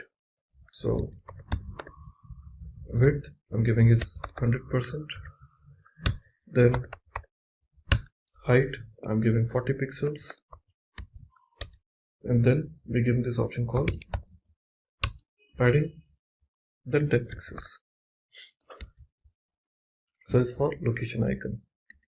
Now followed by location icon, we are also giving call location icon img. Okay, dot location hyphen icon space img. Here we're giving the value called display block, display block width we're giving is called 32 pixels, and then we're looking forward for margin would be 10 pixels and auto. Then cursor,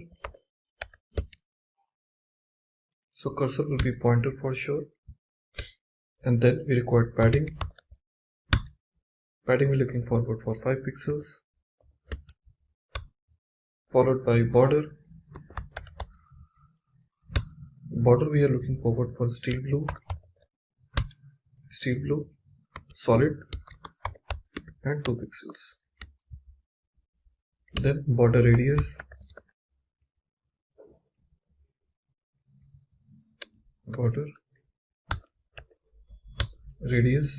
we're looking forward for 10 pixels, and followed by your color steel blue. So these are the look and feel we have to basically offer it for my current application, which I yet to discuss in my next development. Then I'll be having some small properties here. Okay, and those properties are nothing but to give you the details of like temperature values. So we say dot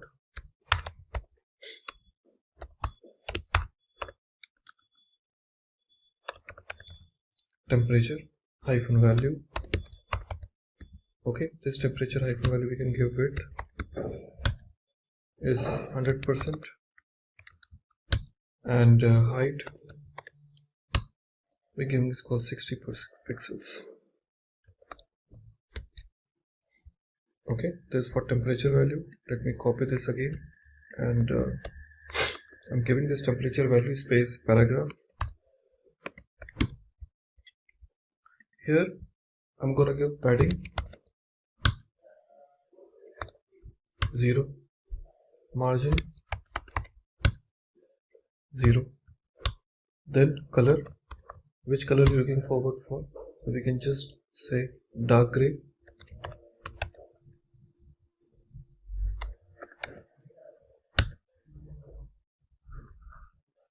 Okay, for any color which you're looking forward for, it's up to you now, but if you want you can change the color also to the another one. We're giving this called hash 293, okay, 251. Okay, that is a more perfect color for this development. Now font size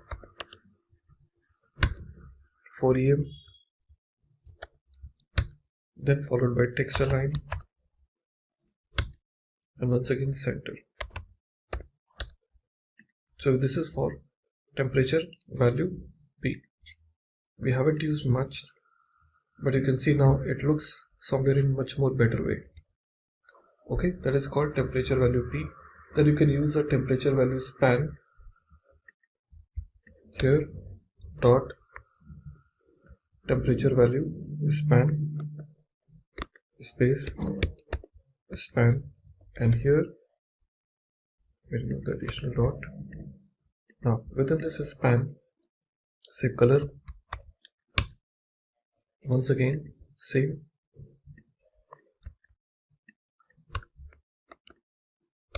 and font size,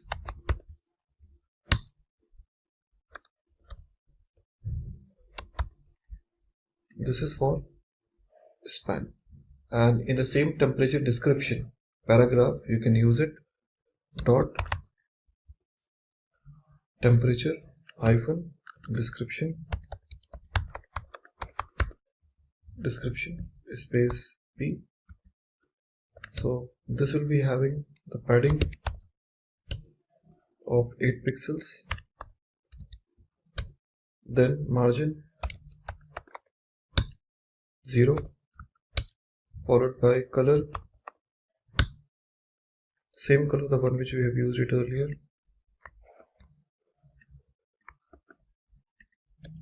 after this color just set text align, center, font size 1.2 EM.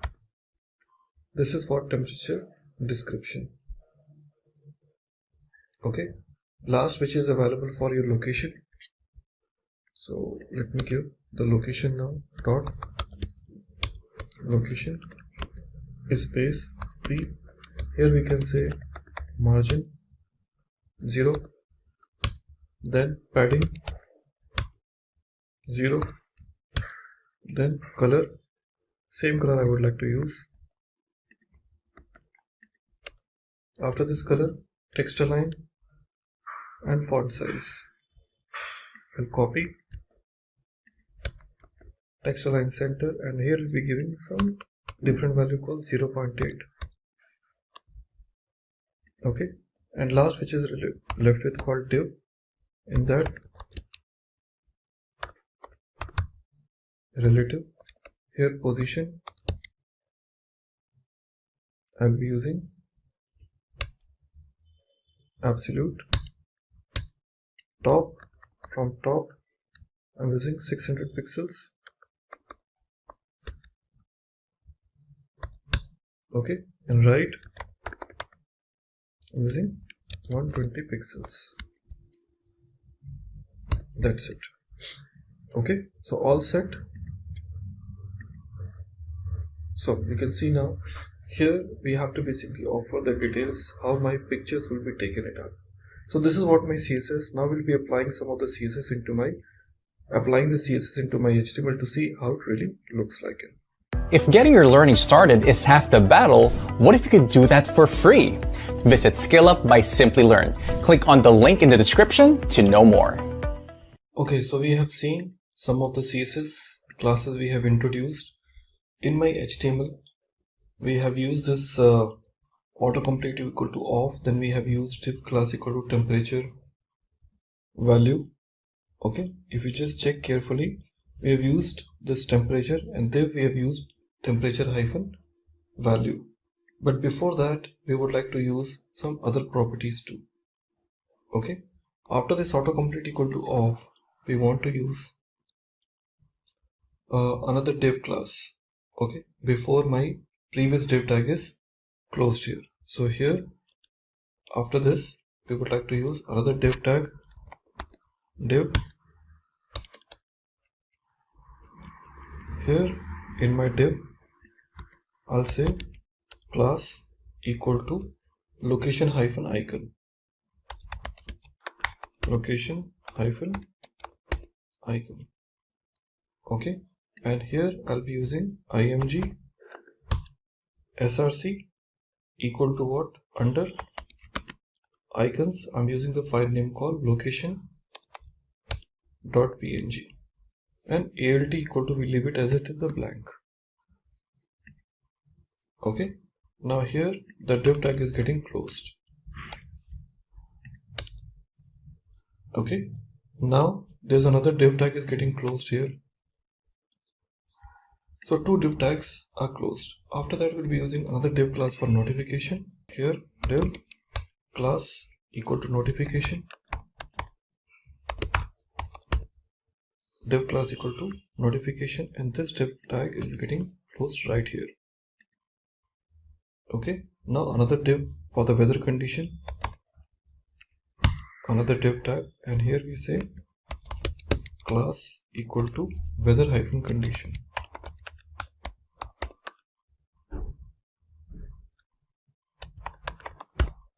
Weather hyphen what? A condition, or I can say weather hyphen container, whichever. So I can say weather hyphen container. Under this weather container, I like to use another div for weather icon, div for class equal to weather hyphen icon, weather hyphen icon, and within this I want to use another img src equal to, once again, icons slash unknown dot png. Okay, div tag is getting closed. So after this div tag is closed, I'm going to use temperature value. So the temperature value is anyways used here. If you see, using call temperature value after the first div tag is closed, you see like temperature value we have used. After that, the paragraph tag and the temperature hyphen description p. After the p, there's a div tag is getting closed. Okay, and after this we are using div class equal to location. So we want to use div class equal to location, and within this location we want to use one more paragraph tag with this hyphen. After this paragraph it's closed, this div tag, and another div tag. 3 div tags are closed. That's it. And at the last, before my body tag is closed, I would like to use script src equal to app.js. That's it. Let's check. Great, my application looks pretty beautiful now. So this I want to be displayed only when I don't find the weather and the location and all. So look and feel is absolutely good, and now I'll start working on my JavaScript front. Okay, so let's go ahead and start writing our JavaScript code. So in just JavaScript code, first of all, I need few things. First thing what I need is call individual elements or individual properties of my application. I need const icon element equal to document dot query selector, and I'll be using the name call dot weather hyphen icon. Okay, now copy this,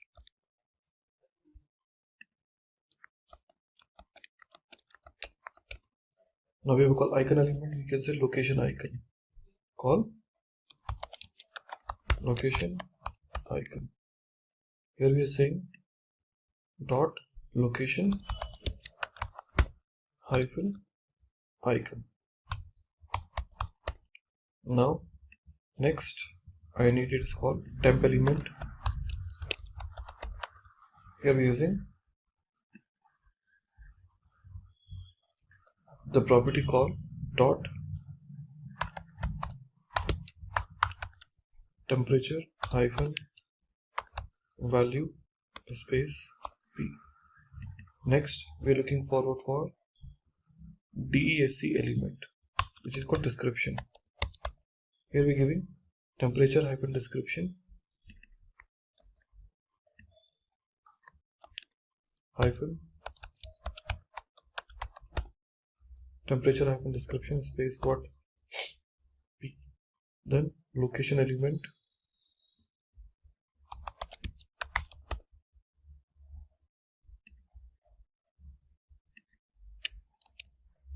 okay, we need a location element and we use dot location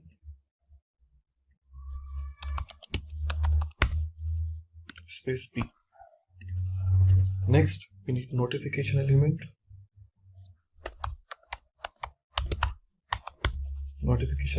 and here we're going to give the call notification.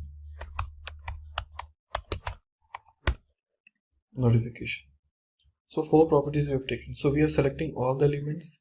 Next statement, what we're going to talk about. See, this statement is all about selecting the elements. The next step we are talking about call get the input field. So we are saying var input equal to document dot get element by id. Here we give the name called search, which is the name or id of my text box. Let city equal to blank. Next we're going to give call let latitude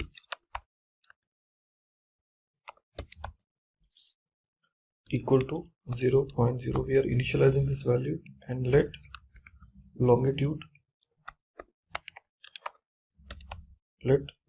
equal to again 0.0. So we are getting the coordinates right now. So this is how to get the input fields. Next we want to apply the events here. We are saying input the variable dot add event listener. The variable what we're talking about, which event listener we're talking about, key up, and what event you want to apply. So we are saying function with a parameter name called what, event, and now we would like to attach the logic. Now we are saying if what is the condition, event dot key code equal to 13. Okay, then that means number 13 is basically the enter. See, the key code means what, 13 represent the enter keyword. So event dot key code equal to what, 13. So we are saying event dot prevent default. Why we are using this? Because I do not want my page to be get refreshed. Just to avoid this, we are using this. And after that we are saying city equal to input dot value.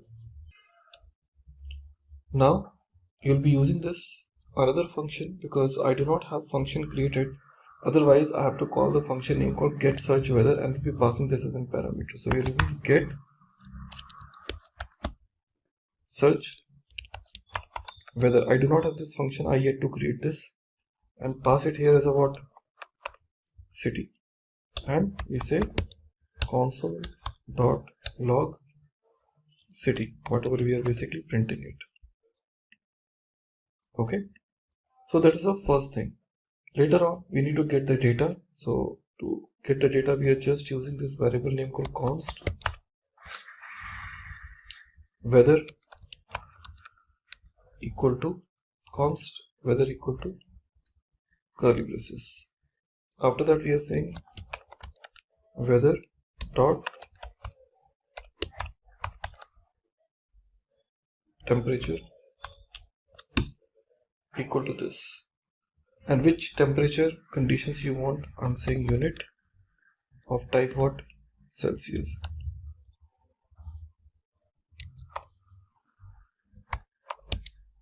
I want in a Celsius, put it in double quotes. Okay, so next statement will be getting the details in Kelvin. I'm saying const Kelvin equal to value of the Kelvin is what, 273, and after that const C. Ultimately what we need is we need to interact with our backend API from where I will get or receive the updated weather applications. Okay, now to get this I'll be using one very popular API here that is known as called openweathermap.org. This is one of the very popular app which people use it, and it's used and trusted by many companies. Clear? So here what you can do, this openweathermap.org, so you need to basically first of all get yourself registered, because if any third-party application is interacting, it requires that particular unique API key. Since as a visitor you really can't get it unless you register yourself, so I have my API key with me, so I'll go here. It'll ask me for the registration.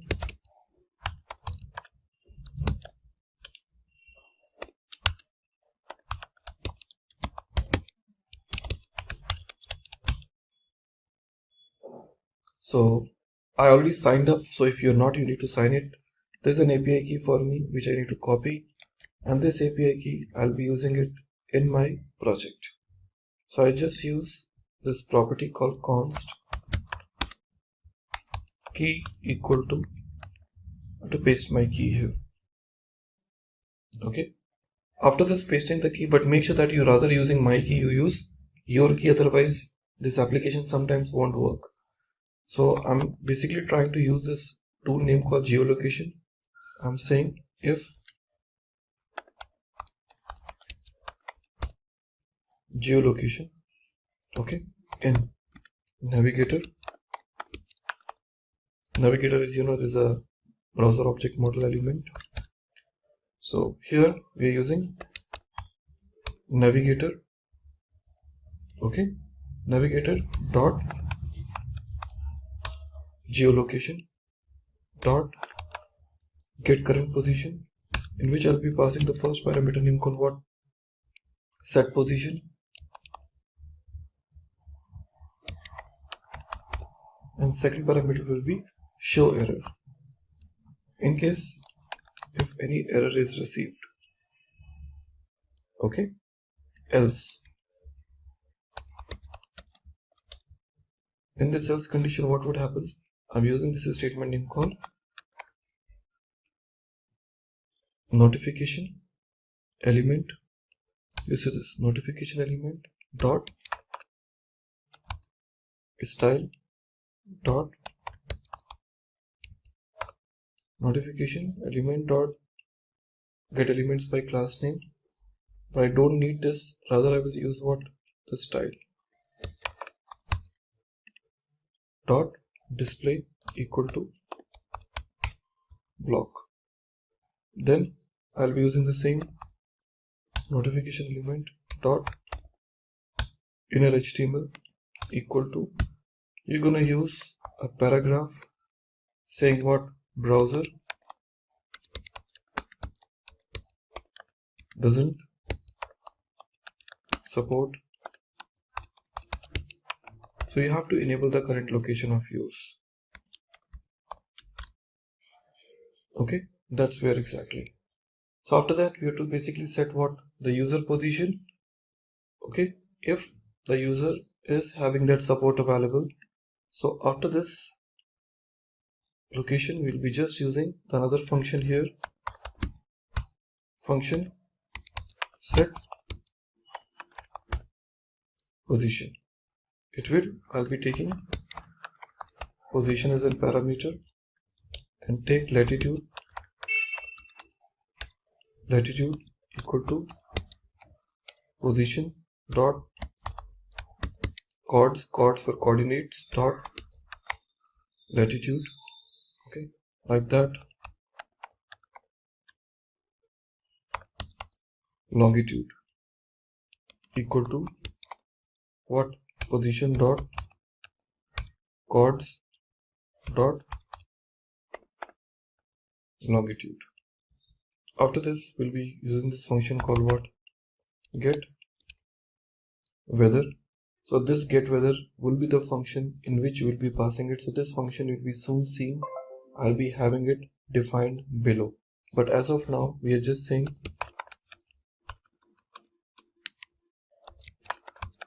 get weather, and in which this we are passing latitude and longitude. That's it. So we have this function name called what? Set position, in which we'll be passing all the values. Okay. At the same time, I'll be using one more function here, that is called function. Not function, in fact, I would like to use location icon, the one which you defined at the top, dot add event listener. Which event listener? I'm saying on click. Second function which take event as an parameter, and inside this I'm saying console, just to confirm whether the records are being taken, console.log hey just, and we say get weather. Okay, once again we'll be passing what? Latitude and longitude. Same, I just copy this and pasted it here. Okay everyone, so we have written till here. When I try to run my browser, so I should see there is a message name called show error is not defined. But obvious, because this message what we're writing it here is called show error.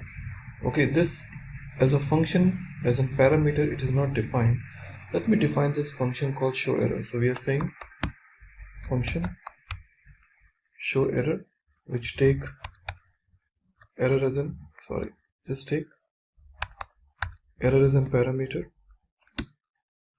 Now in this we are using notification dot style dot display equal to what? Block.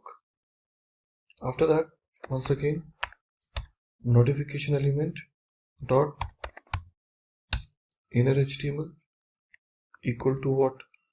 We're just using this as a paragraph, and here error dot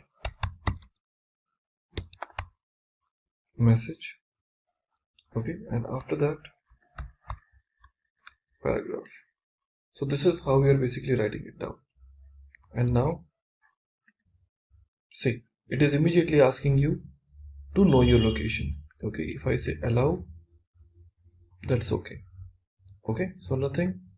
You can see now it is saying get weather is not defined, because right now the moment I click on this, so it is saying like get weather is not defined. But obvious, because I told you this get weather function I need to develop. So I get to develop this function called get weather, but before that I'm using another function called function get search weather. Get search weather, in which I'll be passing what? City name. Now what exactly my API will be, in case if I want to make a call, I will be using let API equal to, now the URL will be what? http :/API dot open weathermap.org. Now open weathermap.org slash data slash 2.5, that is a version, slash weather, okay, question mark. I have to take the city dynamically, so I'm saying weather question mark q equal to, here we're using what? City, and we're using ampersand app ID equal to the one app ID we have used it already. Okay, what is that? That key. So that is a key which we've already written. That app ID we are passing it right over here. Okay, q equal to city and app ID equal to this. Now after that, to make the RESTful API call, I'll be using one independent or by default API which is available to us, that is known as called what? Fetch. Okay, so if you just check this fetch, it is basically a take request info and give you the what? A promise response. So return type will be the promise type. In this fetch I'll be passing what? The API, and we'll be using dot then. Then means if the request is successful, we are saying function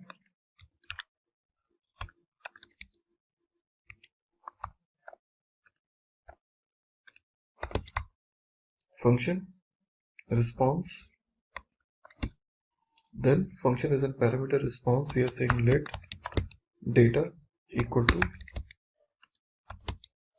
response dot. I'm expecting the response of type of what? JSON. We're saying JSON now, and return what? Data. So it will be returning data back to me.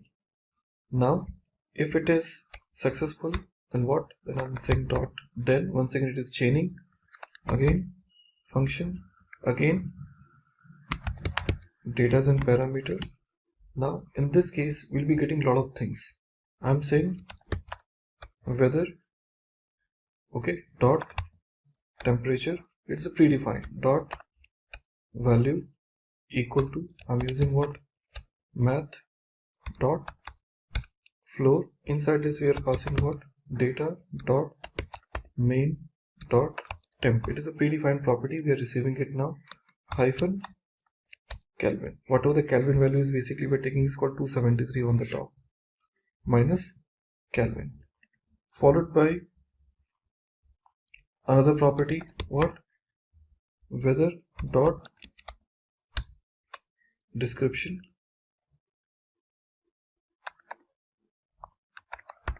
weather dot description equal to, we're using data dot weather 0th position because it contains a lot of data, but I will be taking what? Description out of that. Then weather dot icon ID, weather dot icon ID equal to data dot weather dot icon, then dot icon. Then once again weather dot city, okay, equal to data dot name. After this weather dot country dot equal to data dot sys dot. So these are the properties, I have it right now with me, okay. And once I received all the property, I'll be using dot, then I'll be using one function, and I will say what? Display. There is no function written called display weather, but I'm gonna say there's a one function name called display weather. This function I yet to write, but this function I'm just putting it here, okay. Now this is closed. After that, since I need to get a weather from the API provider, so I have to also pass what? The latitude and longitude, which I'm receiving it from the client, because here I just want to have two things, the properties as well as weather, both, and both I'll be using it one by one. Okay, so here we have kept this get search weather, and now I'll be calling one more function after this logic, and I'm giving the name called function get weather. Okay, it takes two parameters. One is called what? Latitude, and second is called longitude. So we have two things called latitude and longitude, and here I'm using this property called what? Let API equal to. Once again, if you remember, I have used this statement. I'll just copy the same and pass it here. But challenge would be this time I will not be passing city name, because there are two options are available. Either you type the city name, or else you click on the icon and let your application identify the location which you belong to. So after this weather, question mark, here I will not be using Q, I will be using what? LAT equal to latitude, okay, and we're using and LON equal to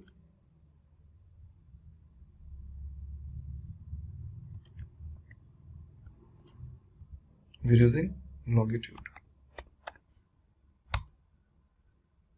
okay, and app ID equal to what? Key. So this is the variable which we have it now, okay. Now similar thing which we have used it on the top, okay, called fetch API. So I just copy this same fetch API again, because I really don't want to waste time on keep on typing the code. When we know it very well, it can be similarly done. I just copy and paste it here.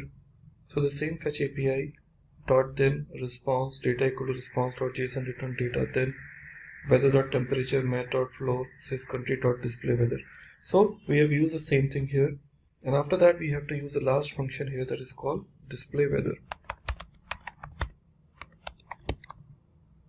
Display weather, and here in my display weather I can use what? Icon element dot inner HTML equal to, I'll be using img src equal to icons slash dollar, and we'll be passing what? Weather, okay, dot icon ID, okay, dot png, okay. So that we are basically putting it here, dot png, and after that we're just closing that, okay. And this icon we also need to close here, so rather than closing this, I'll be closing that, and this I'll be closing it here. Now we'll be using temp element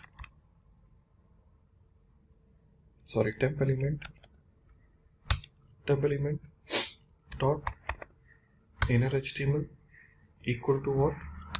We'll be using this dollar weather dot temperature dot value, okay. And after this value we can just use this asterisk sign, the one which I told you, okay, and use span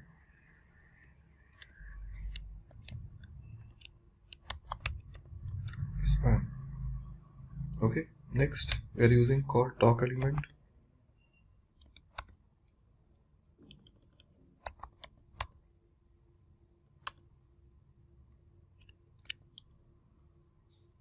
so we have DAC element, so we have a called DAC element dot inner HTML equal to weather dot description, and last but not least location element dot inner HTML equal to what? I'll be using once again this, and here weather dot city comma dollar weather dot, that's it. These two properties we have to use it, and we are all done. Let's check with my code if I get any error. Now allow, so awesome, you can see now 27 broken clouds, globe undefined, that's perfectly fine. Intercity,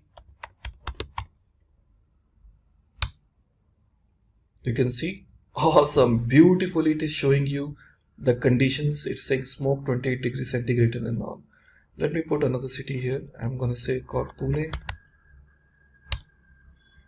Awesome, your application is working perfectly fine, And let's see one more. I would say awesome. If getting your learning started is half the battle, what if you could do that for free? Visit SkillUp by Simplilearn. Click on the link in the description to know more. And now we are planning to develop one very special game for you in JavaScript. And now it's time to talk about another very interesting game that is known called Tic-Tac. Tic-Tac-Toe is world's favorite game. We have already played a lot in our childhood days and it's still my favorite game. So I have decided to basically offer you this Tic-Tac-Toe game developed in JavaScript, HTML plus CSS, which can create something really very great effects for the end users. So let's go and start developing our next game that's called Tic-Tac-Toe. So in this Tic-Tac-Toe, I will start working with creating a folder called Tic-Tac, and inside this I'm going to create a new file name called index.html.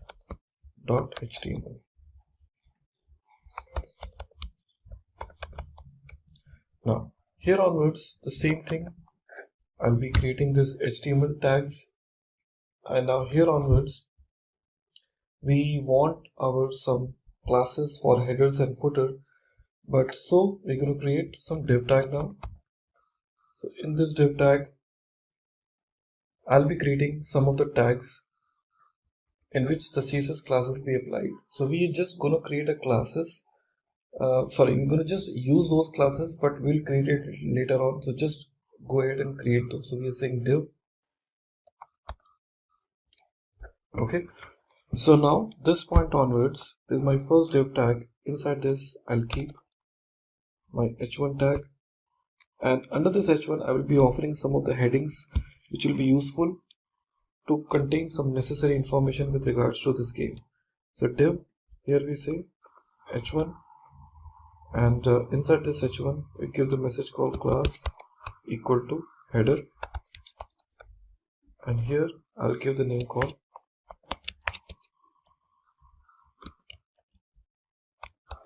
is a tic-tac-toe game. After this div class, here we will start working with our form tag. Within my form tag I will start my div.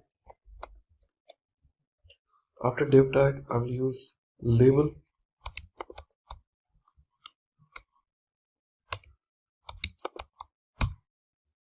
So label for player 1, or else I can say player 1, and inside this let's give the name called player 1.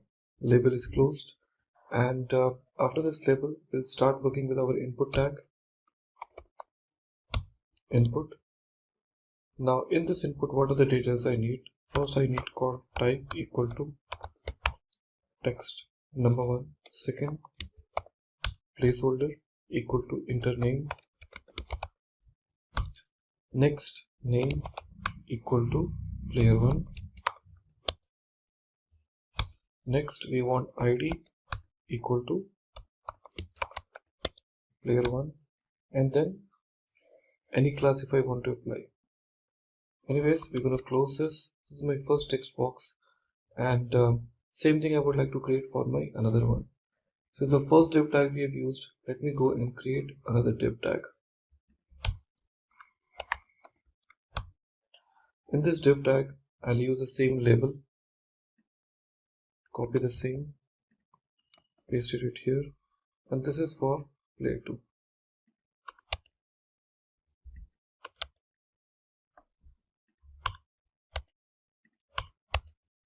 So we have this 2 players with me, and after this div tag I'll offer the submit button now.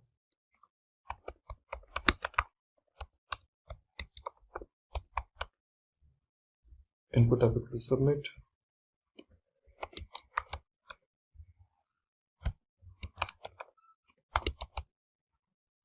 Start game. Now the form tag is closed here, div tag is also closed. So you want the div tag to be closed or before that, it's up to you now. So here we have a called div class, whichever we have taken. So if you want, you can basically put it later or before, whatever. So we have a basically form tag with us. So form tag is there. Later on you can just show some containers where the details will be visible to me. So here after the form tag, let me try to offer, but first check whether it is really working fine. So here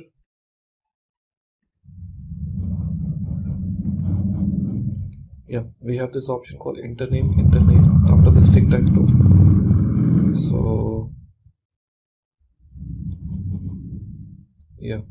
So here the details we have taken, input applicable text and input applicable text. Okay, so two values we are taking now, and accordingly we will go ahead now finally. After the form tag, we would like to start with working with the div tag again. Div, and inside this div, since I haven't created any CSS classes, so those we can use it little later on, but let's have this div, and inside this div I would like to use one more div tag. Okay, and here we want to use one more div tag.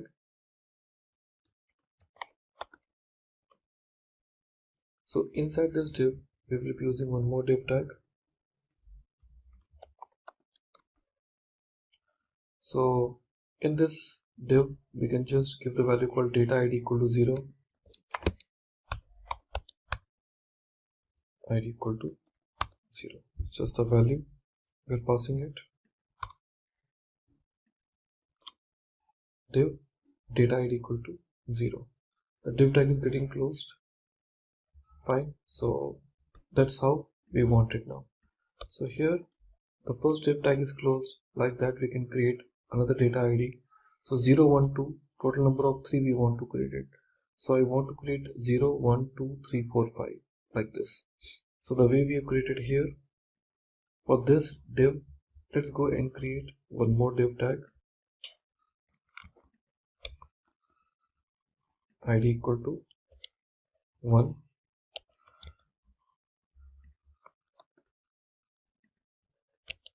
2. 3 options we have it now. Okay, like that I can keep on creating the others also. 2,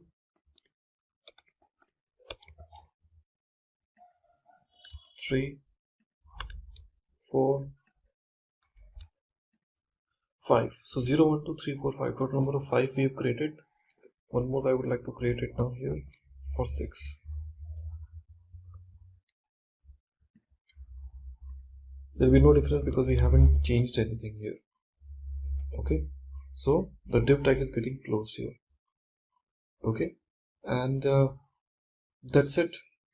And if you want to create some clear board or button, that you can basically offer it a little later on, but here we can use one more div, and here we say div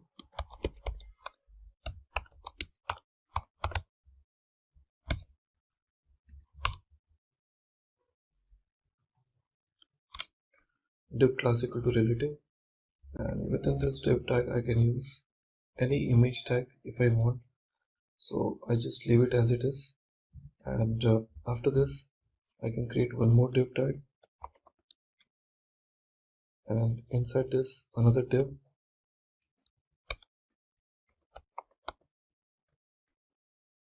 Okay, and under this I'm going to create a button.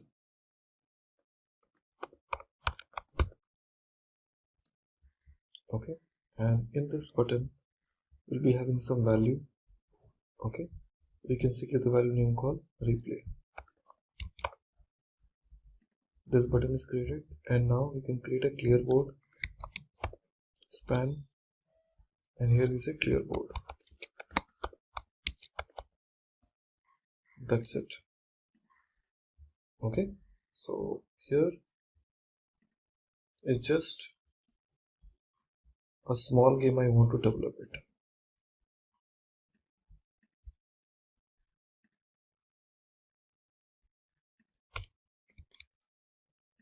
Better. Now there's no user interface has been used, so this user interface will be using it later on by offering them a pure look and feel, so that it gives me more better look when your application will start. But most importantly, I need to start working with the JavaScript part where the logic will get calculated here. Okay, so we want to start with the JavaScript, so let's get included the JavaScript in my code. So here I can say here a script tag, a script equal to, now the file I haven't created, so let it be as it is. That's it. So this is my script tag, and let me try to include my style sheet also. So I just say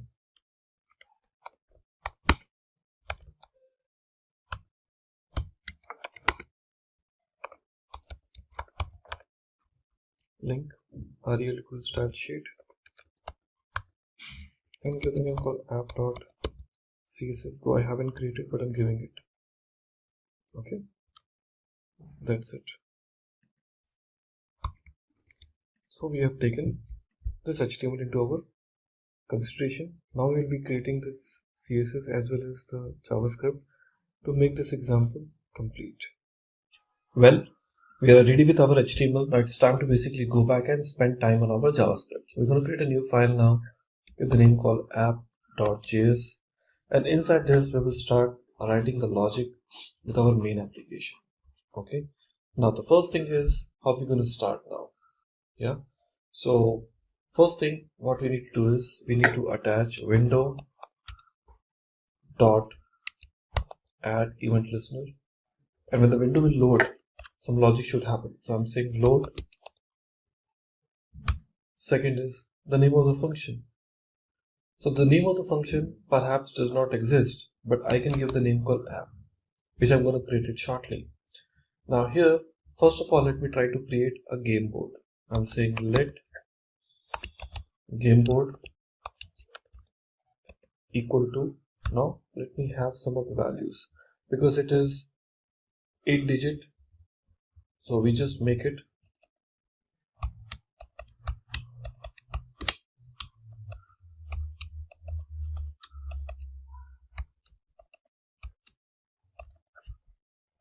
like that, and one more for making it 9.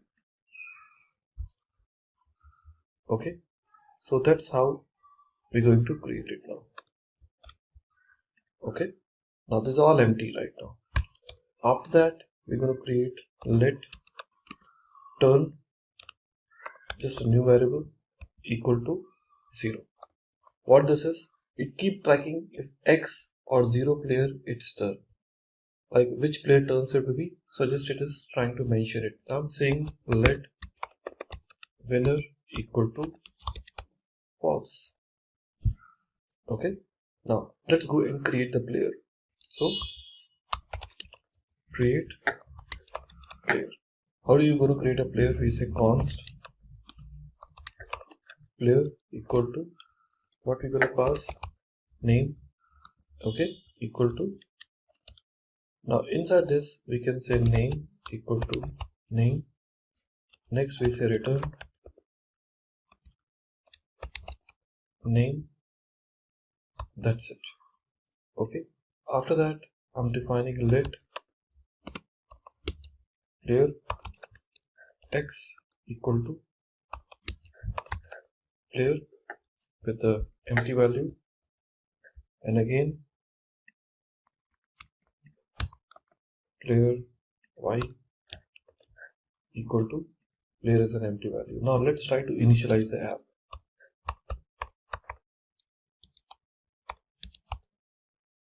Okay, initialize the app.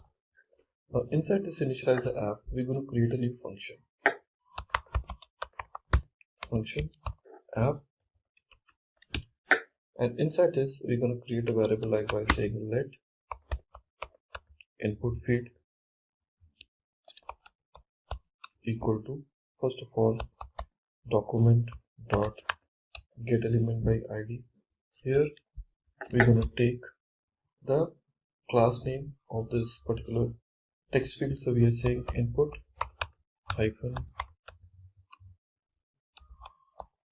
field. Okay, dot focus. Okay, Now after this we have to say const add players equal to, once again, document dot get element by id.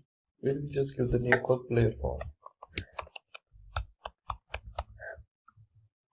Okay, next we are saying add player, okay, dot add event listener. We want to attach the event. On which event?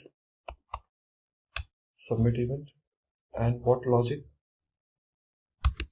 Add players. Okay, after that, once the players are added, we are saying let replay button equal to, once again, document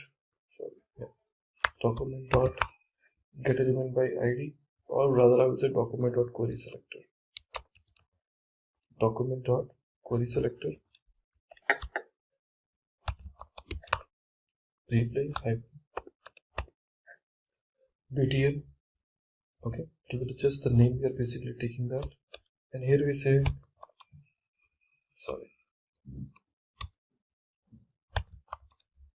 replay button dot add event listener. Which event I want to say?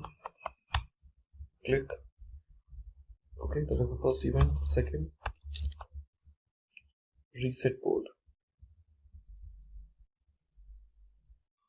Reset board.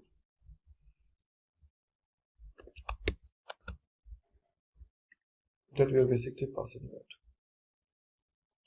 Okay, now this is the initial case which we have it. Now beyond that, I will add, this is the players what we have added and right now it slides to add the players.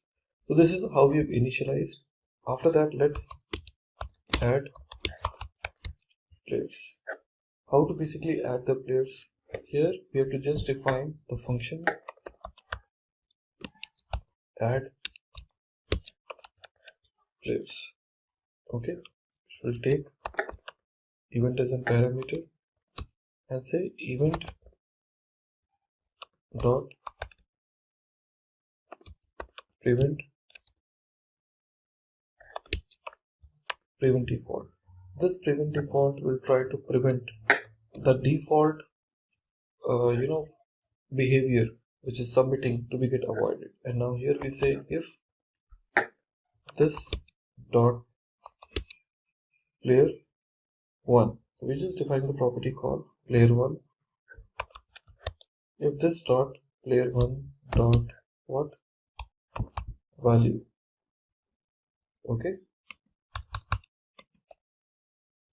is blank, okay, or this dot player 2, this dot player 2. Now I just want to find it out its value also. Value blank. Then what I should do? In this case I'm saying alert you must enter a name for each field. The user has to add the values, and after that return. Okay, now the next thing is like we would like to select the players in this inside this by saying const player form container. Again, const player from container equal to document dot query selector. Document dot query selector. Here we will just pass the value called enter hyphen players. Okay, now we say const board main equal to document dot once again query selector, board underscore main. Okay, after that player form container dot class list dot class list dot add. Here we're giving the name called what? Height container. Height hyphen container.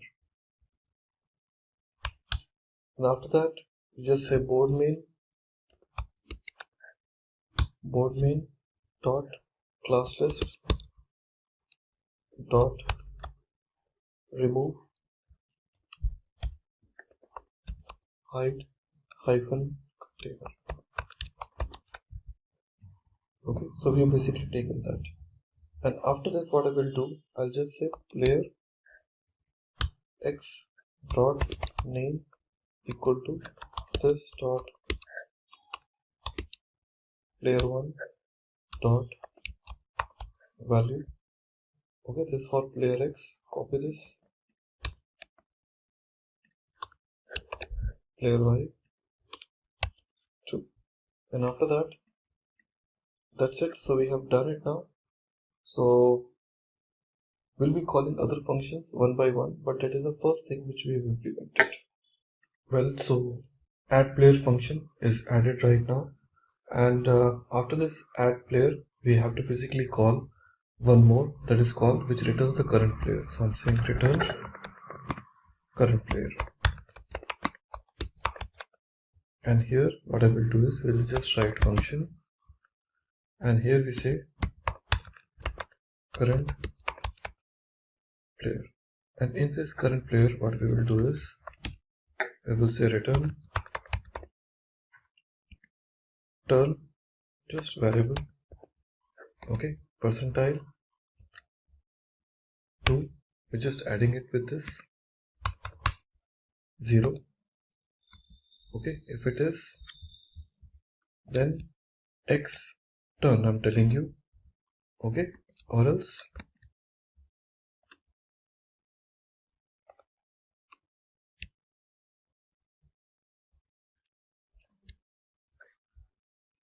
so we are adding like the current player. Who says the current player right now? Well, after this adding the return current player, we're gonna add the other function that is known as called return the current player. Return current player is having this value, and after that we need to say resize the square in event browser is resized. Once again, if the browser is getting resized, automatically the square size of your tic-tac-toe should also get increased. So we just say resize squares, and here we're gonna say this option equal window dot add event listener. Now we have a call option called resize here, and the second parameter what we are passing is called on resize.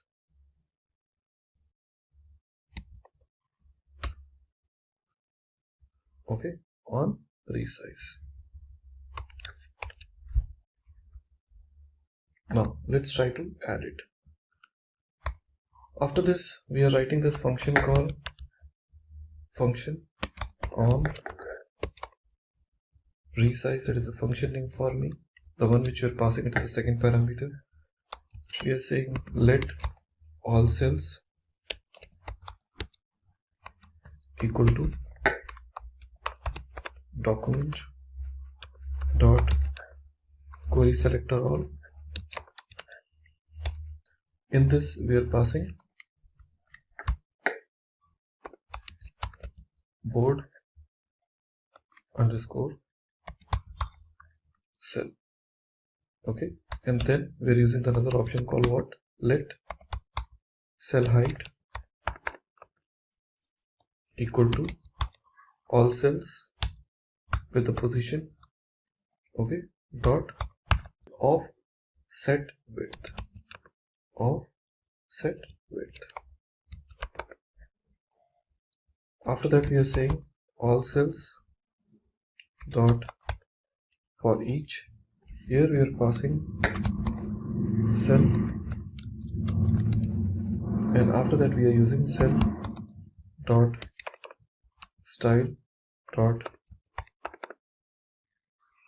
height equal to, now here we are using this backtick and use this $sign and say cell height, and that too in a pixel. So this will be taking the dynamic values. Okay, that's it over. Now we have to just launch our build board.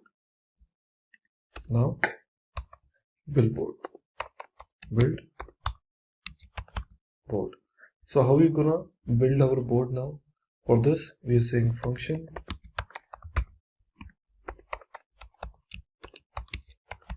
build board, and inside this build board we will see this option called let reset container equal to document dot, once again query selector, and pass the value called dot reset. Okay, and after that we are saying reset container dot class list dot remove, and we are passing the value called reset hyphen hidden, this value. And after that we may call some other type of functions also. Okay, so for those functions I can say first will be called on resize,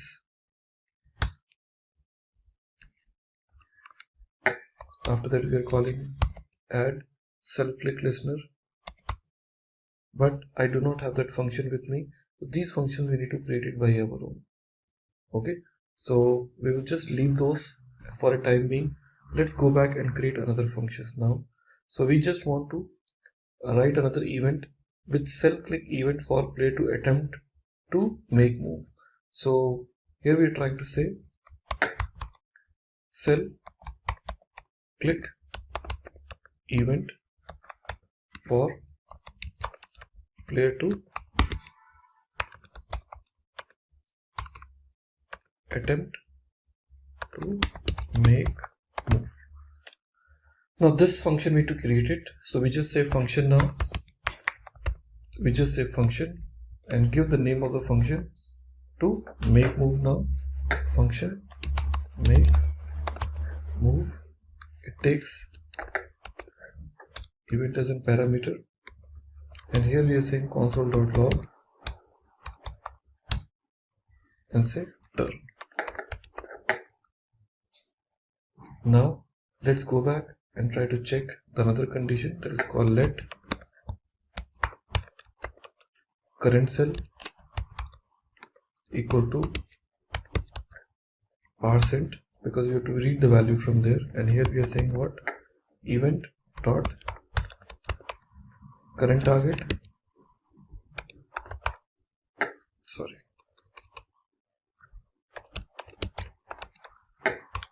event dot current target dot first element child, okay, dot dataset dot id.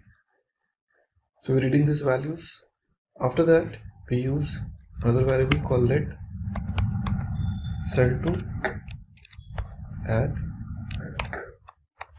token. Now here we are typing document dot query selector, and here in using backtick I'm using this value called data hyphen id, okay, equal to, here we are using once again in a single quotes dollar current cell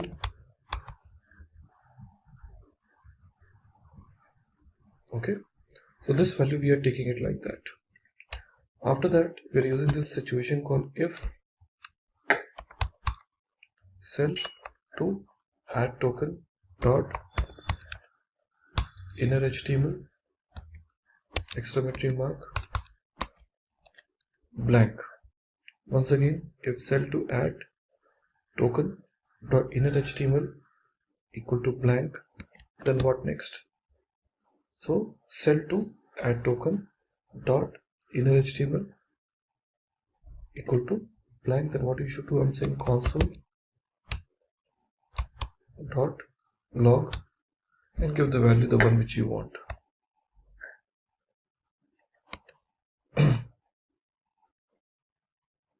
Okay, so in this console.log, what value we can give it?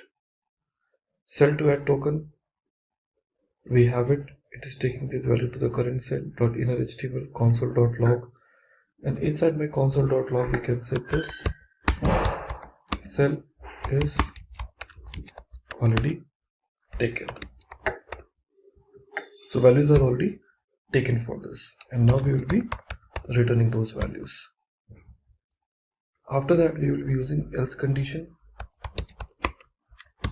and here we use once again if current player, okay, is X, then we'll be using this option called cell. See, we have this property option available called cell to add token. So we are saying cell to add token, okay, dot text content equal to current player.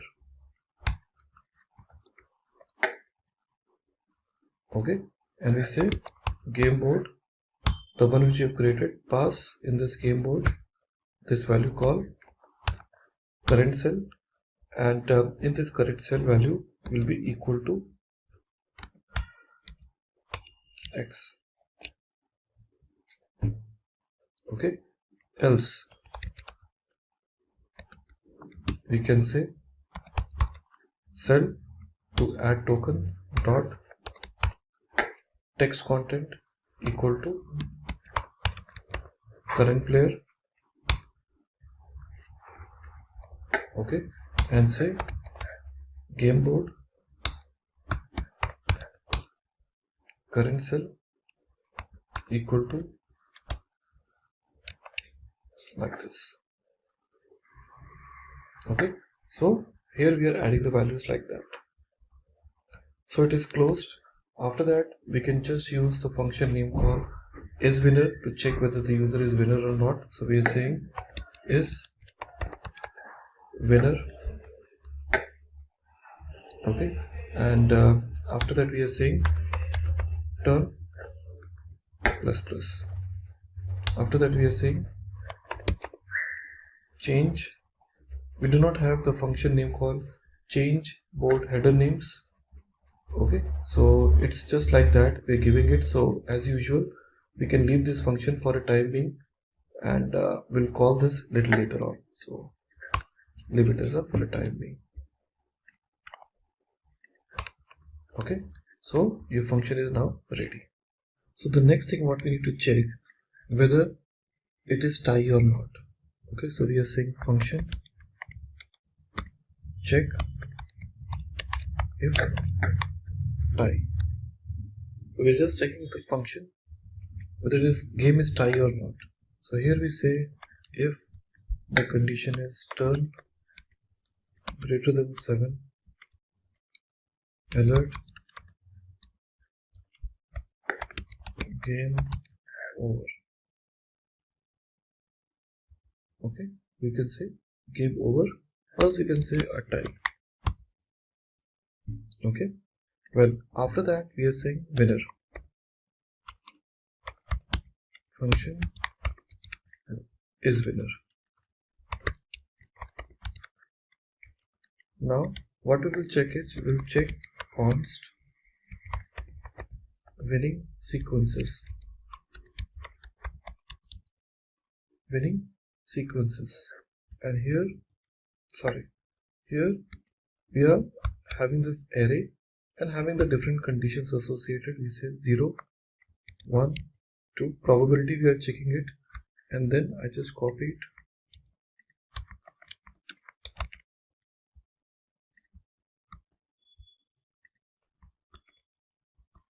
Well, we are saying 0, 1, 2, and here we are saying 3, 4, 5,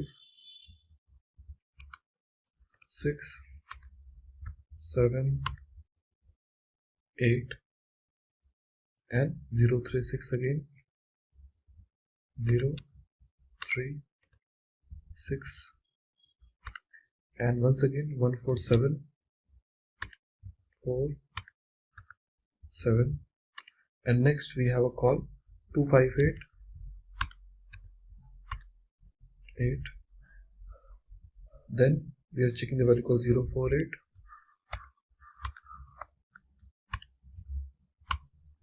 8, and one more last option we'll put is called 2, 4, 6.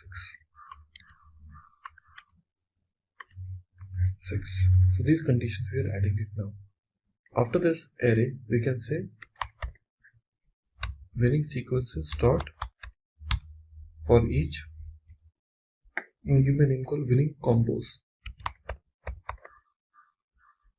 Winning combos. And inside this winning combos, we are giving let cell1 equal to winning combos position 0. Then let copy and paste 3 times cell 2, cell 3, and here we get the value called what? 1, 2. 3 values we're giving it, and after that we're checking the condition. Let's say if, and here the conditions we are checking. What exactly that will be? For the game board, we are saying game board cell 1,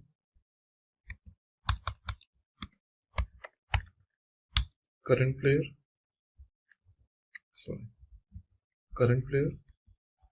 ampersand come down, game board cell 2. I just also copy this the same line and paste it multiple times. Now here we are checking the condition for cell 2 and cell 3 and cell 3, and after that we are starting the position. So after that we are starting the position call by calling this condition call const cells, and then equal to document dot get element by, or sorry, document dot query selector all, and here let's select the position dot board underscore cell. Okay, then after that we will be using cells dot for each cell, and inside is what we are passing. We are saying let cell id equal to cell dot first element child. Okay, dot dataset dot id. So this is the value which we are basically adding it now, and we are using one more if condition. We are saying if cell id, now we are talking about call cell id triple equal to cell 1 or cell id cell 2 or cell id equal to cell 3. Okay, and in that case we can use cell dot class list dot add, give the name called board, just give the class name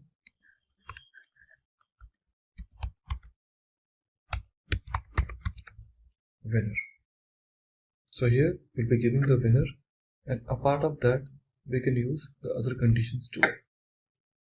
Okay, so here it is adding the value, and now let's say let current player equal to document dot get element by id. So you can basically define it. So current player you want, so we can use the current player or whichever conditions you want. So here we use what? The cell winner. Now small change, rather than using current player we can use the current player text. The new variable we are creating it, current player text document dot, rather than saying get element by id, we can say query selector, and in this query selector we'll be giving the value by saying dot board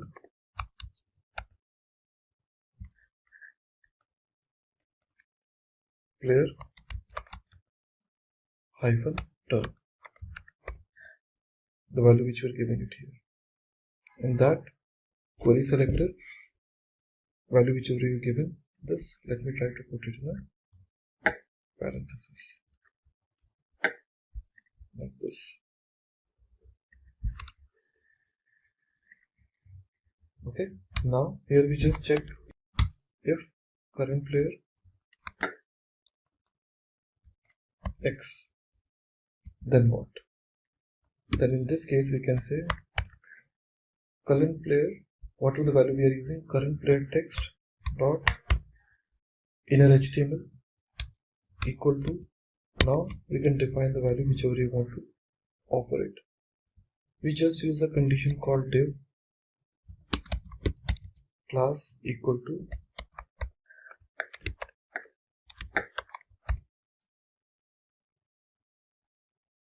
okay, so we are saying congratulations.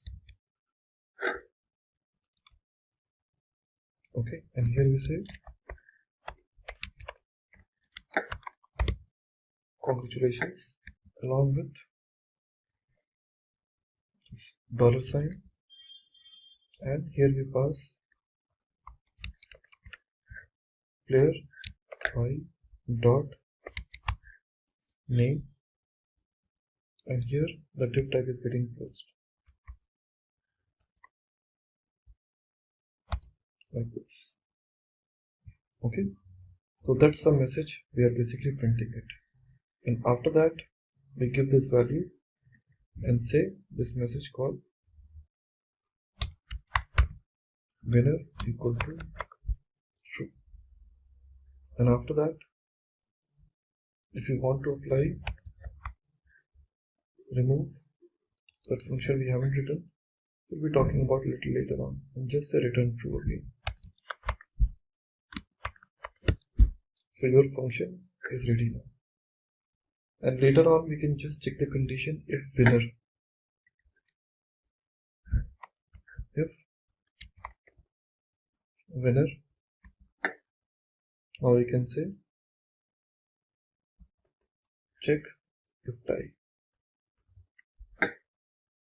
and return false. That's it. Now in a continuation to this example, we're gonna develop another function which the name is called change board header names. So let's continue by defining the new function called function change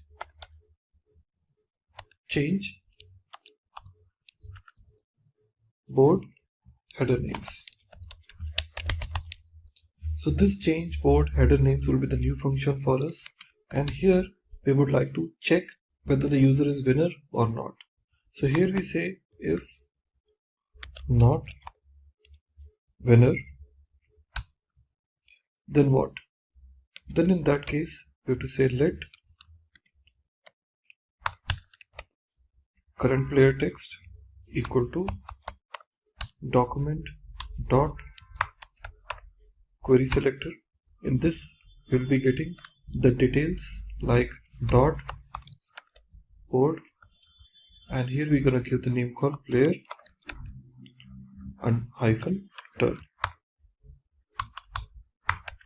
Player hyphen turn.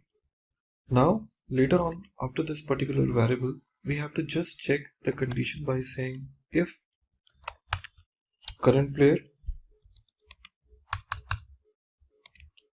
equal to x, if the position is x, sorry, let me try to put it in a capital letter here, x, then we have to say current player dot inner HTML equal to, now here we have to just use the same option called backticks because I want to go multi-lines.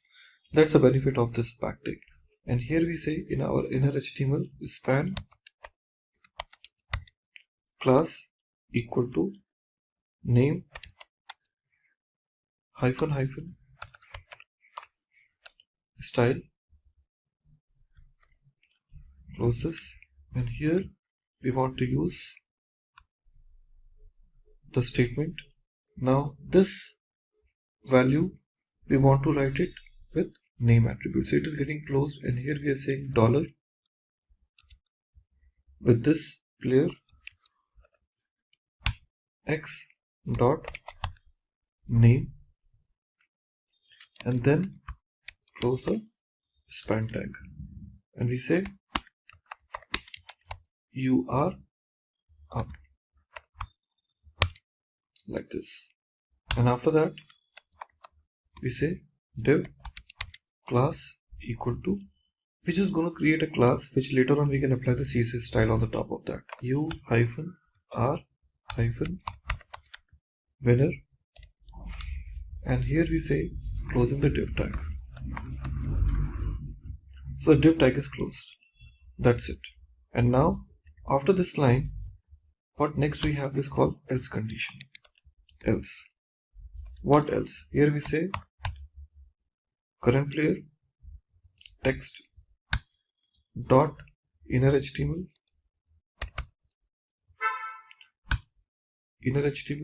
equal to, after this we're gonna write the span class equal to, here we say name hyphen hyphen, same option we're gonna use it. So in this condition, so winner conditions, so let me try to copy the same rather than copying it again and again. I'll just copy the whole text. Span class equal to name hyphen hyphen style player, rather than saying x we have to use y, you are up, you are winner. Okay, so here it's getting closed. Well, after this what we have to do, create another function called reset board. Function reset board. Now in this function reset board we just say console.log a small message resetting is added. Now afterwards we will be using the game board, and the same game board what we have used it earlier, I'll be using the same conditions. On the top, if you remember, that was the game board for me, so I'll be using the same game board. We copy this, yeah, with the same condition. Okay, game board equal to this. After that line we will say let cell to add token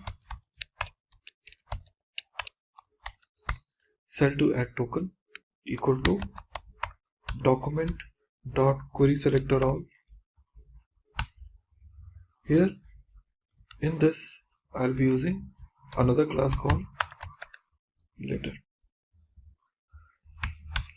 Now cell to add token, whichever we've used, dot for each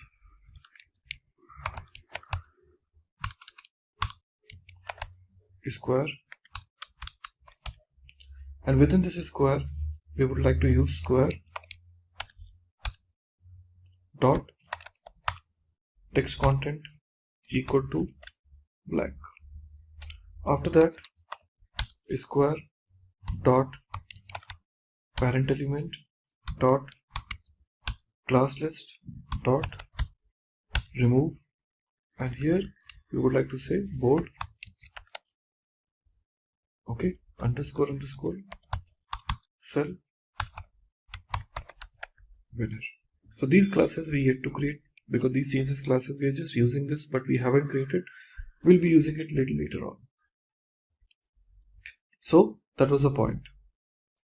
Now after that we are defining the turn value, turn equal to 0 because we are resetting it, and winner equal to false. After that, winner equal to false, we just define another variable called define let current player text equal to document dot query selector all. Document query selector all. So here we're going to use the name called board, define player hyphen turn,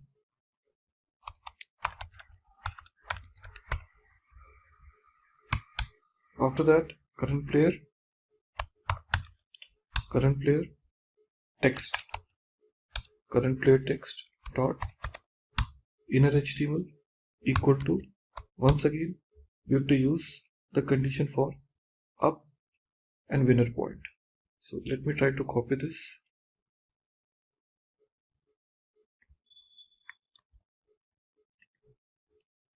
Inner HTML equal to, okay, and in this we have to say player x dot name. Okay, just everything is same, no change at all. Okay, now here after that we're gonna write one more function called function add cell click listener. That means when I will be adding or clicking something to my cell, what kind of event I would like to listen. Here we are saying const cells equal to document dot query selector all. Let's check the condition board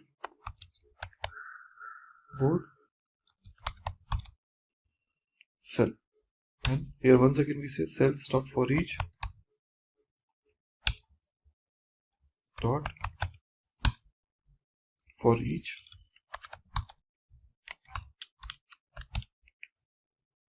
and here we say cell dot add event listener, which event I want to listen, click, and the second parameter will be handler, once called make move. Okay, and this function which we have created called add cell clicks listener, okay, this I'll be calling it here. Perfect. Later on, once it is done, let's try to add one more function called function remove cell click listener. Remove cell click listener.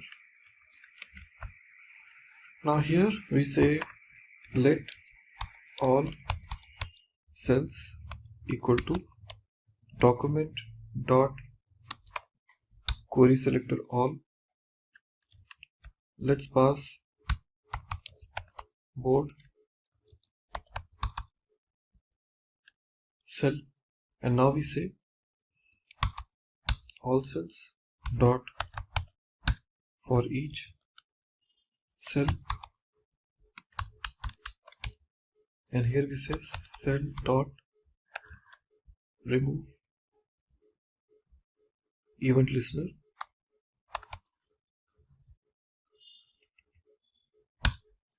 which event click,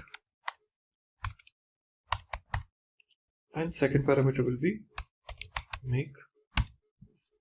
That's it. So friends, now here most of our JavaScript code is written now. So going forward we would like to use CSS, and finally we'll be applying everything into our HTML file.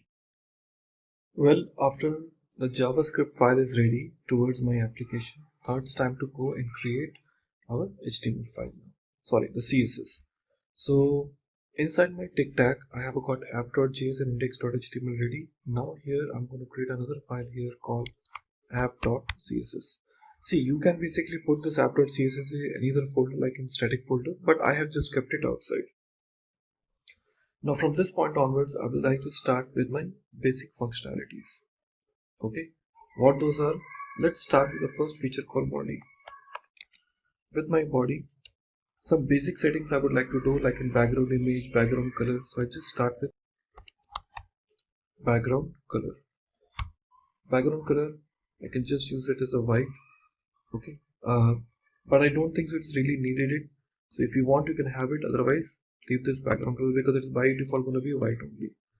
And now next would be called height.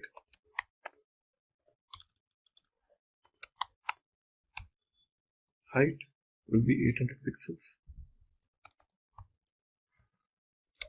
Next, background position. Background position, I just say like center. Next, background repeat, in case if you do not want to repeat the image. Background repeat, and here I say no repeat. Next, background size. Here we are saying cover. Okay, so it resizes the background image to cover the entire container. Okay, so that's what the body part. Now the next thing is we have to select the rest of the CSS classes. So first select div dot relative. Inside this div dot relative is first say called position. Position we are saying absolute. Next is top. From the top I'm just making 760 pixels. Next right. Right we are just saying 120 pixels. Next, after this we are saying height container, height dot container, or sorry, height hyphen container. Here in height hyphen container we will display colon none.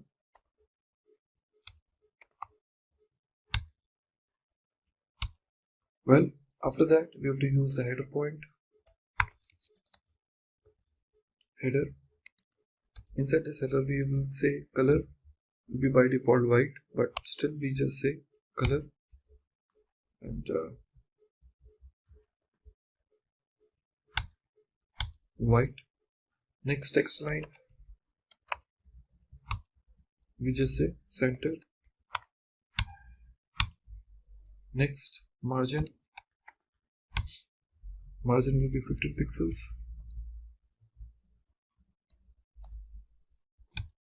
Next, font family.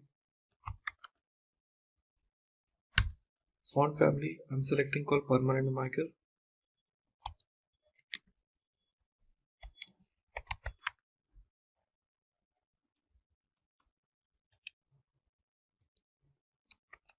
Permanent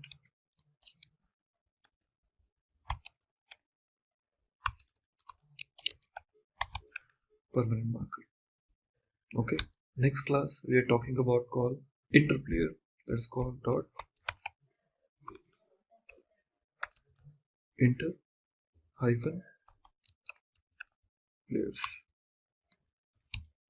Now in inter hyphen players we will say color.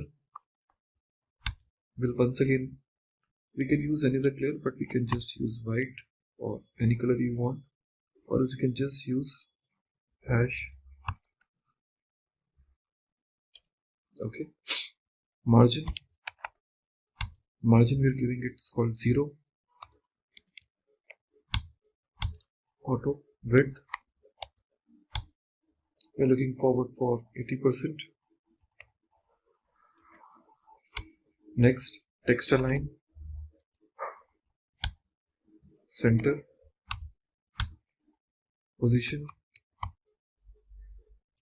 relative. Now next we're going forward for input field.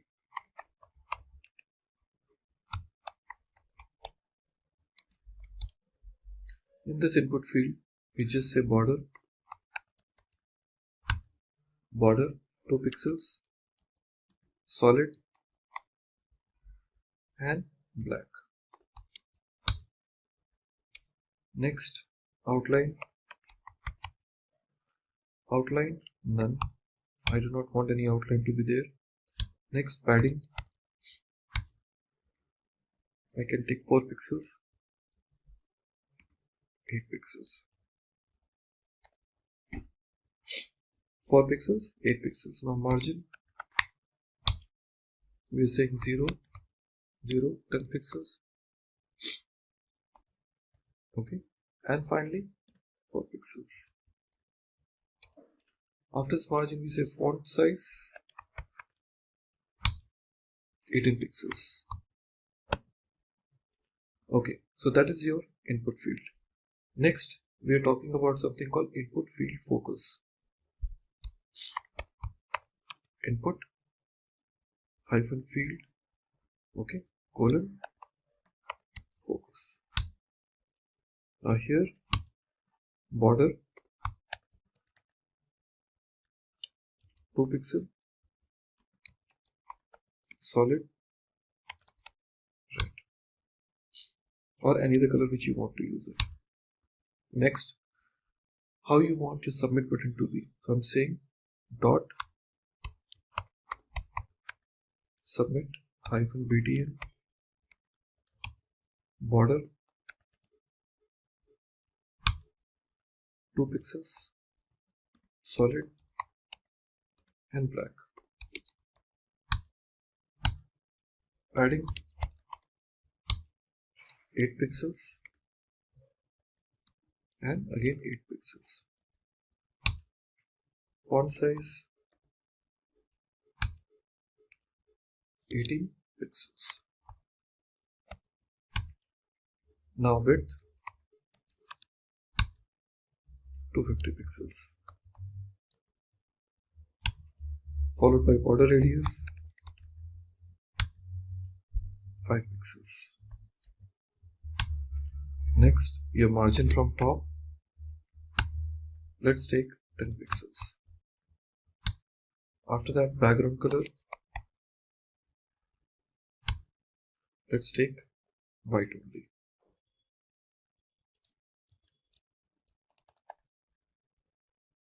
Okay, so this is the property. Now going forward, you can associate with your submit button active and submit button focus. So we are saying dot submit hyphen btn colon active and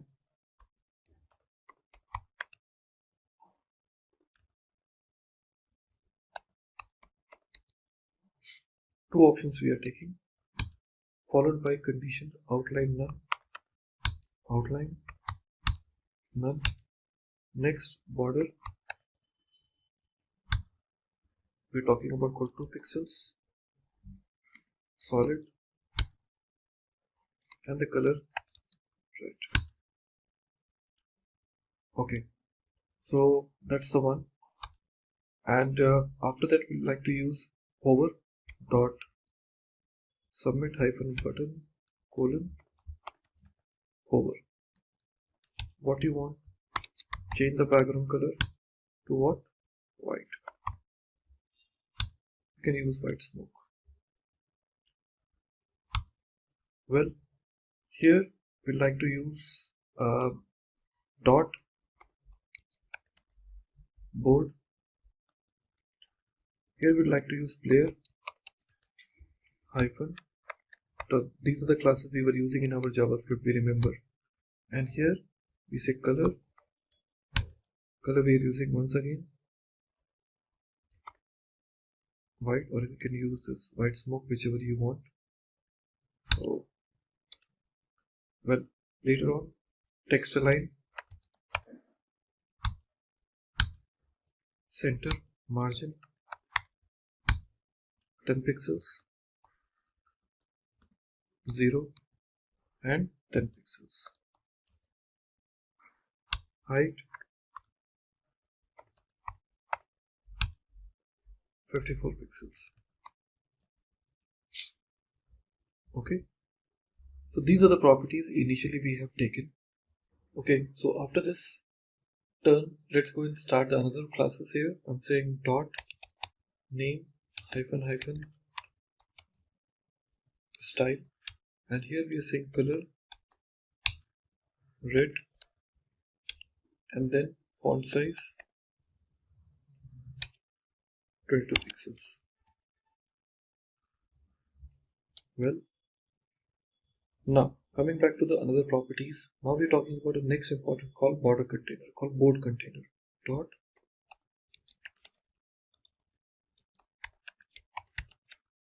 board container.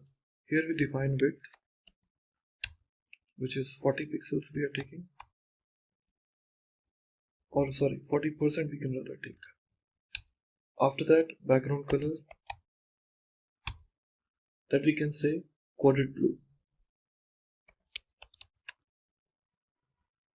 Okay, next margin we're taking is a 0 and auto. After that, font size we are taking 0. Next, border we are taking 2 pixels, then solid, and then black, followed by box shadow. We remember this box shadow is one of the very CSS 3 popular property. Here we are defining 3 pixels, 3 pixels, 3 pixels, 0 pixels, and RGB we can talk about called black.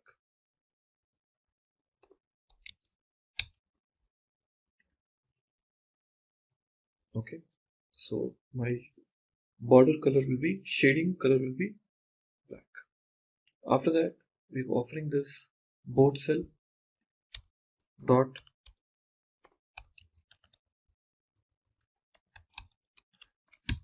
now in this board cell we are defining width.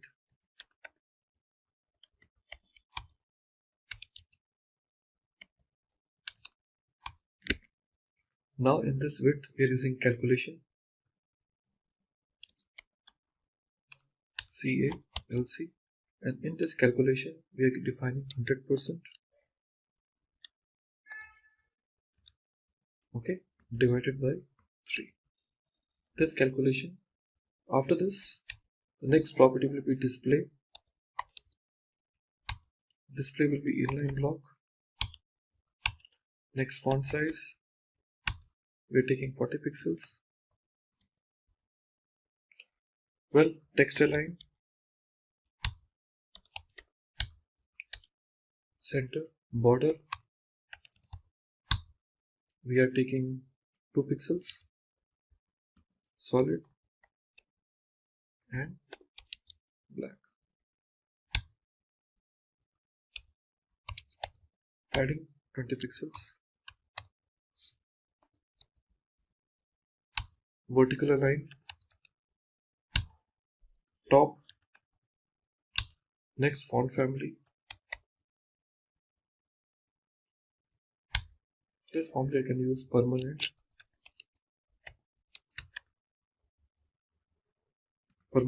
marker. Okay, now next option, a part of this we have a call your board cell value, board cell hyphen winner, I would say rather hyphen winner.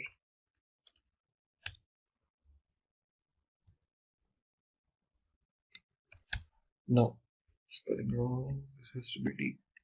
Yeah, board cell winner. Let's make background color red. Okay, and later on just use letter. Now in this letter we just give the color combination, so color will be white. Next position,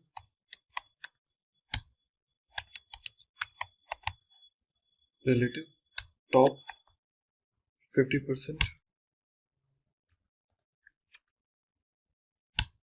Next, transform,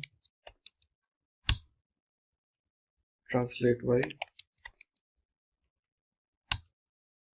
to minus 50%.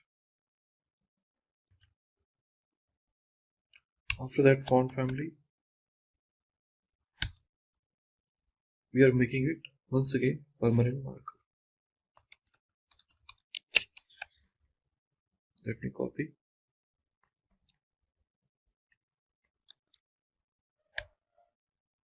Okay, now here next option will be called winner container. Here we're giving winner with dot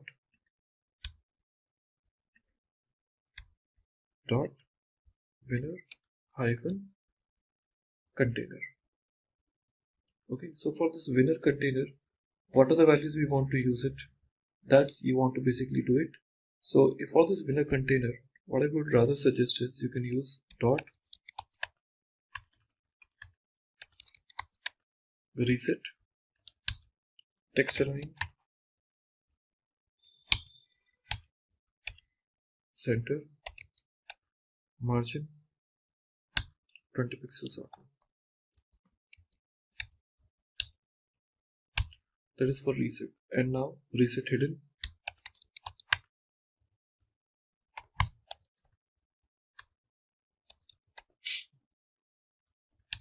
Inside this reset hidden, we will set display none,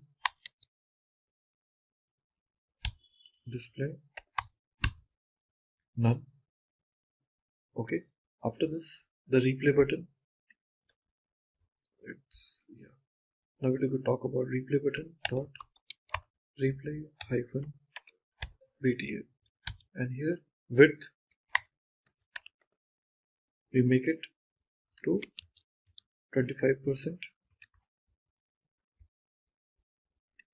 Okay, and followed by padding 10 pixels. We take it from here and 20 pixels. Border, this border we are taking is called 2 pixels, followed by solid, okay, and black color. Now later on, border radius we are taking 5 pixels. Later on, outline, I'm saying none.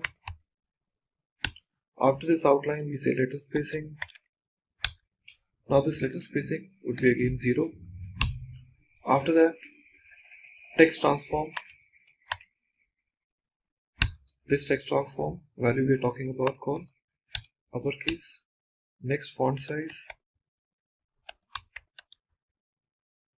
Font size, we are taking 16 pixels. Then margin top. Margin top would be 12 pixels. Then word spacing, that you are taking 3 pixels, followed by background color.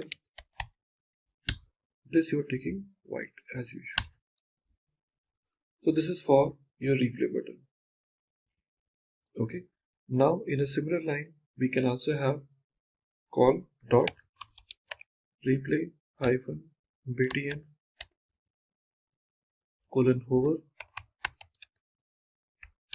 followed by dot replay hyphen active. Now apply the common style outline.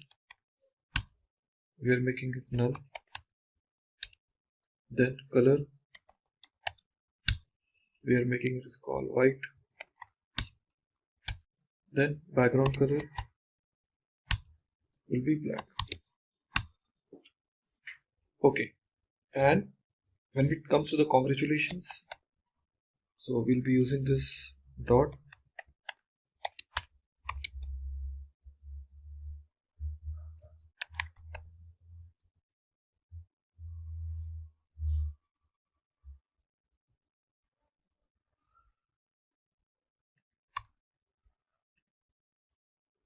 Okay, so this congratulations class will be using font size to what, 24 pixels, and after this we are using this call winner.u-r.winner. In this winner we'll be taking font size, okay, that's 18 pixels.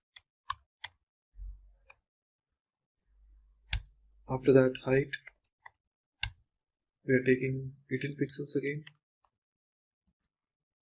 Then line height, we are taking 18 pixels. And then margin, 2 pixels. And then 0. Okay, that's it. So last but not least, we would like to use this dot replay hyphen btn. This I'm saying width 50%. 50%. So this is what my CSS file is all set. I know it was pretty lengthy, but it is required for this particular application. Okay everyone, so we are all ready with our CSS also. Now it's time to go back to our index.html file and take care about the final finishing touch. So we have this index.html file with us, and now the CSS class which we were using it in our application, that is known as called this permanent marker, this class is not by default available, so we have to include this using this external API. So here where we have a call CSS with us, before that we want link.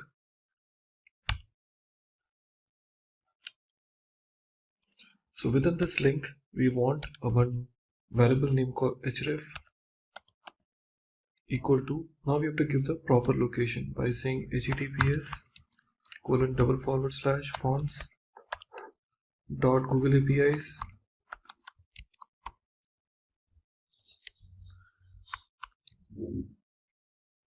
okay .com/css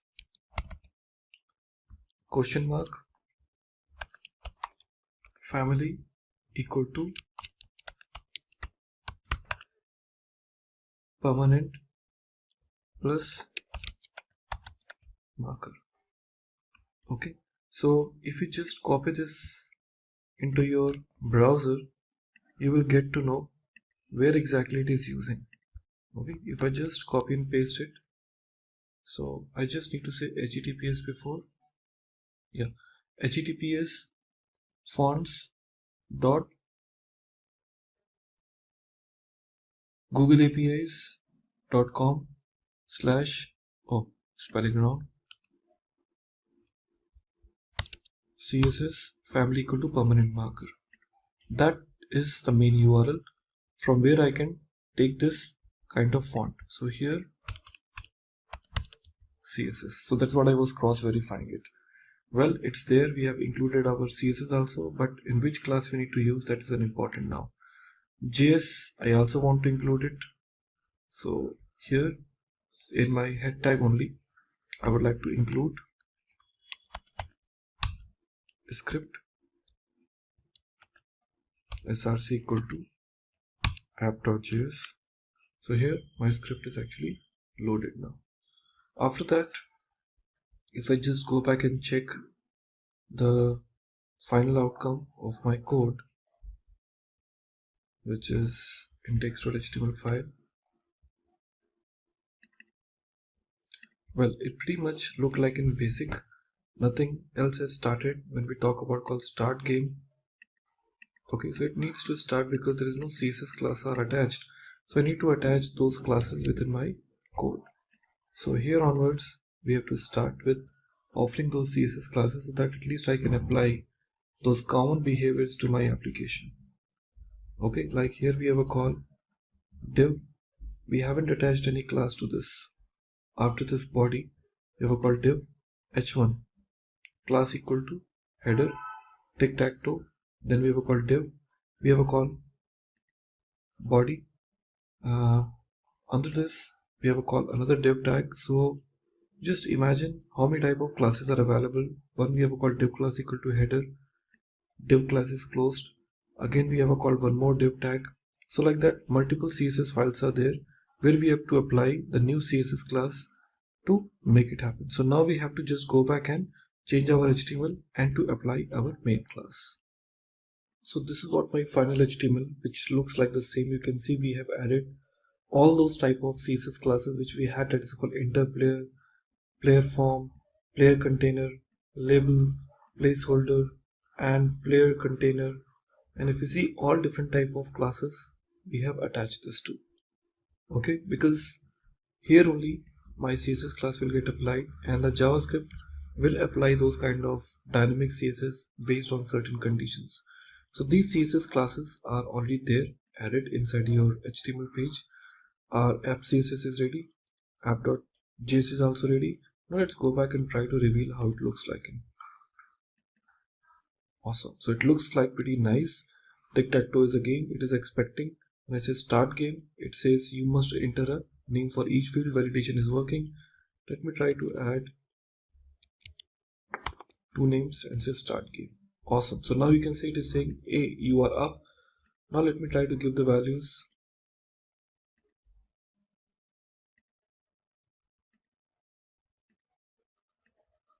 Awesome. Now you can see it's saying like, hey, you are a winner. Great. So guys, congratulations on this, the first example of how the tic-tac-toe game is used. So it is a classical example of CSS, JavaScript and HTML together. So this time we're going to talk about our next very interesting feature that is known as called dealing with another example that is called snake game. So snake game is one of the very powerful example which I'm going to share with you, which will help you to understand like how we offer a very simplest way of developing a mini project. Okay, that is something which is a snake game. Let's see how the snake game is important and how we're going to deal with this. These are our previous examples which we have seen, which I will call a project which we have created, that is called quiz application. And now we're going to start working with our new project. Now here, first of all, I'm going to create a new folder that is called snake game. And inside this snake game, we need some new folders. First folder I'm going to create it inside this, that is called images. And within this snake games, I'm going to create few new files that is called index.html. And here I'm going to create a new file name called app.js. At the same time, I'll be having some of the CSS files if I need, so I can say app.css. So total number of 3 files I have it now. Let me close down all the files whichever I have opened it earlier. So now that looks cleaner approach. So this is a snake game for us from where we need to start, and we have a called index.html file, and here I will as usual create our basic HTML syntax, and here I would like to include our script tag, script src equal to app.js. That's it. And now going forward, we will start developing our next implementation of snake game. Now inside my body tag, I would like to have some basic property called speed. Okay, and later on I'll be taking the input from the client. So we are saying input type equal to, so here we can justify the speed, and we can give id equal to game speed, and followed by value equal to, we can give the value called 5 initial value, and min equal to 1, that is the minimum value, and max equal to 9. That is the maximum and minimum value we can offer. Beyond that, I won't allow the users to go.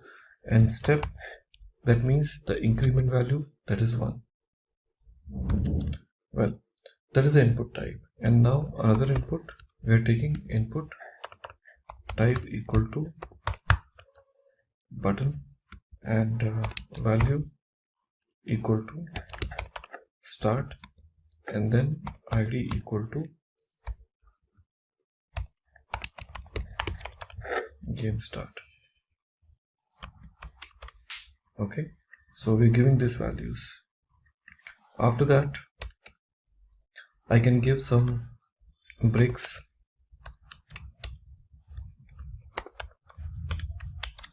So 2 breaks we're giving it, and start working with the div tag now.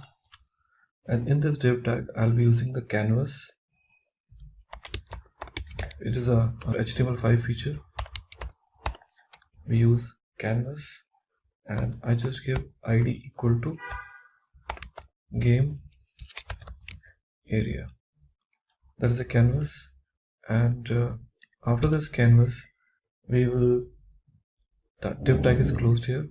After the div tag, I can use another div tag, div. Here I can say class equal to,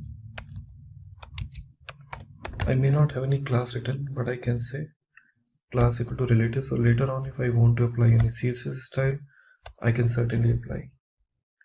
And after that, I can offer the images. Okay, so I may not have any images right now, so I just leave this image blank right now. Okay, and this script src, I'll load it only before my body tag get closed. It is always a good practice to keeping this script tag on the bottom of the body tag, always designed for good practice. Now this is almost ready for me. Let me check.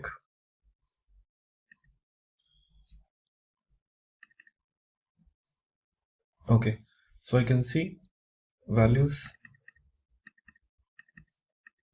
Now it will go maximum 9, that is how we have given, and minimum is 1. Start is the button which is not doing anything, but later on we can allow some logic inside this. Now we have to start working with our main JavaScript tag. This is my app.js, and here onwards we will use some of the properties, okay, which I want to initialize it. So we are saying var game start equal to null, initialized. Second, game speed equal to null. Next, game area equal to null. Game area context equal to null. Then game area width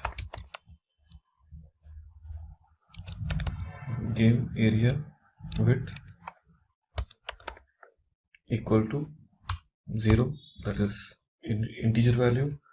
Game area height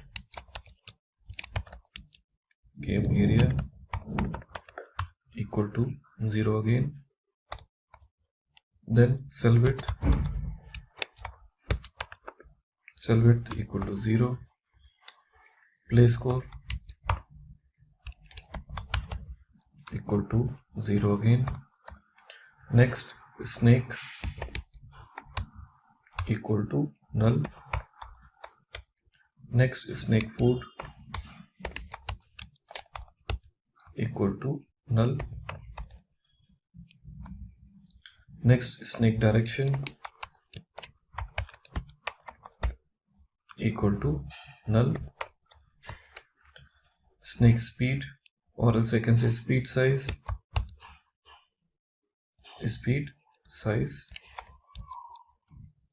equal to 0. Next we have a timer equal to null. So these number of properties we have initialized. Okay, now after that we will be writing a function by saying function name is called initialize. Okay, and here in initialized we would like to use some of the properties. First we are saying game start equal to document dot get element by id. Here I can give the value called hash game start. Let me put it in double quotes. Game start. Now game speed. Now these all basically the values are there. Game start, game speed. These all values we have to take it. Okay, so we will be seeing these values one by one. So let me say the another one that is called game speed. Game speed equal to again document dot get element by id. Now we are passing the game speed. Game speed. Now here once again I will take another point, game area. I say game area. Here you have to give the value called game area. Okay, so these values we have taken. Now we'll be talking about called game area context. Game area context equal to game area dot get context. Get, and in this game context we will be using what type of context? We are saying 2D.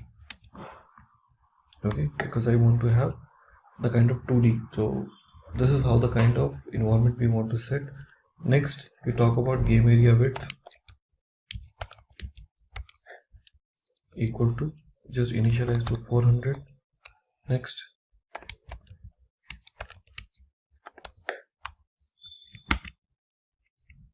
game area height equal to 600.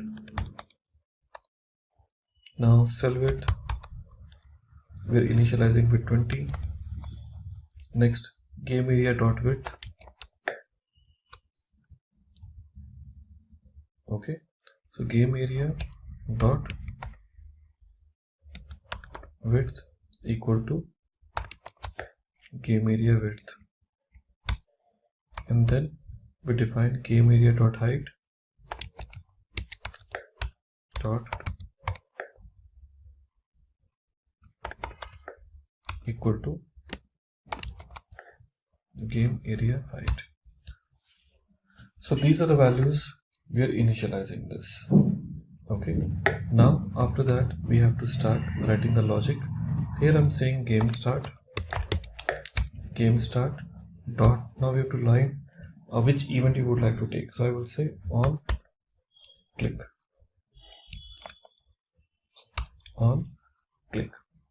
So when I basically click, what should happen?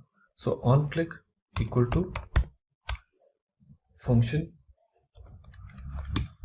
So what you want to write it here? I'm saying this dot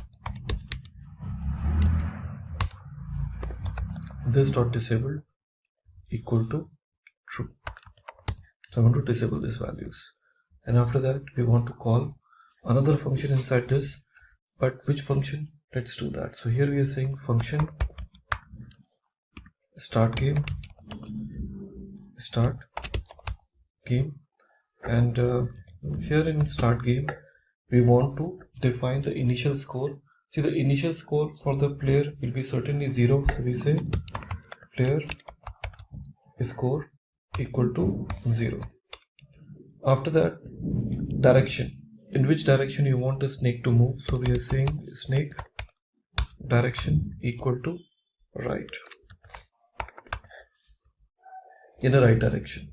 Then speed size, the variable which we have defined, so speed size equal to, because it will be accepting the value from the text boxes or from the drop down, so it certainly will be string type. So we have to use %. So we are using this option called %, and here we are using game speed dot value. Okay, so we are using this value game speed dot value. Now here we would like to calculate certain things. What those are? First we are saying if, okay, what if condition. See, this function we are writing called start game, because there are certain things which you need to make it. So like that we have to define it. So function initialize, we have started. Okay, and then after that we have written on click within this. So this is what the on click we had, and there onwards we have to finish this point. And after that we've started start game, and now we'll be writing the logic for this. So here we are saying if we're saying speed size, we're saying equal to 9. We basically initialize to what? 9. Here we say else if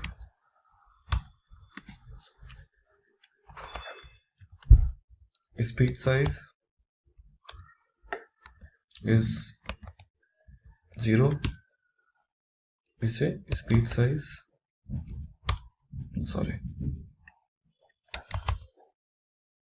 speed size equal to 1. That means if it is less than 0, I will be making it minimum to 1. If it is greater than 9, I will be making it to 9 maximum. And that's it. Okay, so after this else if condition is getting closed, we are saying speed size equal to 1. So here we just say snake equal to array. So that is my array for me. And after that we are saying snake dot push, because it needs to move ahead, and here we'll be pushing it towards by saying x position 0, and then the y, and here the y value will be what? Cell width. That means how far it can go. So it will go within the width of this application. Okay, so that's how exactly we would like to make it. Okay, so here we have a call cell width which we have given here. After that, what we have to do is we have to define our own function called clear interval, and this clear interval perform any logic whichever I would like to make it. Okay, so here after that snake.push value has been given. Here I will be creating one more function here that's known as called create food. Okay, so here we're saying create food.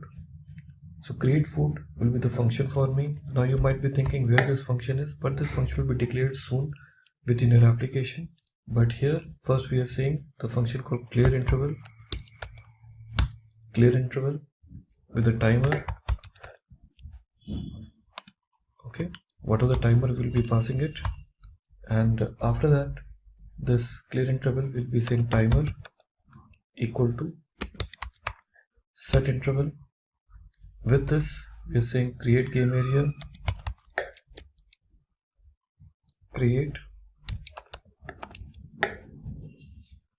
Now here in our application, whatever the value we are giving it, that we need to basically implement. Here we are giving this called create food is a function we are calling. After that we are calling this clear interval.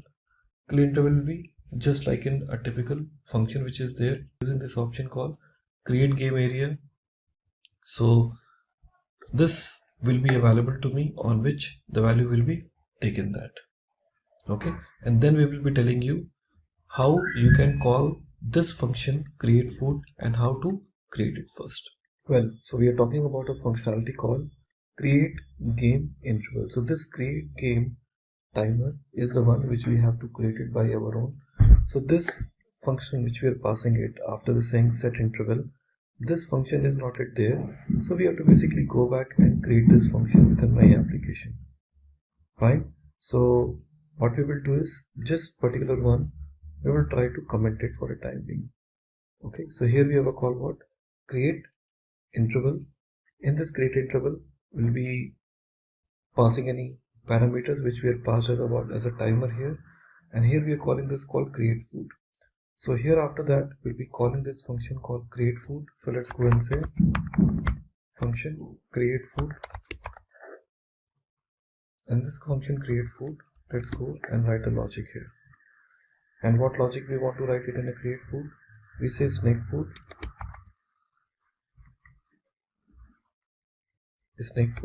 equal to,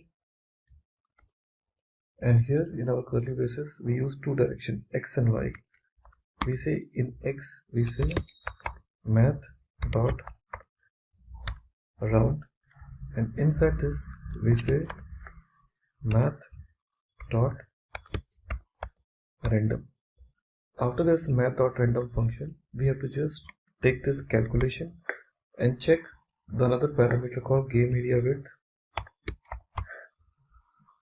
Game area width minus cell width, the one which you are passing it.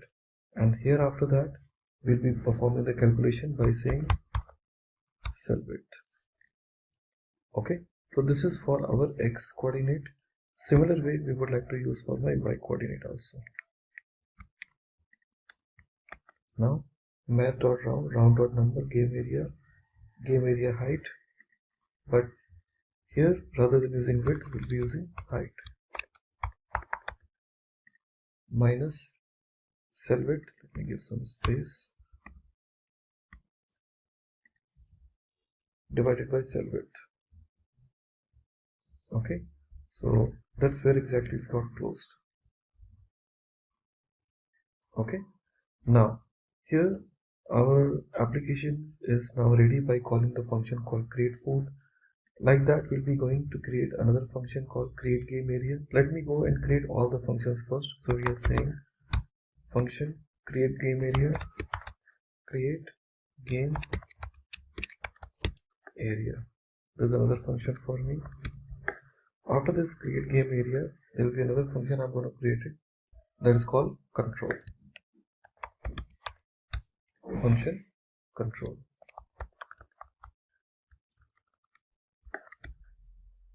Okay, after that we're going to write one more function called function write score. There's another function available for us, control. We have a called write score. There's another function which you're going to write it down here, that is called function write score is done. Now we say create square. Create square. There's another function, and finally we'll have a call change direction. Function change direction. So that's it. So these many functions we wanted to create it here in our system. Well, we know it very well that we have taken this called create food. Create food function is already ready now. Now we're going to talk about our next function called create game area. And in this create game area, we are defining two locations, var x direction and y direction. So we say snake x equal to snake. The position we are taking is called 0, and we are saying dot x. For the x direction, we are saying var snake y equal to snake. Position we are taking once again 0 and dot y. So two directions we have taken, x direction and y direction. Now here we are starting game area context dot fill style, that you know it very well, it is a property. Fill style equal to which color you want to fill this up. So I'm saying hash white color.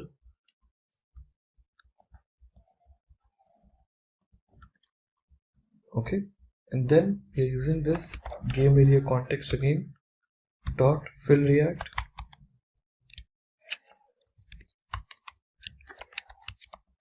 Fill react. Now give the position values. I'm saying 0, 0, game area width,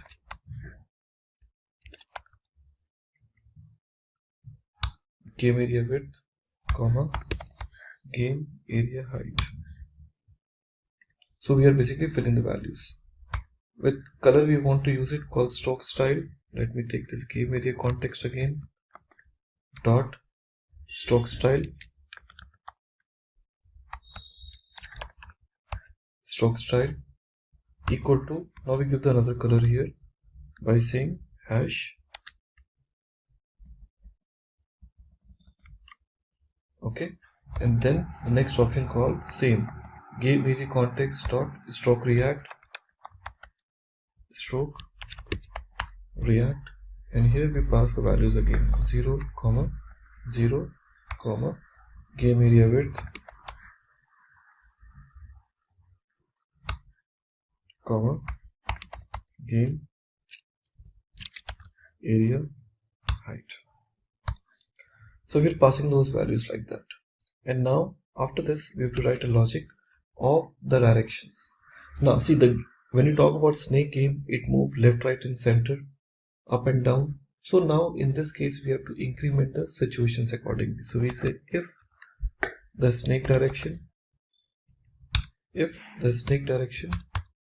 equal to right, then we say snake x plus plus. Now else if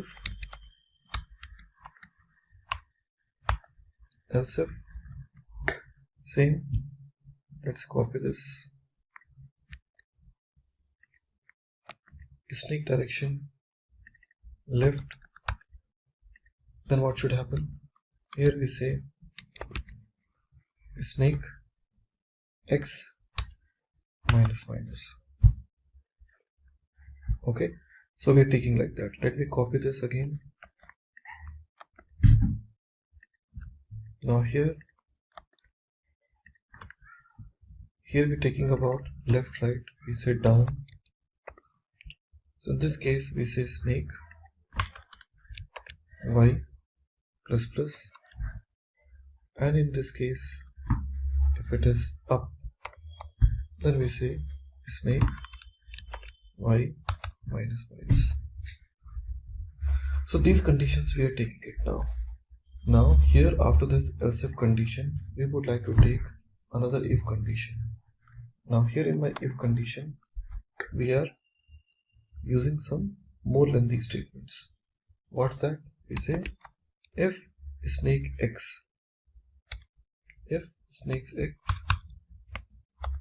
minus 1 or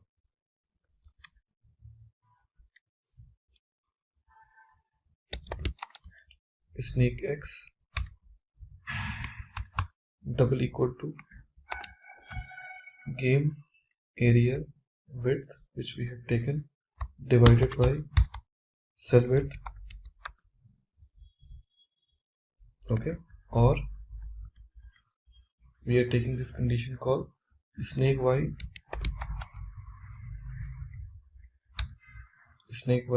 double equal to minus 1. Okay, so we're giving this call minus 1, or snake y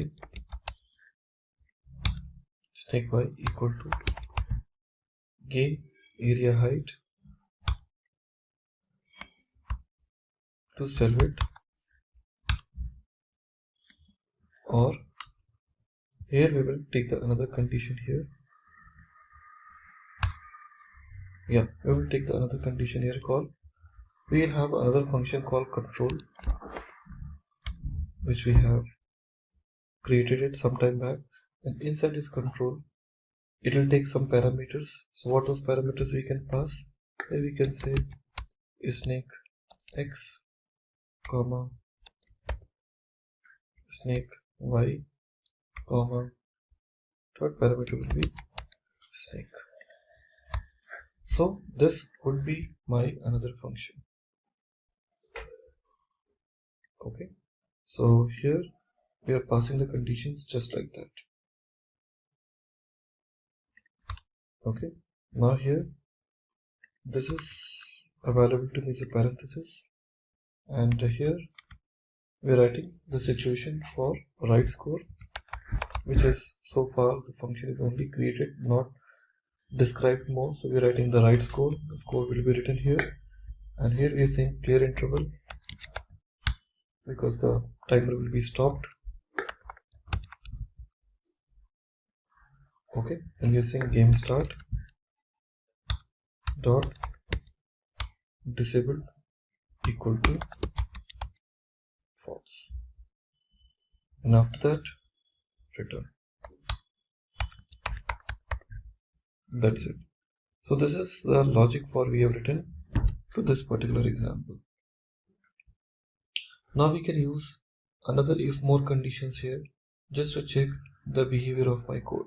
If getting your learning started is half the battle, what if you could do that for free? Visit SkillUp by Simplilearn. Click on the link in the description to know more. Well, here we have finished till this game start.disable equal to false, and we returned. Now, going forward after this return, we would like to have another condition for the snakex. So we say if snakex double equal to snakefood dot x. Okay, snakefood dot x ampersand snake y double equal to snake food dot y. Then in this case I will say var new head var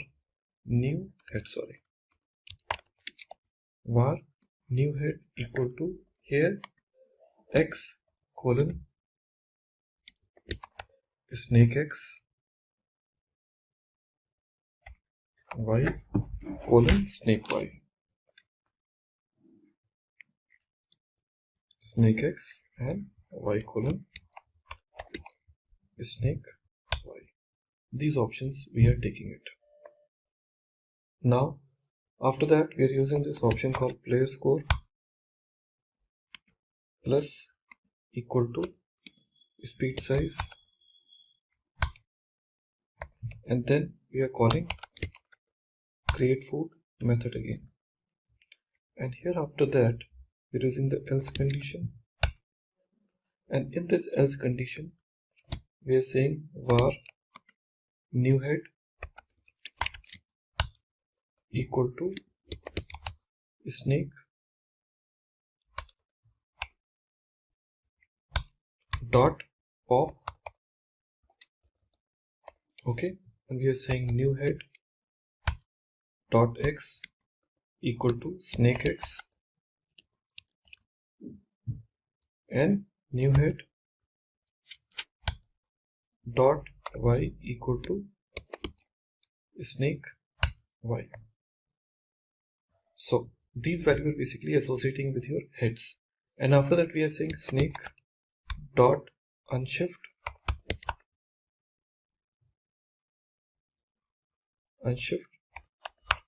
snake dot unshift, and here we are passing this option called new head. That's it. And after that we'll be starting with our for loop by saying for var equal to var I equal to 0, then I is less than snake dot length and snake dot length, and once I plus plus. Okay, later on we just use the option called create square, and in this create square we are passing snake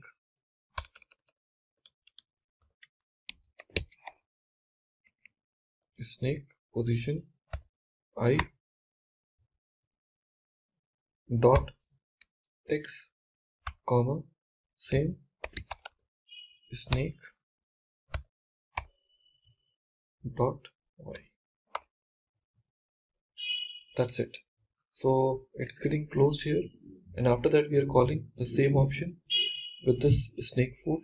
Let me copy this again, and here rather than using this we can say snake food dot x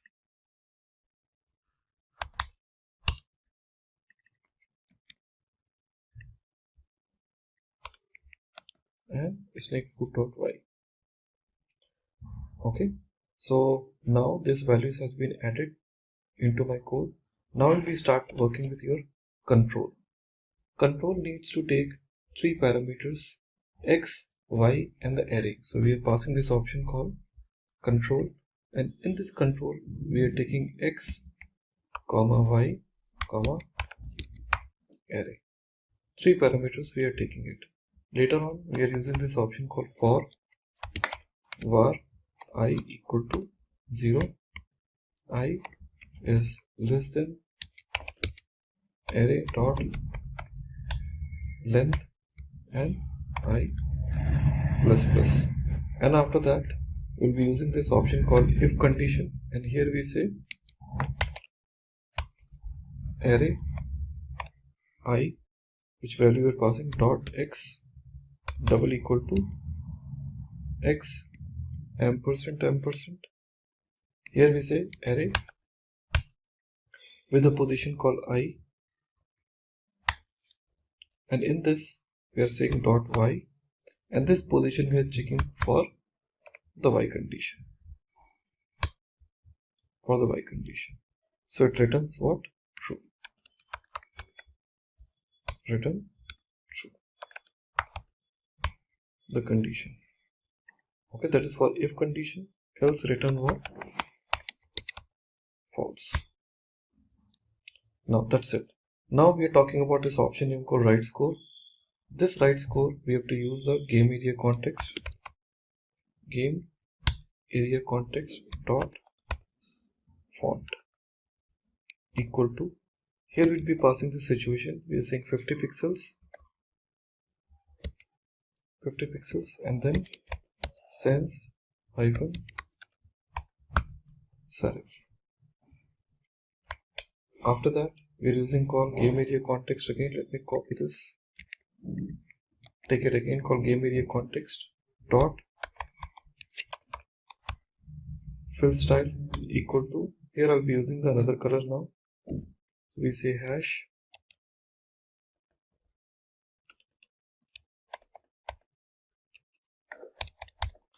okay. Now after that we are saying once again the game area context dot fill text.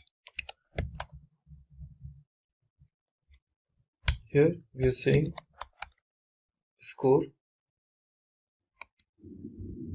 colon, and here we say plus player score, whatever it is, with game area width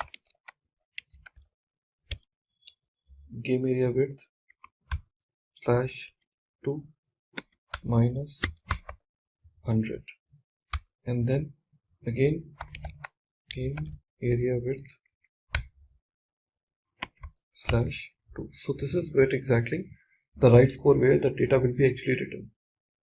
Okay, next we'll be having this option called create square, and this create square, it takes two parameters.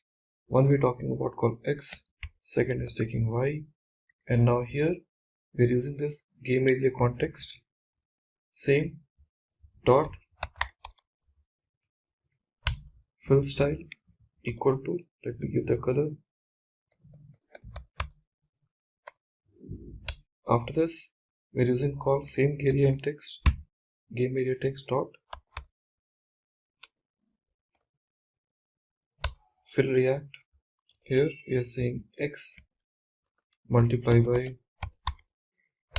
cell width comma y multiply by cell width comma cell width comma cell width.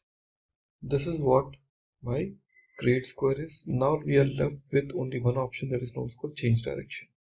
It's time to figure out this last function called change direction, which takes one parameter called e.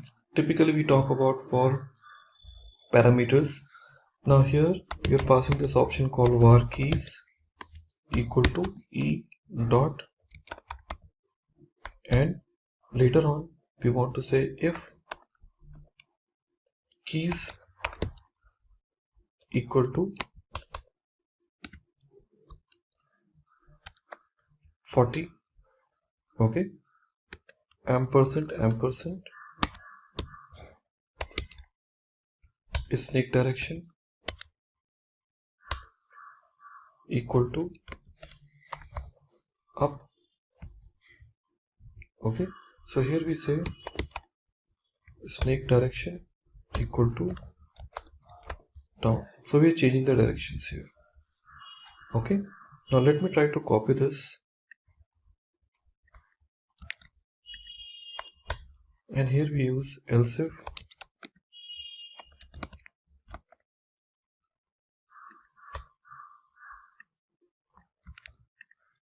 4 times. Okay, so here we talk this 30, 40, and here we say 39, and followed by 38, followed by 37. 39, 38, 37, and here we say up. Let's change to what? Left, down, right. Here we say right, up, left. So 3 options we have changed, and last but not least, here I will just use window dot on key down equal to change directions, and window dot on load, okay, equal to initialize. That's how exactly we want to use now. And this function what we have defined in initialize. Okay, so in this initialize we are having this game start dot on click and all, so we have a call start game now. So this start game will be calling it here.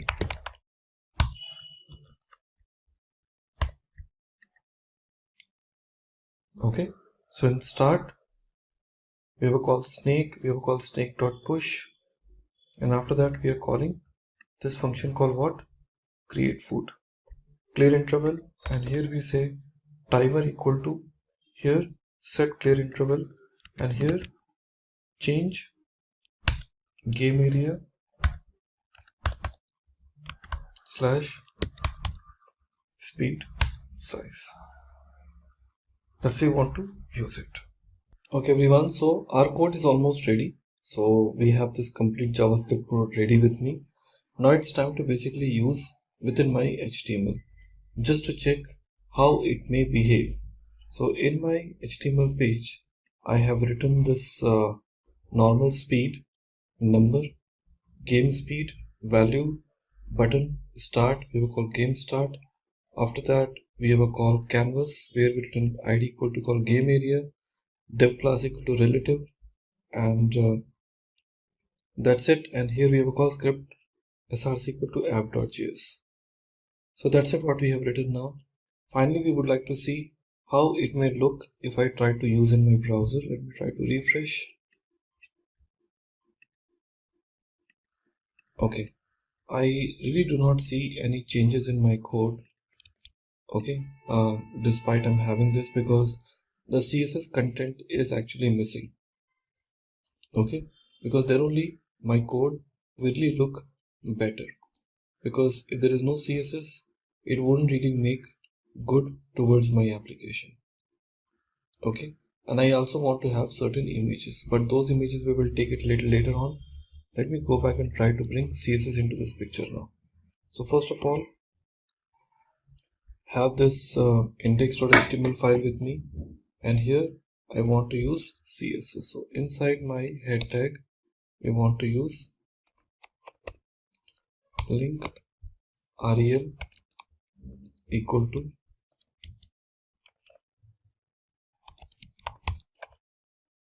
style sheet, okay, href equal to app.css.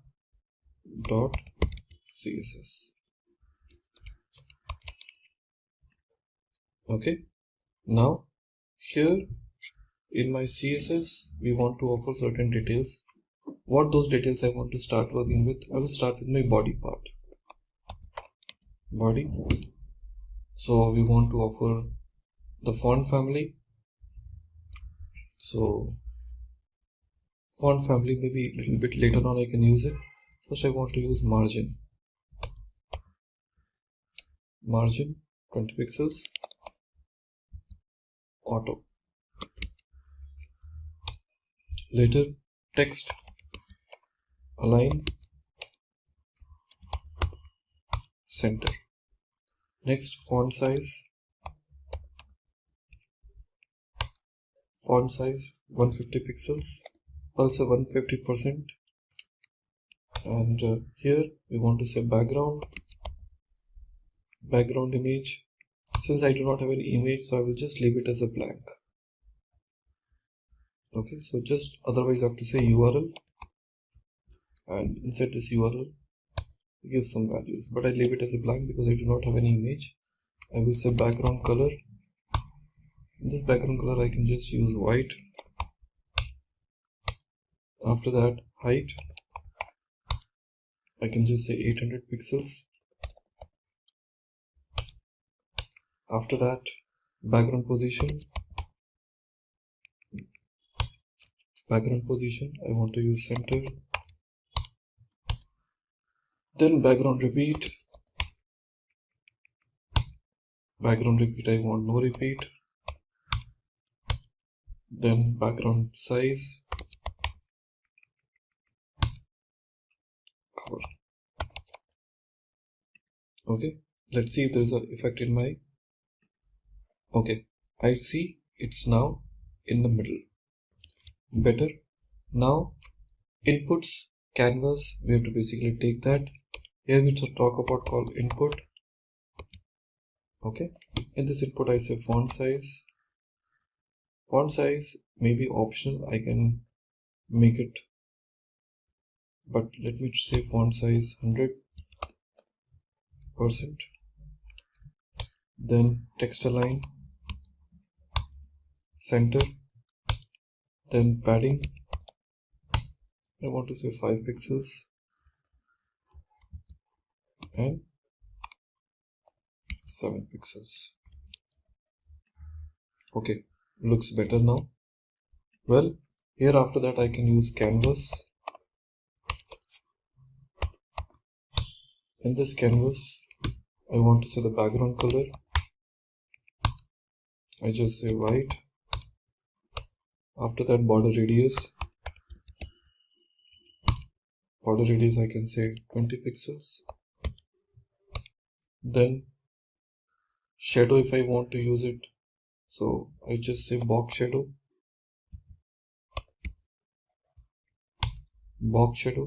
I can say 3 pixels, 5 pixels, and 6 pixels,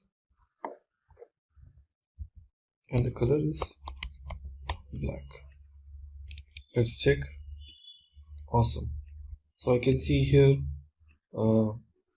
the logic is there. So shadow, you can easily see how it has been using, and that's it. And this div, I can say div dot relative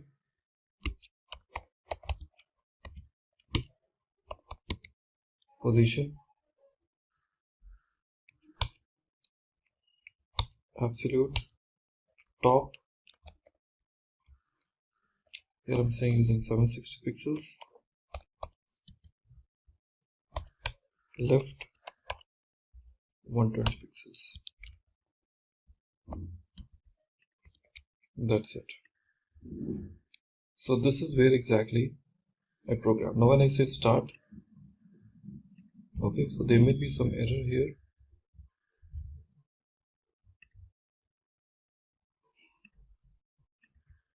They say cannot set a property of call on click null. So just we can just check this into this game start dot on click.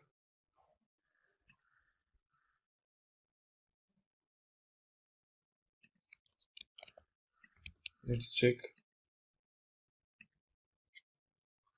Anyways, we just try to fix that issue in while. But anyways, we have our created CSS, and now going forward we'll be implementing rest of the logic within my code. Okay everyone, so we have changed some names here because there was some value was mismatched, so we have basically changed those values with your properties. And now when I try to relaunch my application by this index.html file, so now in my index.html file when I try to add, so it's just as usual, same. Let me say start, and here you can see game start. When I go up, you see like it's starting right now. Okay, isn't this an amazing game right now, friends? Okay, that is the same game what you used to played earlier. Okay, but you can just change the direction, go up, and you can see the score tile has been placed here. That's it. So this is where exactly the look and feel of your game has been taken. And you can just increase the speed. Suppose if you just put a value called 0, it by default set whatever value you want to take it with the start. Now you can see based on that the speed can be justified and the example can be developed. Okay, you can see the start button is disabled because right now the user is still going on. Unless the user game is finished, this one is not going to work. Fine. So like that you can see, and automatically this will be positioned. There is one called food. That is how we have used it in my example now called app.js. You can see we are using this example name called food. Create food. So in create food of the specific interval time, this will be automatically created and the snake will eat and increase the size of the code. Okay, that's it. And now the CSS has been given. If you want to add certain image, certainly you can add it. Otherwise, this is the first game which we can see how it is running and giving you the better example. And with that, we've come to the end of this video. I hope you had fun building these applications. If you have any doubts or queries, let us know in the comment section below. Thank you for watching, keep learning and stay tuned for more from Simplilearn. Hi there, if you like this video, subscribe to the Simplilearn YouTube channel and click here to watch similar videos. To nerd up and get certified, click here.